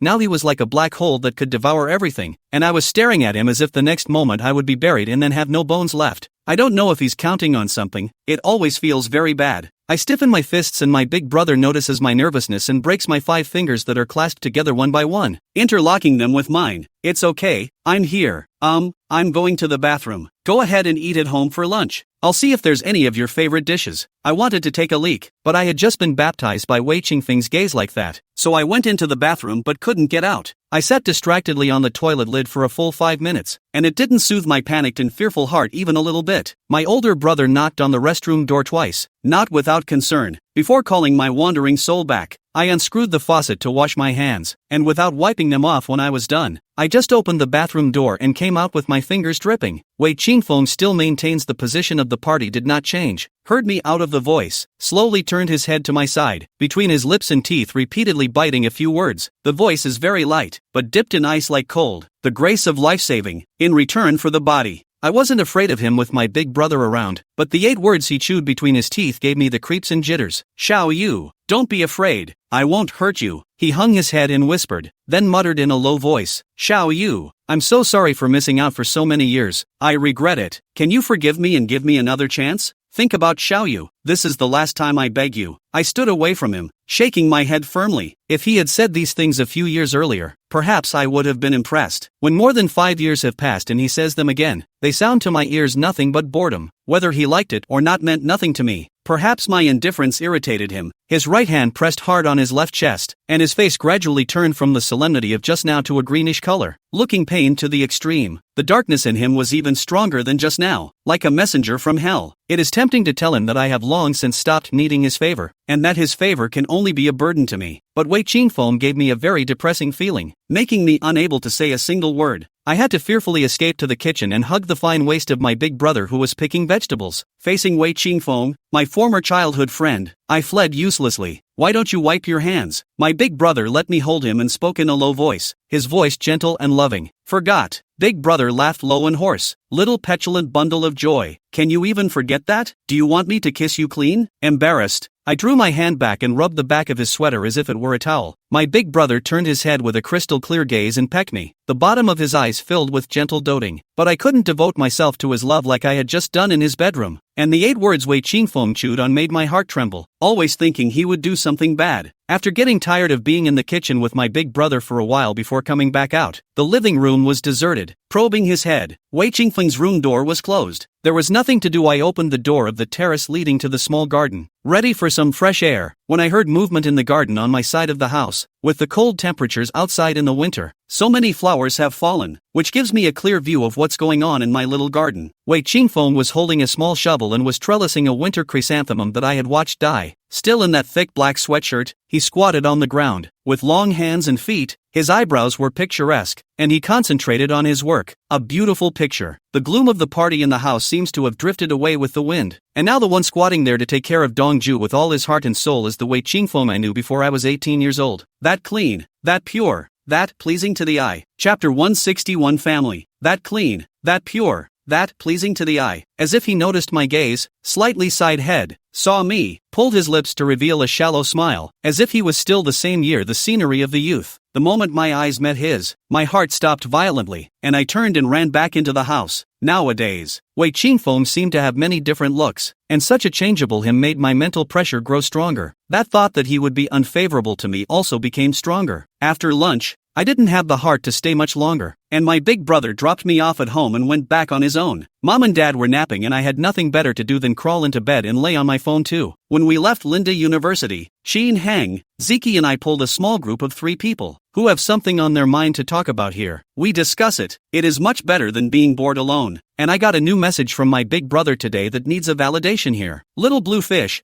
Question: did you guys know about Big Brother liking me before? The little ancestor of the Chin family replied almost in seconds. Everyone on Earth knows that. I was stunned. Is it so exaggerated that everyone on Earth knows about it? Was I always the only one who was slow? Pentagram, don't tell me you don't know that. Little blue fish, I, for one, really don't know. In fact, to say that I do not know is not too comprehensive. There are a number of times I think Big Brother he is in spite of the status of Big Brother to tease me, but not waiting for me to taste what flavor. He returned to a serious look, so that I want to think more have no chance. Mainly because at that time, his image of a good Big Brother was so deeply rooted in my heart that I couldn't think of anything else. Even if there was a hint of it, I would be PUA'd by myself for thinking too much about it. That is to say, in fact, many years ago, my feelings for my Big Brother had already shifted. Big Brother, with his tender care and extreme pampering, has long been in my heart to take root and grow into a big tree. Only that I understand a little late. That's why Big Brother becoming a boyfriend was something I was able to accept as a matter of course. I had thought that all love is like this. Now I think it is simply a long time to plan. From birth to fall into the Big Brother in the bag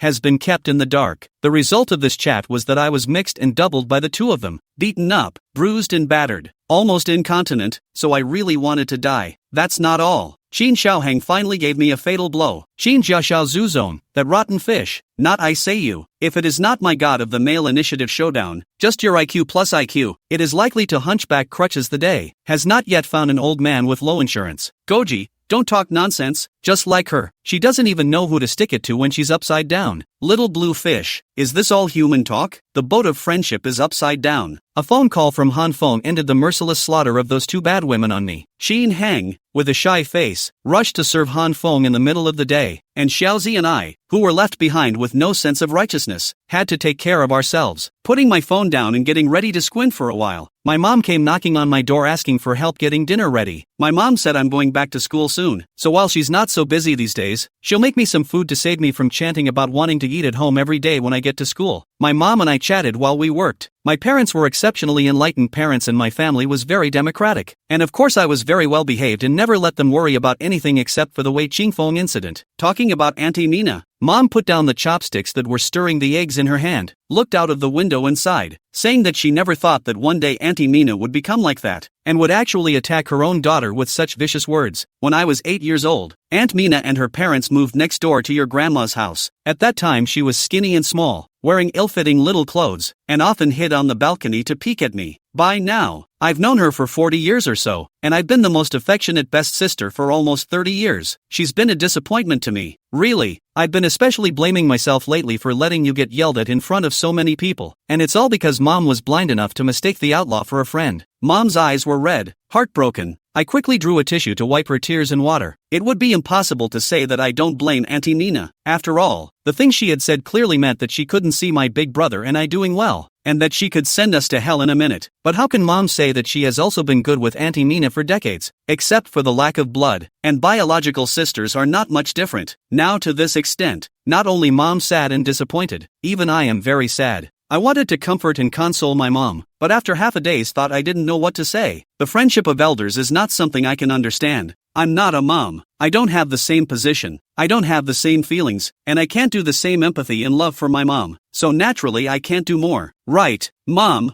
I went to Big Brother's house today. Uncle and Aunt went out and weren't at home. Wei Qingfeng also came back later. Mom, do you ever feel that he's weird? The way he looks at me I feel like the devil. It's scary. Well, when he came here yesterday, he even sat for a little while. At first he didn't feel anything, and then I don't know how he talked about you and Xingduan. His eyes immediately changed. How can I put it? It feels like a lurking vicious wolf. It's quite scary. Same feeling I had. Mom, you don't think he's trying to get me killed? That's not so bad. I can't say what it is. Anyway, you should be careful when you go back to school in the future, and try not to contact him if you can. He and Huawei in the school together accompanied so long. Go back to the scene. It is likely to be stimulated again. Do something crazy? Your father and I are not around. You have to protect yourself. Don't let him hurt you. I know, Mom. The ticket back to school was scheduled for 3 days later, and before we left, Xiaozi and the girls and I discussed getting together one more time, so we could bring our families, and then we each got ready to go. The restaurant was chosen by Xiaozi, and originally we were going to go for Sichuan food, but because Qingqing's boyfriend doesn't eat spicy food, we had hot pot instead. It was said that I could bring my family, and both Z and Green brought their boyfriends, and I also called my big brother and asked him if he wanted to be my family member. My older brother is 6 years older than me, and I thought he wouldn't be involved with us, but I didn't want him to say yes, and that he would be the best family member and never embarrass me. When I was talking to my big brother on the video, my big brother took his cell phone and went to the kitchen to pour water to drink, and the camera showed Wei Qingfeng appearing behind my big brother with an expressionless face, raising his eyes to look at his cell phone, and did not say anything. Just that one look made my hair stand on end. This day's big brother dressed formally, dark suit, tie-tied meticulously, suit pants wrapped in long legs, black leather shoes cleaned up to reflect the human shadow, already outstanding features, Confucianism and a few more points of stability, deep eye sockets in the two star-like eyes, tenderness. The appointment was for 6 o'clock in the evening, and it was only 5:03 when we got there, and the people were all there already. In the small card room with 8 seats, Qingqing and Xiaozi, holding their respective boyfriends, were chatting happily, and when they saw me coming, they waved toward me. Just waiting for you too. Why are you so slow? Big brother. Introduction. This is my boyfriend Lin Zhuowei. This is Qingqing's boyfriend Chen Hongsen. And this is Xiaoyu's boyfriend Wei Qingduan. Each of the three men shook hands politely and said it was a pleasure to meet them, rather officially. Chapter 162 Pattern. Lu Zi didn't go to graduate school after graduating from college, but joined a company to work in the system. I heard that Lin Zhuowei was working in that company, and Zi was defecting to her boyfriend. Xiaozi other things are very on the road. Only the boyfriend basically shut up. Only a few words to hear Qingqing mention Lin Zhuowei its people. Only heard in Xiaozi's origins are very deep. Is Xiaozi from childhood to the big, non-June not married to the person? This person is not tall but also not short. I in a 7'8" or so, flat head, wearing a pair of gold-rimmed glasses. From the thickness of the lenses, the degree is not low, well-mannered, some cold. My first meeting with him wasn't too great. It is reasonable to say that meeting with your girlfriend's best friend should be very enthusiastic, but Lin Zhuowei, not to say cold, is the kind of cloudy and indifferent feeling, as if there is a layer of invisible barrier between us. No matter how hard we tried, he never fit in. It can also be said that he has no desire to fit in with us. The fact that he's here today should only be the result of Zi's repeated requests. I have seen Chen Hongsen a few times, and we went to the same high school, is the senior of 2 years. I heard that he and Qingqing grew up together, so they are childhood friends. This and Lin Zhuowei is the complete opposite, is a self-cooked. People look tall and big. Personality is also very cheerful. Skin color is slightly darker. A smile reveals a mouthful of large white teeth. Do not stop in their own soup pot to cook things. Rarely eat, cooked after the same kind of clip to Qingqing. Hate cannot be fed directly into the mouth of Qingqing like, between the two sweet as sour smell. In comparison, Lin Zhuowei appeared more and more cold. His eyes always fell on the small pot. Aboard shabu-shabu, eat vegetables, as if it was simply to eat hot pot, and Xiaozi little interaction between them, and seldom talked to us. On the contrary, Xiaozi several times whispered something to him, and also gave him several dishes, taking good care of him. Better looking than me? She stared straight at Lin Zhuowei, coming up to my ear to puff hot air not too happily. No, big brother is the most beautiful in the world. I replied to him in a whisper. Then why are you still looking so intently? You're not afraid that your classmates will be jealous? Big brother, do you ever feel like that guy doesn't like Xiaozi too much? Big brother lifted his eyes to glance absently at Xiaozi and Lin Zhuowei, placed the bok choy cooked in his soup pot on my small plate, dipped it in the sauce and brought it to my mouth. I'm embarrassed. The green one puts it on her plate, and mine dips it in the sauce and feeds it directly to her mouth. Really, how can you be so attached to other people's business? Ah, open your mouth. Be careful, don't burn it. I opened my mouth to take it and my big brother turned his hand and pulled out a tissue to wipe the corners of my sauce-stained lips. Everyone's love is different. You can't generalize, but no longer generalized. In the face of the girl you like, it is impossible to be so calm as to be completely indifferent, right?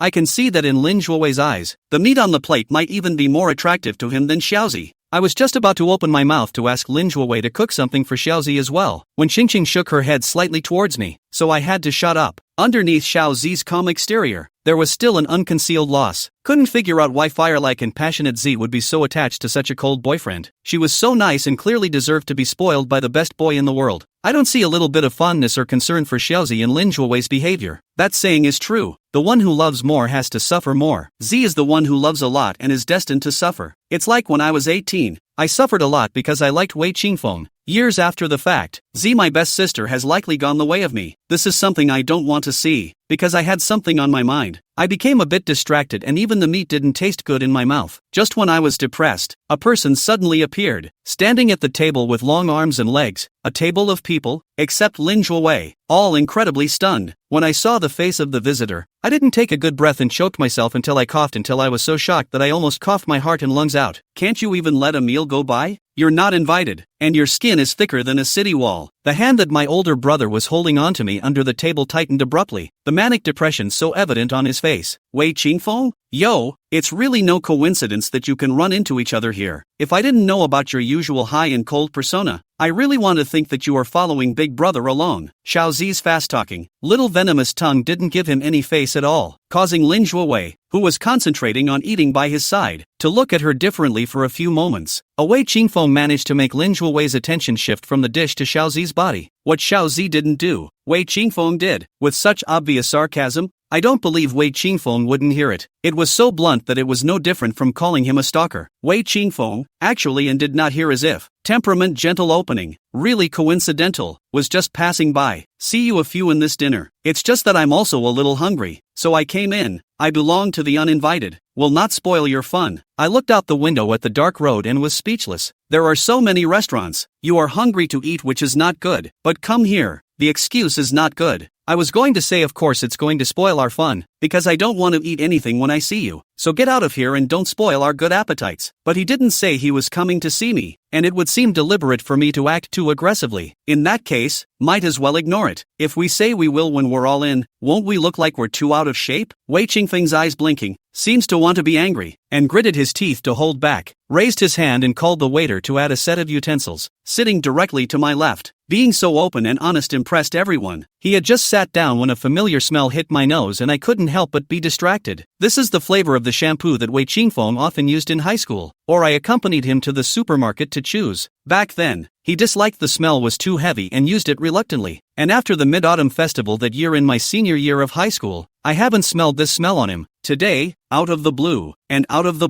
I reappeared with this shampoo, and purposely chose to sit down in the seat next to me. There was a time when I felt happy to even smell it. A few years have passed, and sniffing it again, there's absolutely nothing left but size and blandness. It's just that. What exactly is his intention in doing so? The past is the past. Late deep love than grass cheapo Wei Qingfeng. Leave yourself some decency, okay? Perhaps it was my momentary days. Wei Qingfeng tossed his hair and smiled softly sideways. Remember? I searched a lot of places before I bought it. Sweet citrus flavor. Like you. In hell. What citrus is like me now? Skin smiled and tugged at the corners of his lips. Oh, should I remember? By the way, I don't like mandarin oranges. What I like is grapefruit. Crunchy and juicy, sweet with a slight bitterness of high winds. Like Big Brother. Wei Qingfeng's movement that was clamping the meat stalled. The meat on his cheeks drew tight and the direction of his teeth could be vaguely seen. I thought that after making such a purposeful remark, he should knowingly leave, but I didn't expect this one's cheeks to be really thick nowadays. And after only stiffening for a few seconds, he returned to his natural self and put back a chopstick of fatty beef in his own small pot as if he hadn't heard anything. After putting down his chopsticks, he actually came to touch my hair with particular familiarity. Chapter 163 Hailing a Car. Big Brother's quick eyes and hands spread his arm to protect my head. Wei Qingfeng's lean hand touched on Big Brother's arm. His face managed to darken. Z laughed out loud in a very disrespectful way. This time, even Lin Zhuowei's eyes floated with a hint of a smile. Wei Qingfeng once again shook his head in disinterest and laughed lightly. Naughty boy. The patronizing tone gave me goosebumps. 22 years? I've known him for more than 20 years. Even during the sweetest time between him and Hannah Rue, he didn't use this tone of voice to speak to her. After being beaten once, how come the nature of people still changed? Zhang Xuan's hands and feet are poisonous, right? I'm not too adaptable to the Big Brother side of the move. Big Brother, in order to cook for me, this is very close to me. I moved this move myself to the Big Brother's arms to go. When I realized that I was too close and wanted to move away, it was already too late. Big Brother raised his thick eyebrows, the smile in the bottom of his eyes deepened, and he smoothly brought me into his arms. Wei Qingfeng's eyes paused and suddenly smiled, lifting his head to talk to me. Xiao Yu, Auntie Qiao, he said that you haven't packed your bags yet and wants you to go back early. I almost laughed at this. Qingqing and Xiaozi were disgusted, and even Chen Hongsen was speechless. How could my mom tell him about the luggage when she knew I was out with my big brother and that my mom was so mad at him right now? Can't even find a proper reason to lie. So much for this one's intelligence. However, being provoked by him like this in front of my best friend to provoke the dignity of my big brother,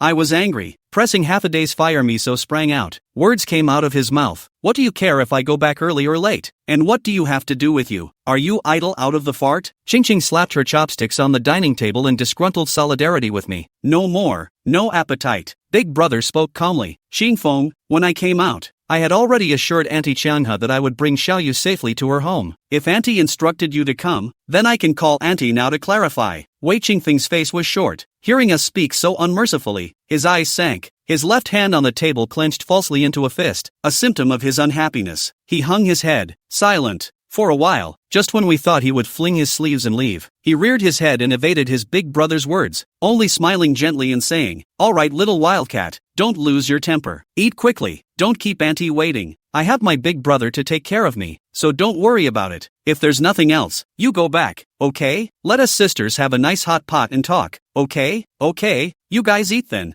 I'll just sit here for a while. It's a bit far from my house, so it's not good to call a cab. So I'll take my brother's car and go back together." Me, everyone. During that meal, Wei Qingfeng sat through everyone's dislike and blank stares until everyone finished eating at the end. When he got into the car, he grabbed the passenger seat by virtue of his height and long legs, and locked the door directly after he sat down. I was not wearing much, just ate hot pot, sweated a lot, and now standing outside the car by the small cold wind of winter. Shivered instantly, cool wind whooshing into the body. Cannot help but hold tight to the arm. Wei Qingfeng, that's my seat, you get in the back. I stood on the passenger side, angrily confronting him and adamantly refusing to go to the back seat. The older brother was cold and told him to go to the back if he wanted to ride in the car or go down. Wei Qingfeng ignored, took out his cell phone and began to brush the video, playing that Out of the Circle set again. I was so angry I couldn't kick him to death. Even Chen Hongsen couldn't stand it and knocked on the window to tell him that a man has to be a man and can't be a scoundrel. But we all ignored the thickness of Wei Qingfeng's face. He was like a deaf person, sitting there steadily, his eyes staring at the phone. A kind of I just do not go down. You can put me how to do the lie like. Wei Qingfeng, why are you relying on me? Can you stop being in my way here and stay away from us? I'm really going to be pissed off by him. Now I suddenly understand how he felt back then. That year in the middle of the fall. He said I was a bad boy. At that time I was so sad that I could not come out for a long time. Because I do not understand. I just want to be with him. Where is the lousy? Why is he so angry? Now I realize that it's a really super bad feeling to always be pestered by someone you don't like and can't shake them off. Back then I followed him. Now he follows me. And the person who is a scoundrel has become him. And I have returned to him what I suffered back then. But in the future, I won't use the word lie face again. Big brother was exasperated and laughed. Sullenly looked at him for a full minute, turned around and got out of the car, wrapping me in his arms and walking away. Xiao Yu, let's call a car. Okay. I excitedly jumped over and grabbed my big brother's arm to the curb. I heard that a lot of new on the road classic cars, vintage kind of models. I have not done it. Today just try it. Okay, we won't go up if it's not a vintage car. It has to be a vintage car today. No need to call a car. Come up and go back together. Chen Hongsen drove the car right up to us and rolled down the window to call us. My big brother and I got straight into the car, leaving Wei Qingfeng with a tube of exhaust. Before I went to bed at night and my big brother talked on the phone again, inevitably asked about Wei Qingfeng. Big brother held back a smile and said, Wei Qingfeng drove the car home by himself. Back a word did not say, drooping face directly back to his room, and then did not come out. I rolled in bed with joy. Who told him to do nothing? The mountains and the waters turn, and the heavens spare no one. 2 days passed quickly, and my big brother came to pick me up to fly back to Kyoto with him. Unsurprisingly, Wei Qingfeng followed his big brother here, and he booked the same flight as us.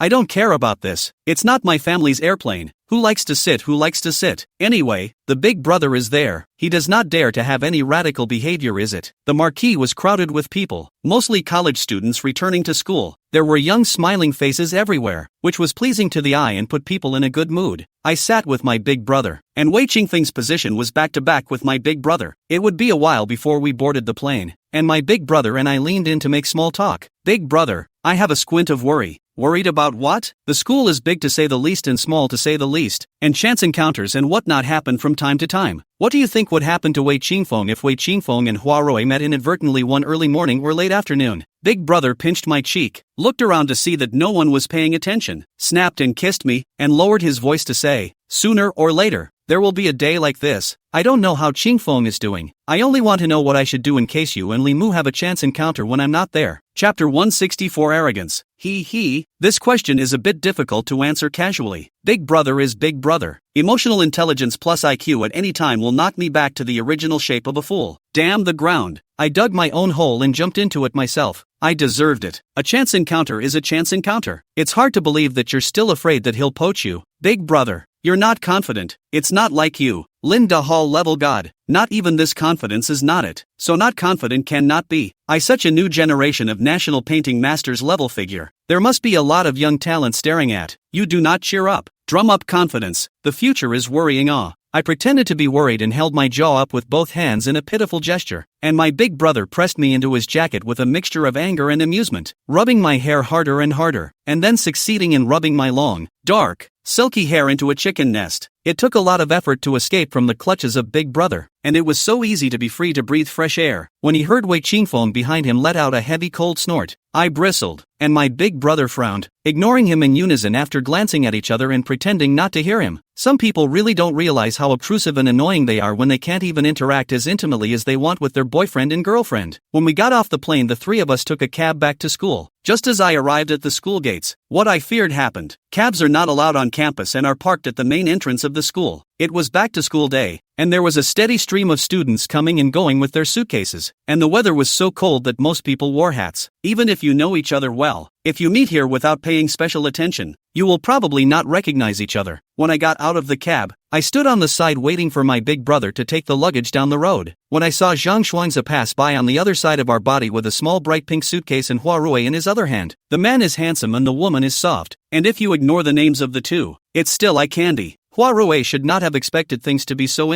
when she realized that there was Wei Qingfeng standing beside her. Her footsteps froze violently and the expression on her face changed instantly and was as ugly as a living ghost. Zhang Shuangzi also saw us, and he and Wei Qingfeng wordlessly confronted each other with their gazes on either side of the stamen. One is vicious and horrible, the other cold and unfeeling. Hua Rui, the centerpiece of the whole incident, didn't dare to look up at Wei Qingfeng and tremblingly shrank towards Zhang Shuangzi's arms, still with that fragile look of being soft and in need of protection at all times. Back then, flowers Rui but whenever encountered a little people and things, will hide behind Wei Qingfeng. Wei Qingfeng would rather risk universal condemnation, but also to protect her. Many years later, he guarded the girl for so long after the betrayal of the play thoroughly turned to drilling in the arms of a childhood friend shelter. I just don't know what Wei Qingfeng felt in his heart when he saw this scene. Anyway, I'm going to be pissed off. Betrayal is betrayal, and to say any number of reasons and excuses pales in comparison and is unforgivable. My big brother and I wanted to pick up our luggage and leave first, but Zhang Shuangzi showed up, and we were worried that Wei Qingfeng would suffer again, so we chose to stay and wait for him to join us. Brothers in war, fathers and sons in battle. If Big Brother and I were to choose, we would definitely be on Wei Qingfeng's side. Silent confrontation for 2 minutes. Zhang Shuangzi's long knife tiger wind, sharp and incomparable. Wei Qingfeng's cold sword cold light, touching the blood. A knife and a sword in the midair clicked to fight straight sparks, evenly matched. Each have winners and losers. It was only until Hua Rui's weak heart and legs were so weak that she was about to fall, that Zhang Shuangzi took her by the waist and led her away first. The back of the two men straddling each other was arrogant. They had gone far away. Wei Qingfeng was still looking at the direction they had left. A cold light flickered in his slightly narrowed eyes, and there was a dark aura that began to wrap around him. I can't see it again. Wei Qingfeng, what exactly is in his heart? Go inside. Big Brother spoke up. Wei Qingfeng gave a hum in his nose, withdrew his gaze, carried his own suitcase and walked quickly disappearing into the crowd. Big Brother, Wei Qingfeng is a bit scary. He won't do anything stupid. It's okay, he's an adult and has a good idea of what he should and shouldn't do. Hopefully, I prayed with folded hands in my mind. The auntie at the apartment gate was in a good mood, and seeing that my suitcase wasn't small, she actually agreed to let my big brother walk me upstairs. My apartment was on the 3rd floor and the door was open. Apparently Zhou Minhui had come back first. Minhui, hello. I jumped to the door. People did not come to the voice first, but the word morning has not yet been exported. Was hard and strong swallowed back, turned around and looked at the big brother giggle. My big brother and I are both ravenous. I was worried about what to do if Hua Rui and Wei Qingfeng met by chance, but it turned out that they really met by chance in front of the school.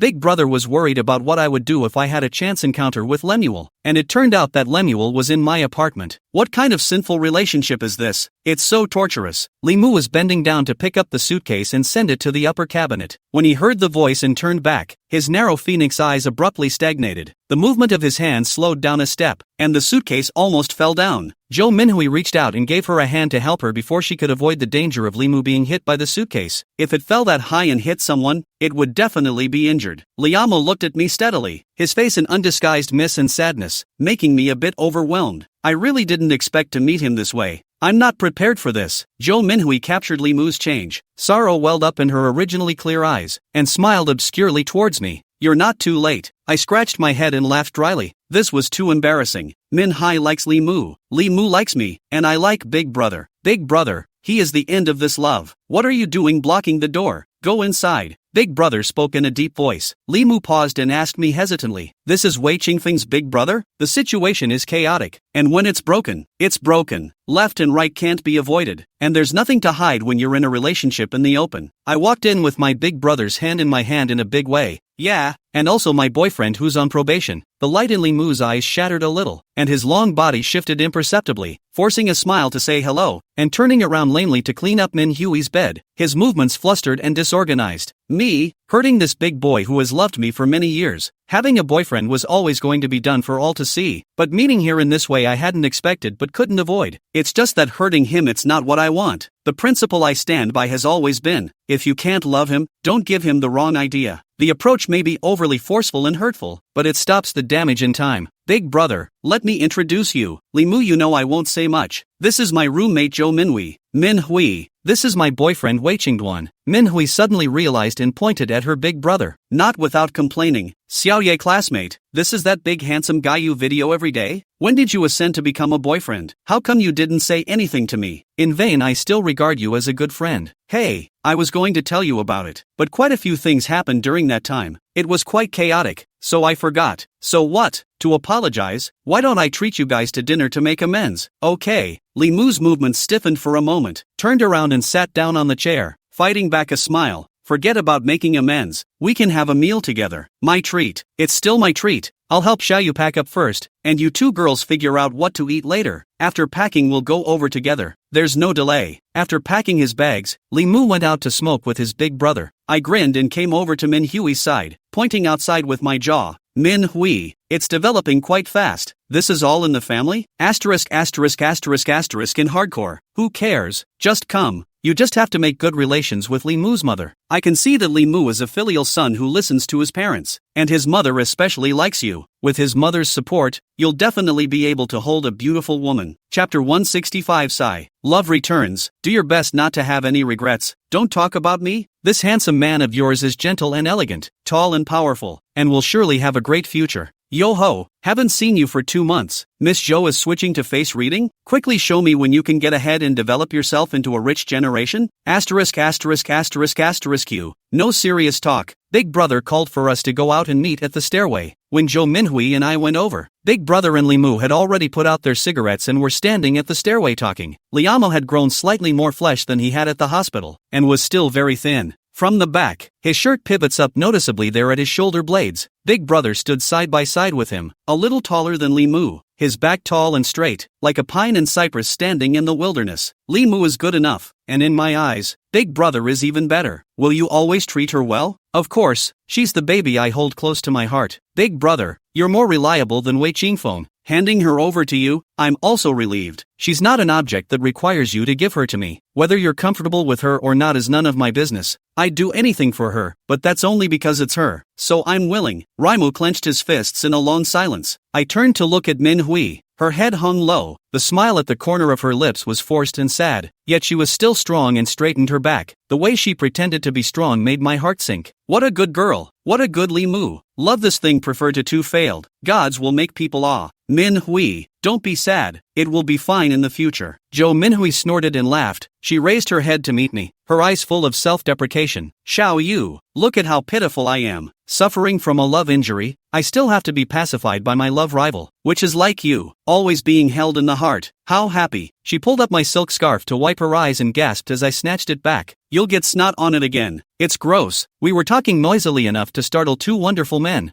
who came over together. Big brother held my hand while Zhou Minhui held Li Mu's arm. Liamu's body stiffened for a moment, as if he wanted to pull his arm out, and somehow thinking of something, he held back and obediently let her hang on. Zhou Minhui surprised towards me winking, as if taking advantage of how big a bargain, all the way to the joy. Cannot stop, and Li Mu said this and that. Li Mu lips with a faint smile. From time to time, to my ears, the was light enough and perfunctory enough, but Minhui was satisfied like a small child who had eaten candy, and her whole body was sparkling. I don't know how, but the next morning I woke up with a sore throat and a foggy head, so I think I had a cold. This illness came without warning. My older brother videoed me, was horrified by my haggard appearance, and, not knowing what high-handed tactics he was using, once again brazenly entered the girl's apartment and came to my room. Mr. Wei, come in. Xiaoyu hummed all night. I thought I had eaten too much to hold on, and only in the morning did I get up and realize I had a fever. Dazed and confused, I was so angry I wanted to bite someone. Did she call what she said a human being? Did their family eat too much Hummers night after night? She is just waiting for the opportunity to retaliate. Absolutely intentional. If it is not too sick and weak, how to put her down on the bed and wildly whacked. Jo Minhui opened the door to her room, and her big brother gave a faint him to show that he knew, carrying 2 large bags of things straight to me. He puts his things on the desk and reaches for my forehead, his voice muffled with urgency. It's so hot, baby, be good and get up. I'll take you to the hospital. I've been in good health since I was a kid, and I don't catch a cold even once a year. The few times I have been hospitalized, it was either a natural or man-made disaster, and had nothing to do with my own physical condition. This time, the illness is purely inexplicable. It's just a stuffy nose, dry eyes, blocked throat kind of feeling. It's so hard to bear. Don't go to the hospital. I refused weakly, barely opening my eyes. Since I was a child, I hated going to the hospital the most. The smell of disinfectant was like a nightmare for me. In order to avoid going to the hospital, I try not to get sick, and I've been in the hospital so many times in the past few years, and each time it was something big that could scare the hell out of me. And the panic is still so great that I'm now talking about hospitals and firmly resisting them. My older brother took my sweater and coaxed me to get dressed and get up. I boned up to the inside of the bed and pulled the covers up over myself, determined not to cooperate. Sweetie, if you're sick, you need to go to the hospital. If you get pneumonia, you'll be in trouble and you'll have to be hospitalized. Be good and get up. No matter how much my big brother coaxed me, I just refused to cooperate. My big brother was so anxious that his eyes were on fire, and he was so angry that Jo Minhui couldn't eat me. I'm betting that my big brother loves me and won't force me. Well, in the end I won. My big brother had to wrap me up like a dumpling and put me on the bedside. Take the medicines I bought one by one. Look at the instructions. Pick them out and put them in my palms. Carry warm boiled water and watch me swallow a small handful of pills with a frown.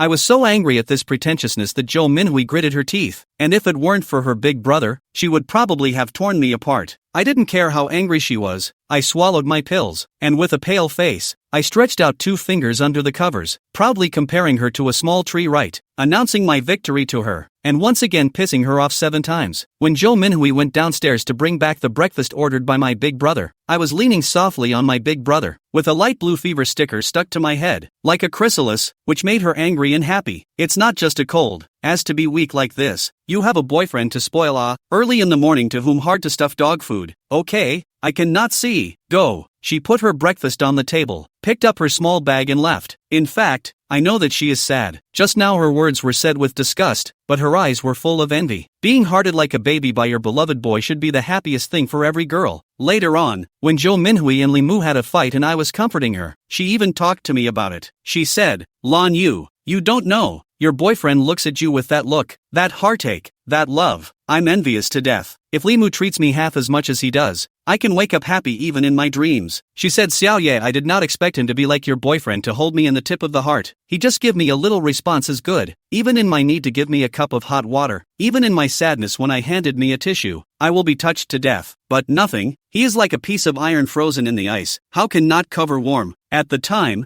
I was overwhelmed and marveled at the amazing thing that is love and how it can turn a person into a completely different person. It's like Minhui, a proud girl with money, face and talent, who just likes a person who doesn't like herself and makes herself so humble. Just like me, just for the sake of the heart of the hazy self or not clear what feelings, all day long to follow Wei Qingfeng, so that self into only people hate licking dog, so that he publicly scolded me shameless and skinless, just like Flowers Rue, obviously want Wei Qingfeng redemption, but cannot forget the young heart, and Zhang Xuangzi entangled, although she said it was all because Wei Qingfeng can't forget me, but who can't understand? She is just not willing to do it. Chapter 166 Car Accident. It's like Big Brother, who obviously loves me to the point where he can't help himself, but because of my pact with his brother, he had to control his feelings, thus going far away from home and not being able to return to his family. It's not easy for everyone for the nebulous word love. When I took almost all of the medicine that my big brother bought, I was finally cured, and I was so full of blood that I wanted to eat a big meal of barbecue, hot pot, roasted meat, and Szechuan food, to comfort my stomach that had been forced to eat lightly during my illness. Big brother fell ill. This is the first time in my lifetime that I've seen my big brother sick. I think it must have been the exhaustion of running around in the wind and rain while taking care of me, taking classes, and juggling several programs that made me sick. He lives in the staff quarters and does not prohibit students from coming and going. When I went over, my elder brother was sitting on the edge of the bed. His face was not good. His starry eyes were lightless. The lines of his features were slightly out of shape. shape, his nose was a little red, and his waist was still as straight as ever. The effort to show that he was fine and didn't want me to worry about him was heartbreaking and adorable. I did what he did when he took care of me, pressed the man down on the bed and laid him down, fed him warm water, wrapped him tightly in the quilt, put the last of the fever-reducing patches he'd bought me that I'd brought with me on his forehead, and then ran out to get him some medicine. Big Brother had stopped me with all his might. He said he didn't need to go to so much trouble. He was a man not so delicate. Good health. A small cold is just a small cold. No need to take medicine. Sleep for a day will be fine. He said Xiaoyu, you do not leave. Just stay by his side. Stay with him. He said Xiaoyu, you are the best medicine. As long as I have you, I don't want anything. For a long time afterward, when I was drowning in a sea of pain, unable to find a way to live, and wanting to die several times, I regretted why I hadn't listened to him, why I hadn't stayed with him,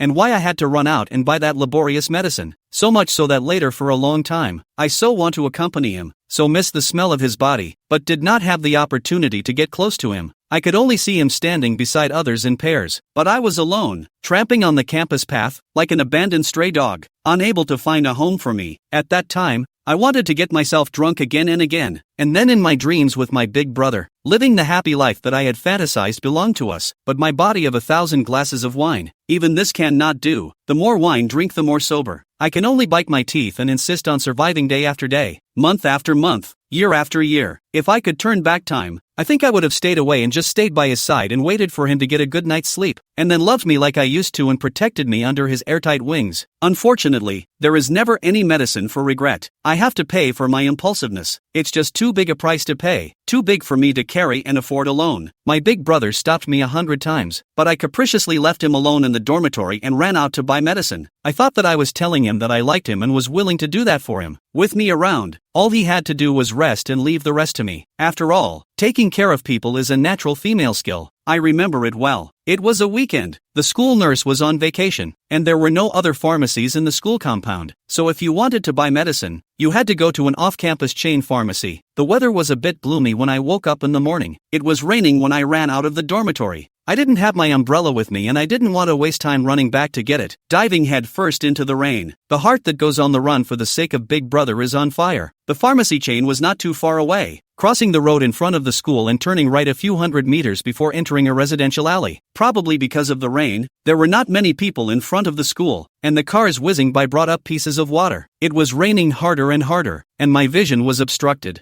I used my hands to form an awning in front of my forehead. My eyes were so irritated by the rain that I could barely open them, and I walked forward by feel. Luna, get out of the way. A yell of horror and shock, the sound of harsh brakes, my body making vigorous contact with something, a sharp pain in my body, a sinking of consciousness. Someone panicked and shouted, "Heard someone call an ambulance," before falling to the ground and losing consciousness. I saw a man landed not far from me, skinny body, long arms and legs, fishy red liquid spreading under his body, mixing with the rain and flowing around. Wei Qingfeng's arms and legs were twisted at weird angles. He was facing towards me, his gray face, the starlight at the bottom of his eyes extinguished inch by inch. He opened his mouth that kept spitting out blood with difficulty and said, "Xiaoyu, not afraid, Wei Qingfeng." I woke up with a sharp pain in my body and opened my eyes, again with the pungent smell of disinfectant and the liquid dripping evenly from the clear hose. The room was quiet, as if there was no one there. After a momentary trance, a thrilling scene from the crash returned. The car that was speeding toward me didn't change its direction of travel even when the driver slammed on the brakes. Without Wei Qingfeng, I would have died. The rain was a bit heavy, the visibility was poor, and the moment I realized a car was approaching, I had no chance of dodging. At that time, death was really, really close to me. It was Wei Qingfeng. He ran over from somewhere, and in the nick of time, he grabbed my arm and swung it hard behind me, but he himself was knocked into the air by the car along with the inertia, and then fell down, not far from me. The image of Wei Qingfeng lying on the ground covered in blood while vomiting blood and comforting me for not being afraid is clearly imprinted in my mind. It happened so suddenly that it seemed I could still hear Wei Qingfeng's muffled grunts of pain when the car hit him, as well as the sound of my bones cracking against something I didn't know what, the ear-splitting sound of the brakes, and the driver's panicked call for emergency services. The heart was gripped tightly, so violently hit. Wei Qingfeng, how is he? Is he still alive? Enduring the sharp pain in my left arm, I struggled to get up and find someone to ask where Wei Qingfeng was and if he was alright. This answer is really too much for me. He saved my life.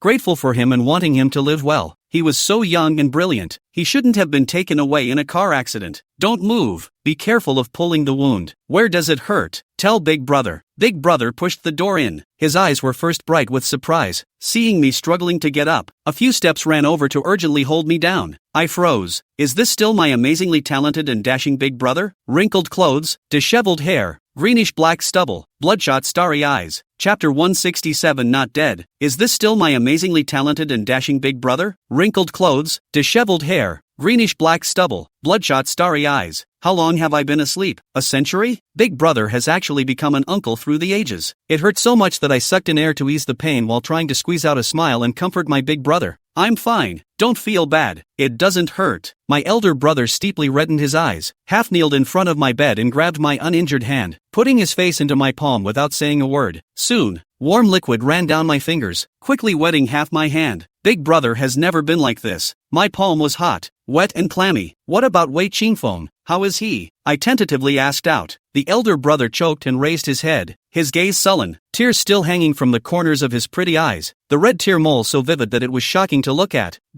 I raised my upper body in disbelief, the intense pain making my mind extra clear and my fear extra intense. Something cool was working its way up from the tailbone. I desperately comforted myself. Don't be afraid. Wei Qingfeng is fine. He won't die. But a crash that violent, a car vehicle collision can't guarantee the consequences, let alone that it's a human being, a body of flesh and blood. How I'm not scared. What if he has an accident trying to save me? My aunt and uncle will have one less son, and my elder brother will lose his younger brother. What should I do? I'll owe him my life forever, the kind that can't be repaid. No, Wei Qingfeng, you must be good. Don't be anything. The mind is a mess. Never been so scared. I was afraid that Wei Qingfeng was really gone, that he had gotten into trouble to save me, and that I owed him this time. In that case, I will always owe him and will never have a chance to repay him. Guilt will torment me for the rest of my life. Big Brother, tell me, Wei Qingfeng, how is he? Is he dead? Big Brother, is he dead? Big Brother, you tell me. I grabbed my big brother's hand and shook it fiercely. The wound hurt like hell. I still continued to shake it regardless. I desperately wanted to know the result, wanted to soothe the uneasiness in my heart with the sharp pain in my body. I wanted to cry, but my eye sockets were dry and I couldn't shed a single tear. The panic in my heart amplified, and my hands and feet were as cold as ice. Xiao Yu, calm down. You're hurt. Xiao Yu, Xiao Yu. Big Brother did his best to avoid my injuries and tried to calm me down, but I'm completely out of my mind. I can't listen to anything. I only have one thought in my mind. That is, how is Wei Qingfeng? Is he still alive? He's only 23. He shouldn't have left so early. It wasn't worth it. It wasn't worth it to save me. If the price for keeping me alive is Wei Qingfeng's departure, I'd rather the one who dies is me. Finally, the grief and fear that was clogging my heart was ripped open and I cried. Tears were pouring out like water, but they did nothing to ease my pain. I'd rather die on my own than have him lose his own life to save mine.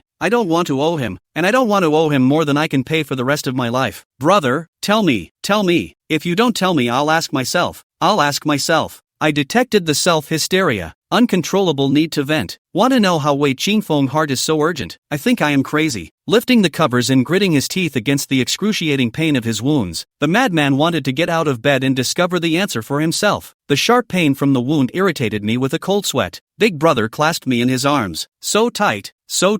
He said, Xiao Yu, you be good. Don't move. The wound is important. He said, I'm telling you, Qingfeng, he's not dead. He just hasn't woken up yet. He's in the ICU and he's still alive. He said it was all his fault. He shouldn't have gotten sick. He shouldn't have let me run out to buy some laborious medicine. He said everything was his fault. He was the one who caused Wei Qingfeng to get hurt, and everything had nothing to do with me. He hugged me, his body trembling, his eyes red. Big Brother, he is just a disease. People eat grains and cereals, which is not sick. He obviously did not do anything, but the voice said it was all his fault. Wei Qingfeng did not die, nor did he wake up. When he woke up, no one knows what will become after waking up. Also, no one knows. Waiting for the results is so abrasive. That feeling of not being able to know the outcome is like a skydiver who can't open his parachute bag in midair, except for fear and despair. My big brother and I hugged each other and cried so hard that the sky became cloudy. What's wrong with us? Endless grudges and feuds. All kinds of entanglements. All kinds of cut and thrust. Wei Qingfeng did not die. My heart stabilized a little, praying that he can come out of the intensive care unit as soon as possible. can quickly recover health, and then become the former man like the moonlight. This is my expectation and my salvation. The doctor's arrival put an end to our painful crying. He blamed Big Brother for not letting me fool around. He said my injuries were serious and if I didn't get well, I would probably fall ill. My older brother couldn't stop apologizing, promising to cooperate with the doctors and take care of me so I wouldn't fall ill. The wounds hurt, and I'm thankful that it's my left hand that's hurt, and I still have my right hand, and I can still do what I love. Mom and Dad came,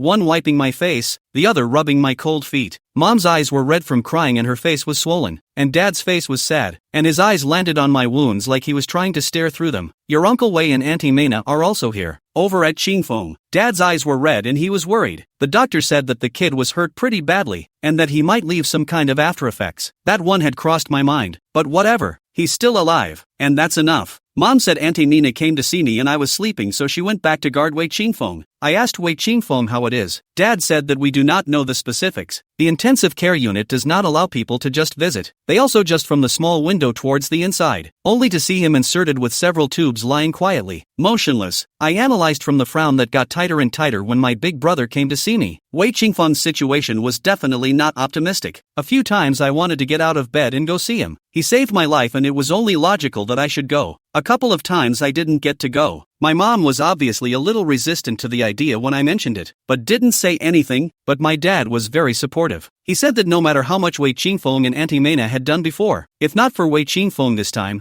I might not be able to keep my life, and that people should be grateful for what they have done in their lives. Wei Qingfeng is the benefactor of the Lan family, and as the person concerned, I should go to visit him. Chapter 168 Matchmaker. Big Brother was silent for a long time when he realized that I wanted to go see Wei Qingfeng. I thought he would refuse, but in the end, he just stroked the top of my hair and said to wait a little longer, until my injuries were a little better and his condition was stabilized. Now is the time to go. Can only look at the door of the intensive care unit, and cannot see people. There is little need. In the evening, my mom was feeding me porridge. I really refused. I said it wasn't my right hand that was hurt. I could eat by myself, but my mother was about to burst into tears when she heard that. Ever since I was hospitalized, my mother has been like the sisters of the forest, with tears at her beck and call. It's not worth it to make my mom cry over something as trivial as eating, so I just went along with it. Containing the spoonful of white porridge with added sugar handed over by his mother, he raised his eyes and saw Li Mu standing at the entrance of the hospital room. He was long and elegant. His eyebrows were clean. He was holding a large bouquet of full sky stars in his arms. His right hand was carrying an oversized fruit basket. He smiled gently towards me, politely called my mom auntie, and under my mom's hesitant gaze he walked in, put down the flowers and the fruit basket and introduced himself to my mom. Auntie Xiaoyu and I are high school classmates. My name is Li Mu.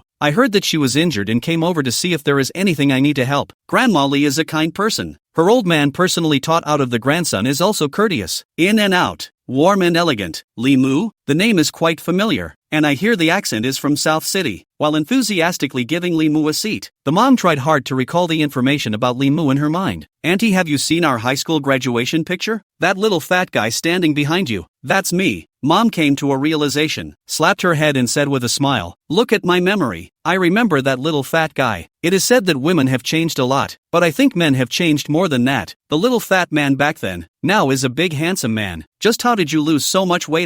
Intentional weight loss? My older brother pushed his way in just in time to see me struggling to drink kanji with one hand while my mom was chatting with Li Mu like old friends she hadn't seen in years, laughing and smiling, her incisors visibly knocking. This Li Mu is also a talent. Actually managed to make my mom laugh. It's quite remarkable. Why do you look so pale? Is the wound sore? Alright, put it down. I'll feed you. The displeasure in the bottom of my elder brother's eyes flickered. He glanced at Li Mu, greeted my mom and sat across from me, picked up my bowl of kanji with only one spoon left, and fed me kanji as if no one else was there. No need, big brother. I'm almost done eating. I reached out to grab the bowl of kanji, but he dodged it and shoved the last spoonful of kanji into my mouth without refusal, and wiped the tip of my sweaty nose with his wrist. When I swallowed the porridge in my mouth, my big brother was cheeky enough to give me a hard peck on the lips in front of my mom and Li Mu. All eaten up, so good. Since Big Brother upgraded his probationary boyfriend, he has also kissed me several times, but every time he kissed mostly the forehead, or else the cheek or the tip of the nose. Direct kissing on the mouth is still the first time, and it was kissed in front of my mom and Li Mu, which makes me how can I not be embarrassed? I wanted to scold him not to be so bold. My mom is still here, but when I raised my eyes, I saw the jealousy and warning in his eyes, and squeezed the words in my throat and held them back. Okay, if I kissed you, then I kissed you. The big deal is to find a time to kiss you back. I can't eat the loss of being kissed anyway. The bright light in Lee Moo's eyes darkened at a speed visible to the naked eye, and something shattered into slag at the bottom of his warm eyes. Despite this, I only dared to sigh in my stomach, with no expression at all on my face, as if I hadn't noticed anything. If you can't give him love, don't give him hope. Break it off cleanly. Unsure of what was going on, but keenly sensing the change in atmosphere in the hospital room, my mom wisely kept her mouth shut and picked up my bowl and went out to wash it, avoiding the place of wrongdoing. Mom left before her feet, and Jo Minhui came with a big bag, supposedly not expecting to meet Lee Moo. She was a little flustered, a little restrained, and a little surprised when she saw him. Standing by the door, she hesitated, not knowing whether it was better to come in, or whether it was more correct to withdraw. It was only when I waved to her like a fortune cookie that I was able to get someone in. I hustled my big brother, who was sitting across from me and taking up a good portion of the room, over to Lee Moo's side to sit with him, and Minhai sat in his place. Minhui has an outgoing personality, and although she and I are love rivals, she and I have a very good relationship. When I heard that I had a car accident, I was scared out of my wits and ran over to visit in a hurry. She stretched her neck to observe my left arm that was wrapped like a bazooka, and couldn't stop tisk tisk tisk tisk. I saw the incident lot. A long break line. It's not that I'm talking about you Lanyu student. Your life is really great. Nothing happened here. By the way, where's the hero? Is he alright? I opened my mouth to speak, but my big brother beat me to it. It looks like things are still relatively stable, so if there are no problems tonight, we can move to the general ward tomorrow. Next, Jo Minhui used her 3-inch tongue. All the words she accumulated in her 10 years of reading career to praise the heroes of justice and courage are used to praise Wei Qingfeng. He said that the sky only, the ground is hard to find, alive and boasted a layer of skin. It was not good for me to interrupt her, but I could only be careful to look at my big brother's increasingly dark face from time to time. My older brother moved to my side with a dark poke, eyes downcast and focused, grabbing my other arm and rubbing it, declaring ownership in plain sight. Liamo stopped looking at me as if escaping, staring at his toes instead. Minhui did not sit for a while. Limu opened to go back under the banner that he had a social gathering in a while. Also, it's kind of awkward to have both the girl you love and the girl you love on the spot, and a love rival who's an amazing fighter, so I'd have to open up and go too. Limu, it's raining outside. Take Minhui back with you.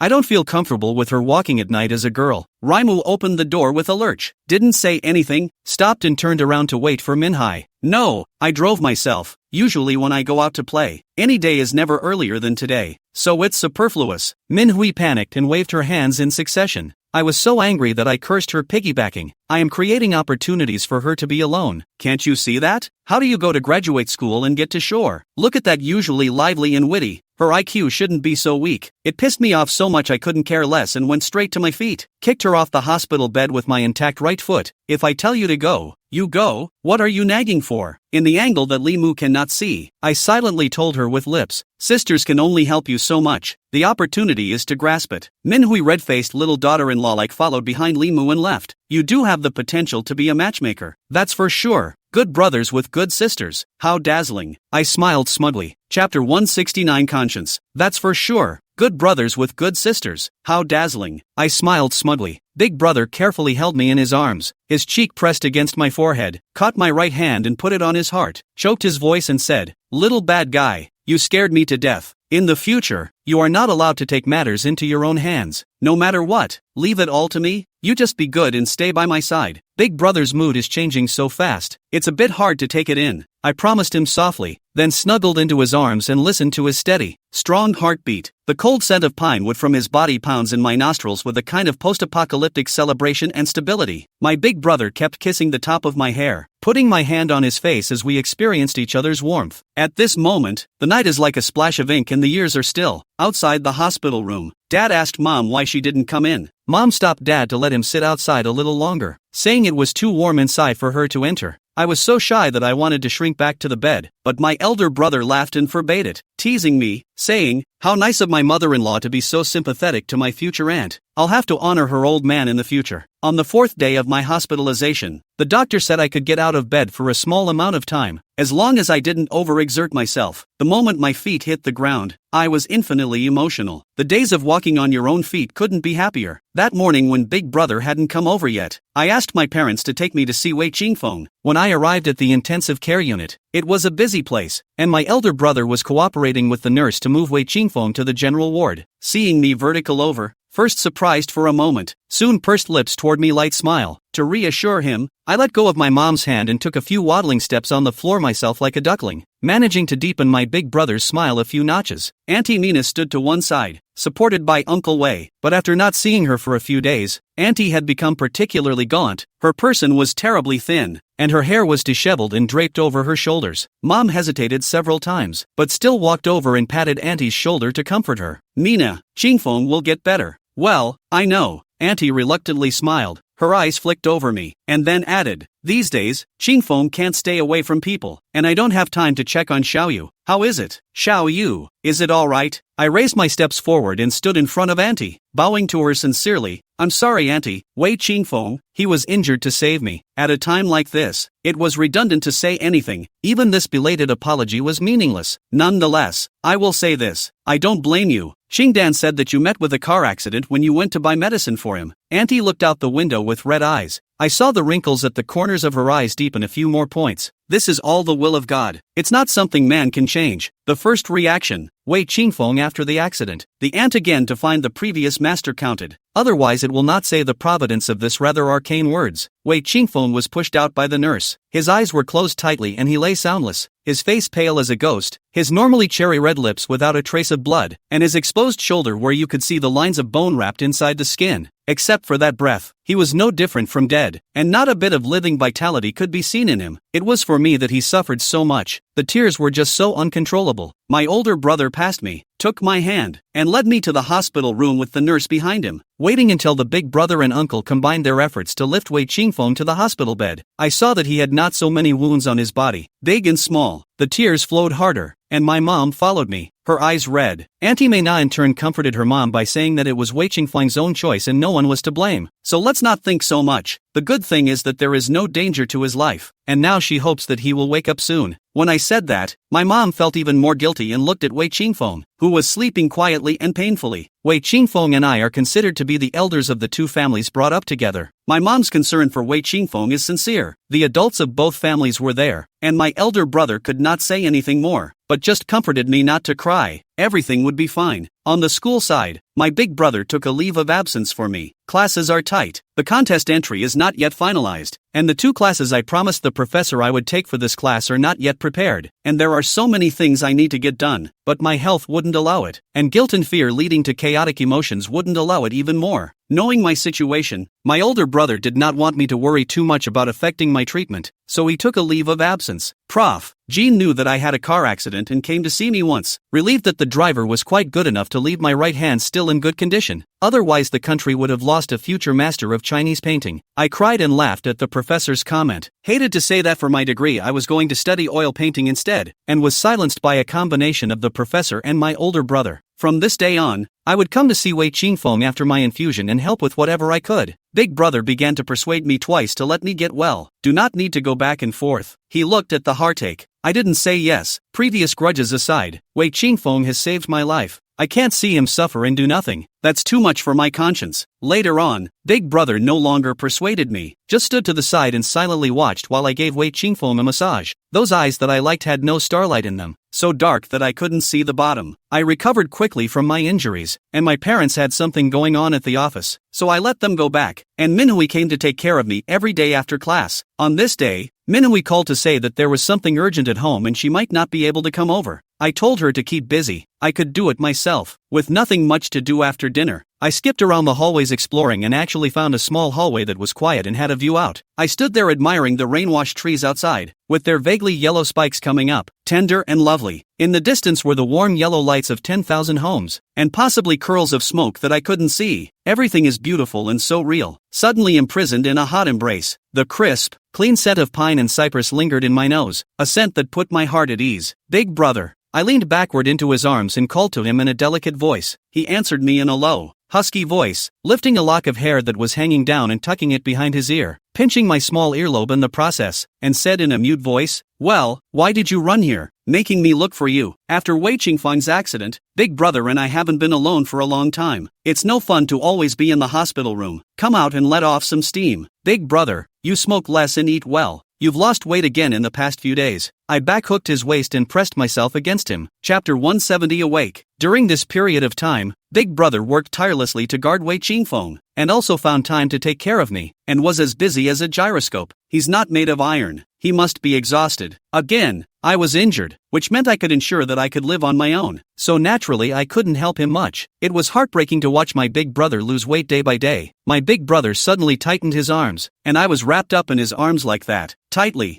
I don't know if it's just me, but the way my big brother is looking at me makes me think he's disturbed. Baby, promise me that no matter what happens in the future, you will always stay by my side, okay? Big brother's voice was raspy and low, with a deep uncertainty, which was especially hard to hear in my ears. When was the big brother, the pride of heaven, ever so uncertain? I stretched out my arms and hugged him back around his narrow waist, burying myself in his jacket, gnawing at the skin on his chest with my teeth, speaking in a slurred voice. What? Are you trying to start a mess? Let me tell you, Mr. Wei Qingdan, in this life, if you dare not want me first, I will not let you go even as a ghost. Moreover, I'll cancel your probationary qualification. My older brother laughed dumbly and bent down to rub his chin against the side of my head. Fool, if there is ever a time when I don't want you anymore, it will be when I'm dead, or never. At that time, I failed to understand why my elder brother he asked me this. I only thought that my elder brother was worried that he could not be turned around, so he was suffering from the problem. What happened soon afterward told me that my big brother had actually foreseen what might happen in the future, that he was afraid, that he wasn't sure of my choices, and that's why he asked me that way, for a definite answer from me. Only I realized too late that I hurt my big brother with my slowness and made him suffer so much. But even if I understood what he meant right then and there, I still couldn't avoid having to make a choice when the latter happened, and my choice wasn't going to change. Words are too pale and powerless to change the outcome. The pain is still the same. Wei's family, that's my hijacking in this life. Wei Qingfeng woke up that night, and I happened to be in his hospital room. He opened his eyes and looked around first and finally landed his eyes on me. At that moment, I saw a long-lost clarity and a little bit of star in his eyes.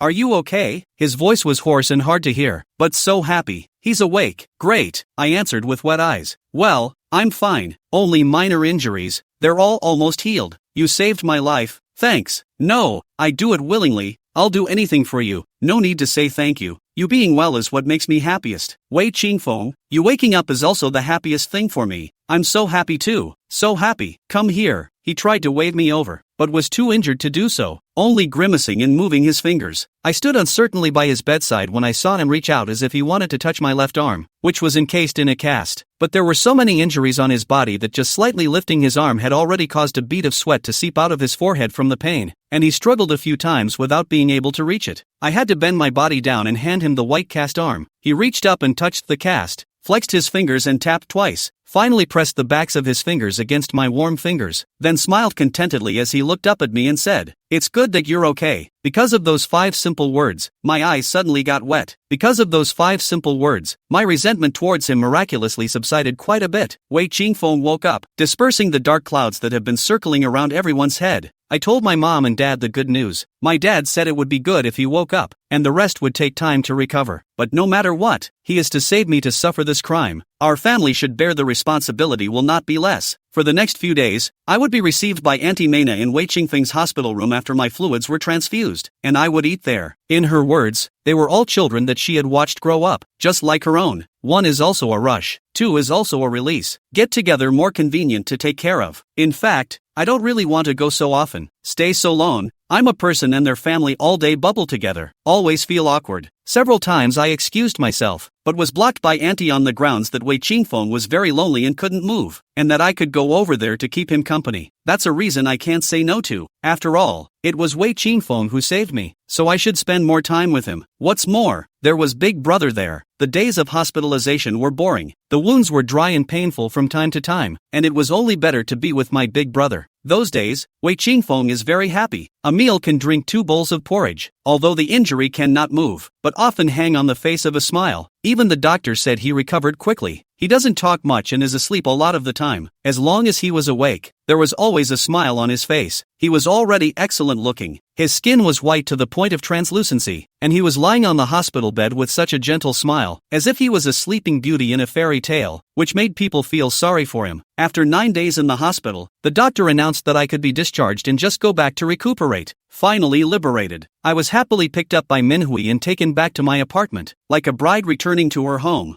and was arranged quite grandly by her. Big brother dropped us off in front of the apartment building, uneasily bugging me and then manhwa until I repeated to him word for word what he had said before letting us go upstairs. The room was filled with blossoming flowers, a bunch of roses here, a handful of daisies there, another cluster of asters on the desk, fragrant and beautiful. Unsurprisingly, Lemieux was waiting in the apartment and was making my bed sheets. He patted every crease in the sheets so carefully that it made my old face red. It was the first time a man had made my bed. I patted my chest and exclaimed how close it was. Luckily, Big Brother didn't come up, or he would have died of jealousy. A little later, Lemieux reluctantly left only after my repeated urgings. Limu left and seemed to take Jo Minhue's soul with her. Ever since Limu went out, she was like a little cutie, sitting on the edge of the bed with her head hung low, motionless, like an ice sculpture. The excitement I felt when I was just yelled at for picking me up was gone. Of course I knew the reason why she had become like this, but in order not to get into trouble, I had to pretend that I hadn't noticed anything by fooling around in an attempt to confuse her. Which phase she did not pay attention to me, pulled a face, for a while did not slow down, to cry, not to cry. The face is particularly ugly. I don't want Limu to come either. It's just that there's nothing I can do to stop him, and I can't help Min-hai with her grief. Min-hui, why don't I apply for a different apartment? This was the solution I had been thinking about for a long time, and it was the only one I could think of. What for? She asked me in a muffled voice with a sniffle. I don't want to watch you get sad every day. Wouldn't it be better if I stayed away and didn't meet him? Minhui looked at me like a little cutie. Looking at me like a little cutie. How many times did you meet him before you came to Kyoto University? Did you make him forget about you? It's useless to say. He has you in his heart. It has nothing to do with where you are. Stay well. I do not want to love did not get. Friendship is also gone. Chapter 171 Review. Minhue's words warmed my heart, and I realized that in life, not only love and affection, but also friendship can warm the heart. On the 10th day after the car accident and the day after I was discharged from the hospital, Prof. Kim called me in the morning and said that he had something important to say and asked if I could come to his office once. I hurt my hand, not my leg. Of course I can. And Professor Kim was clearly speaking with suppressed joy, so something good must be going on. Of course, holding my cast removed but still bound left arm in my right hand, I made my way to Prof. Kim's office, bathing in a variety of stares from students and faculty on campus. Prof. Kim says I'm doubly happy. One is that the results of the last competition I participated in came out. The results were good. I got the second place, and I got $150,000 after tax. This new work in hand has to be completed even better, otherwise it will smash my own signboard. The second good news is that my entry was spotted by a company that is developing a property imitating the court style of the Han Dynasty, and has looked for several well-known painters and design masters to design wall paintings, but none of them were satisfied. Instead, it was my entry, a fledgling little man, that caught his eye and found the professor here through several channels, inviting me to design wall paintings for various floors within their building. Professor, I didn't really study design. I can only draw. I can't afford to pay for something as big as building a building if I mess it up. The job is quite good, but I'm not up to it, so I'd better forget it. I scratched my hair and said with no confidence in my heart, Professor hate iron not steel in the hands of the dossier rolled into a roll to hit me. I raised the hand in time, his old man and put back, out of breath, and not let you design the building. People will give you detailed data. Each floor is what style. Need to draw what? You just need to draw according to people's creativity on the line, and also not let you directly on the wall of others to draw. But you scaled, and that side with technical means to deal with the wall. You don't have confidence in your own painting skills. I won't force you. Just don't say you're my student. I can't afford to lose face. Professor, I know you're being provocative. Your student. It's for your reputation that I dare not take the job. When the time comes and I don't get it right, people will know who I, Lan Yu, am, and it won't be Master Jin's face that will be disgraced, will it? I told him what I wanted to do, but the old man was stubbornly unmoved. Come on, this old face of mine, paste the wall no one to see. Don't take me to say things, don't dare to say. I'll just turn back to people on the end. Find what excuse? It's a pity. 8 million too bad. 8 million? How much? Professor, how much did you say? I immediately came to life, stretching my injured hand without feeling much pain. My horse, that number is amazing too. Take that income and I'll basically be financially free then. The professor floated up a sinister smile of successful conspiracy, with a finger pointing at me. Dead girl, say what can't be. Heard that the money is more than the two eyes shine. The little financial fan. 8 million yuan, take it or not. That have to pick up the professor personally introduced, as the professor's personal disciple. Do not pick up against the benefactor. The key cannot let my benefactor fall off the chain. Right, who'd be bothered with money? It's not like they're stupid. The old man laughed and called me a leather monkey, calculating and careful. I was quite light on my feet on the way back, and the thought that soon I'd be a multi-millionaire was a joy to behold. Of course, I'm not a gold digger and won't violate my own principles in order to get money, or else I wouldn't have rejected Moo, a big tree that can shake money. The money you earn by your own ability is the only thing you can feel good about spending. When I got back to my apartment, I met the guy who delivered my food in front of the door, and by the way, I carried it straight up. I carried a stump of an arm and it took a lot of effort to unlock the apartment without spilling my lunch. I had just put my stuff away and didn't even have time to wash my hands when Big Brother's video followed me. Big Brother's handsome face, even on the phone, is enough to make my heart swing. Once upon a time, I only felt that he is eye-catching. From the time he became a probationary boyfriend, and then look at his face. How do you think that the soul of the soul, so that people want to see again and again, cannot stop the rush? Then look at others, even his own brother Wei Qingfeng, all feel much lighter. My eye for a man, is being fed by the godly face of the Big Brother to make it difficult. Beauty, what do you want from me? In a good mood. Flirting with his Big Brother was extraordinarily liberal. So happy. What's good? These days Big Brother day and night. Over the Spring Festival to make up for the few pounds of meat back and gone. Thin Big Brother's facial lines more profound. Handsome and charming. I joyfully put 8 million things in Big Brother show off. I did not do that kind of painting. Completely confused by 8 million. Now there are squints of regret. What if I don't get it right? Will it make me lose money?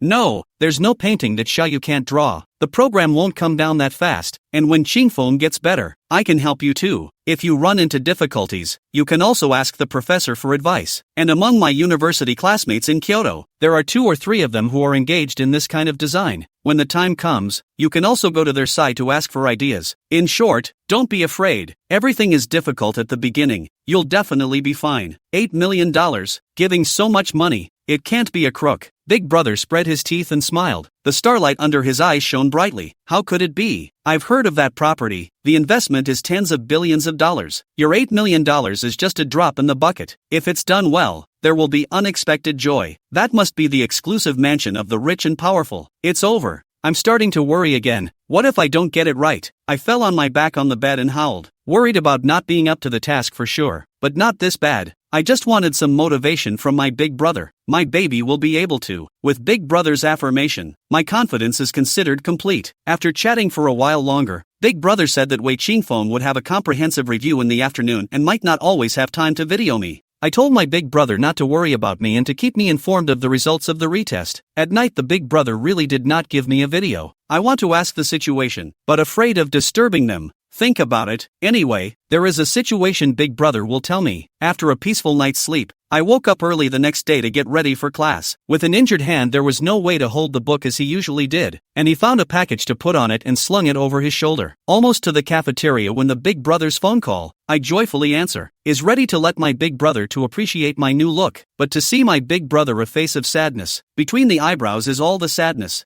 I could not help but feel a tightness in my heart, subconsciously connecting to Wei Qingfeng's retest results. Is it very bad? Chapter 172 Oppression. Big Brother, what happened? I asked uneasily. Big Brother rubbed his face with his hands, still couldn't rub away the fatigue that filled his face and the pain under his eyes, as well as the deep depression. Xiao Yu, Qingfeng, he can't see, and both lower limbs are unconscious below the knees. What? I nearly sat down on the floor when I heard the terrible news. It was as if a huge stone hammer had hit me and smashed me to pieces. How can it be? The day before yesterday eyes are not still good. How suddenly can not see? And legs. I gave him a massage.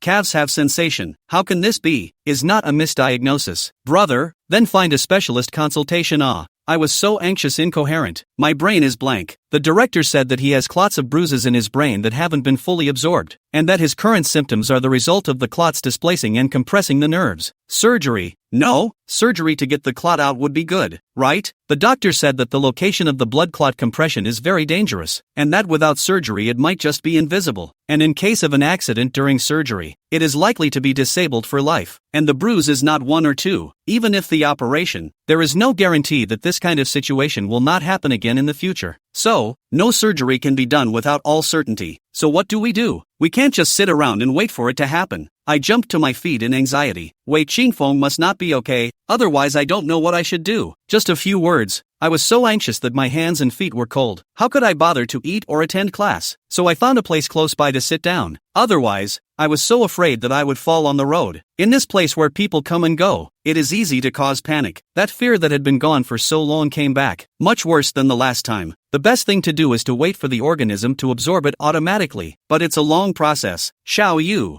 don't worry, eat and go to class. I'm calling because I want to. Qingfeng's emotions are very broken. I might reduce the time I contact you to concentrate on taking care of him. Remember to find me in time if you have anything. I know, big brother. I'll go see him after class. The phone hung up for a long time. I still could not wake up from the conversation just now. My mind is full of chaos. All Wei Qingfeng's eyes are empty, sitting in the wheelchair, lifeless face. If he really can no longer see the light and can't walk, and becomes a complete cripple, how can I face him? How can I face my aunt and uncle? And how can I face my big brother? How will I face him? How will I face my aunts and uncles? How will I face my big brother? And how will I face my big brother? And how will my love with my big brother end? It's all because of my capriciousness. Not in the mood for dinner. Found a quiet place to call my mom. In moments like these, I'm at a loss, and the only people I can rely on are my mom and dad. Time is still early. Mom and dad have not gone out. After hearing me say Wei Qingfeng's current situation, mom and dad are worried sick. Only said that tomorrow, Saturday, they came over to take a look and then say,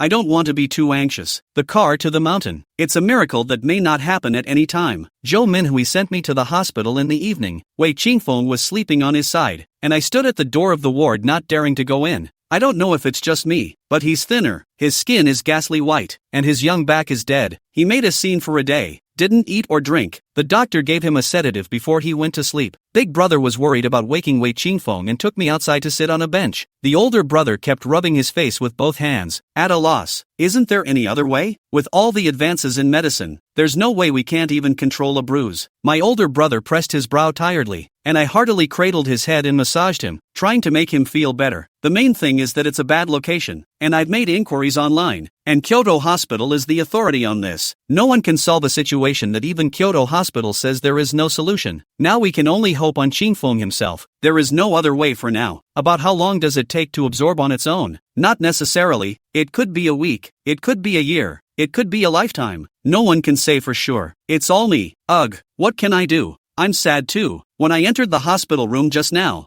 I was actually very scared. The last time Wei Qingfeng was hospitalized and I had nothing to do with it. Auntie treated me with such vehemence, going out of her way to curse me with the most vicious words. This time Wei Qingfeng, in order to save me, cannot even see the eyes, but also take a pair of legs. In the future cannot even walk. I'm so afraid that she did something more drastic. I'm sure I can't fight. What can he do when his elder brother is protecting me again? That is his own mother after all, and it is about his own brother's physical integrity. I entered the hospital room with an apprehensive heart, keeping my head down the whole time, not daring to look at Auntie Mina for fear that she would say something that would make my life worse than death. Unexpectedly, obviously both of them were in the ward and saw me go in. Uncle only lifted up his eyelids and looked at me. Auntie kept staring at Wei Qingfeng expressionlessly, and no one actually took care of me. I was snickering that I wasn't scolded while harboring deep guilt. Maybe if someone called me out on it, I'd feel better. People, when it comes to things, always want the best of both worlds and end up contradicting themselves. Wei Qingfeng, he became like this for me, and I could do nothing but watch him become blind and then sit in a wheelchair for the rest of his life. I have no peace of mind. Don't think too much. I'm the source of this incident. If you want to blame it's me, don't always take it upon yourself. You be good. Don't distract me. There will always be a solution. It's the blood clots that are pressing on the nerves. If there was really something wrong with his eyes, it would be fine. The big deal is that I'll just give him one eye. Now in this situation, it's useless for me to give him both. What nonsense. Big brother slapped me hard on the top of my head. How come it's not your turn? There's nothing going on. Hurry back. Don't keep Xiaozhou waiting too long. Big brother drove me away. He didn't want me to look at Wei Qingfeng nowadays sad and blame myself. No matter what the suffering and difficulties, Big brother wants to carry it alone and leave all the peace to me. Well, Big brother, you also need to rest more. Don't wear out your body.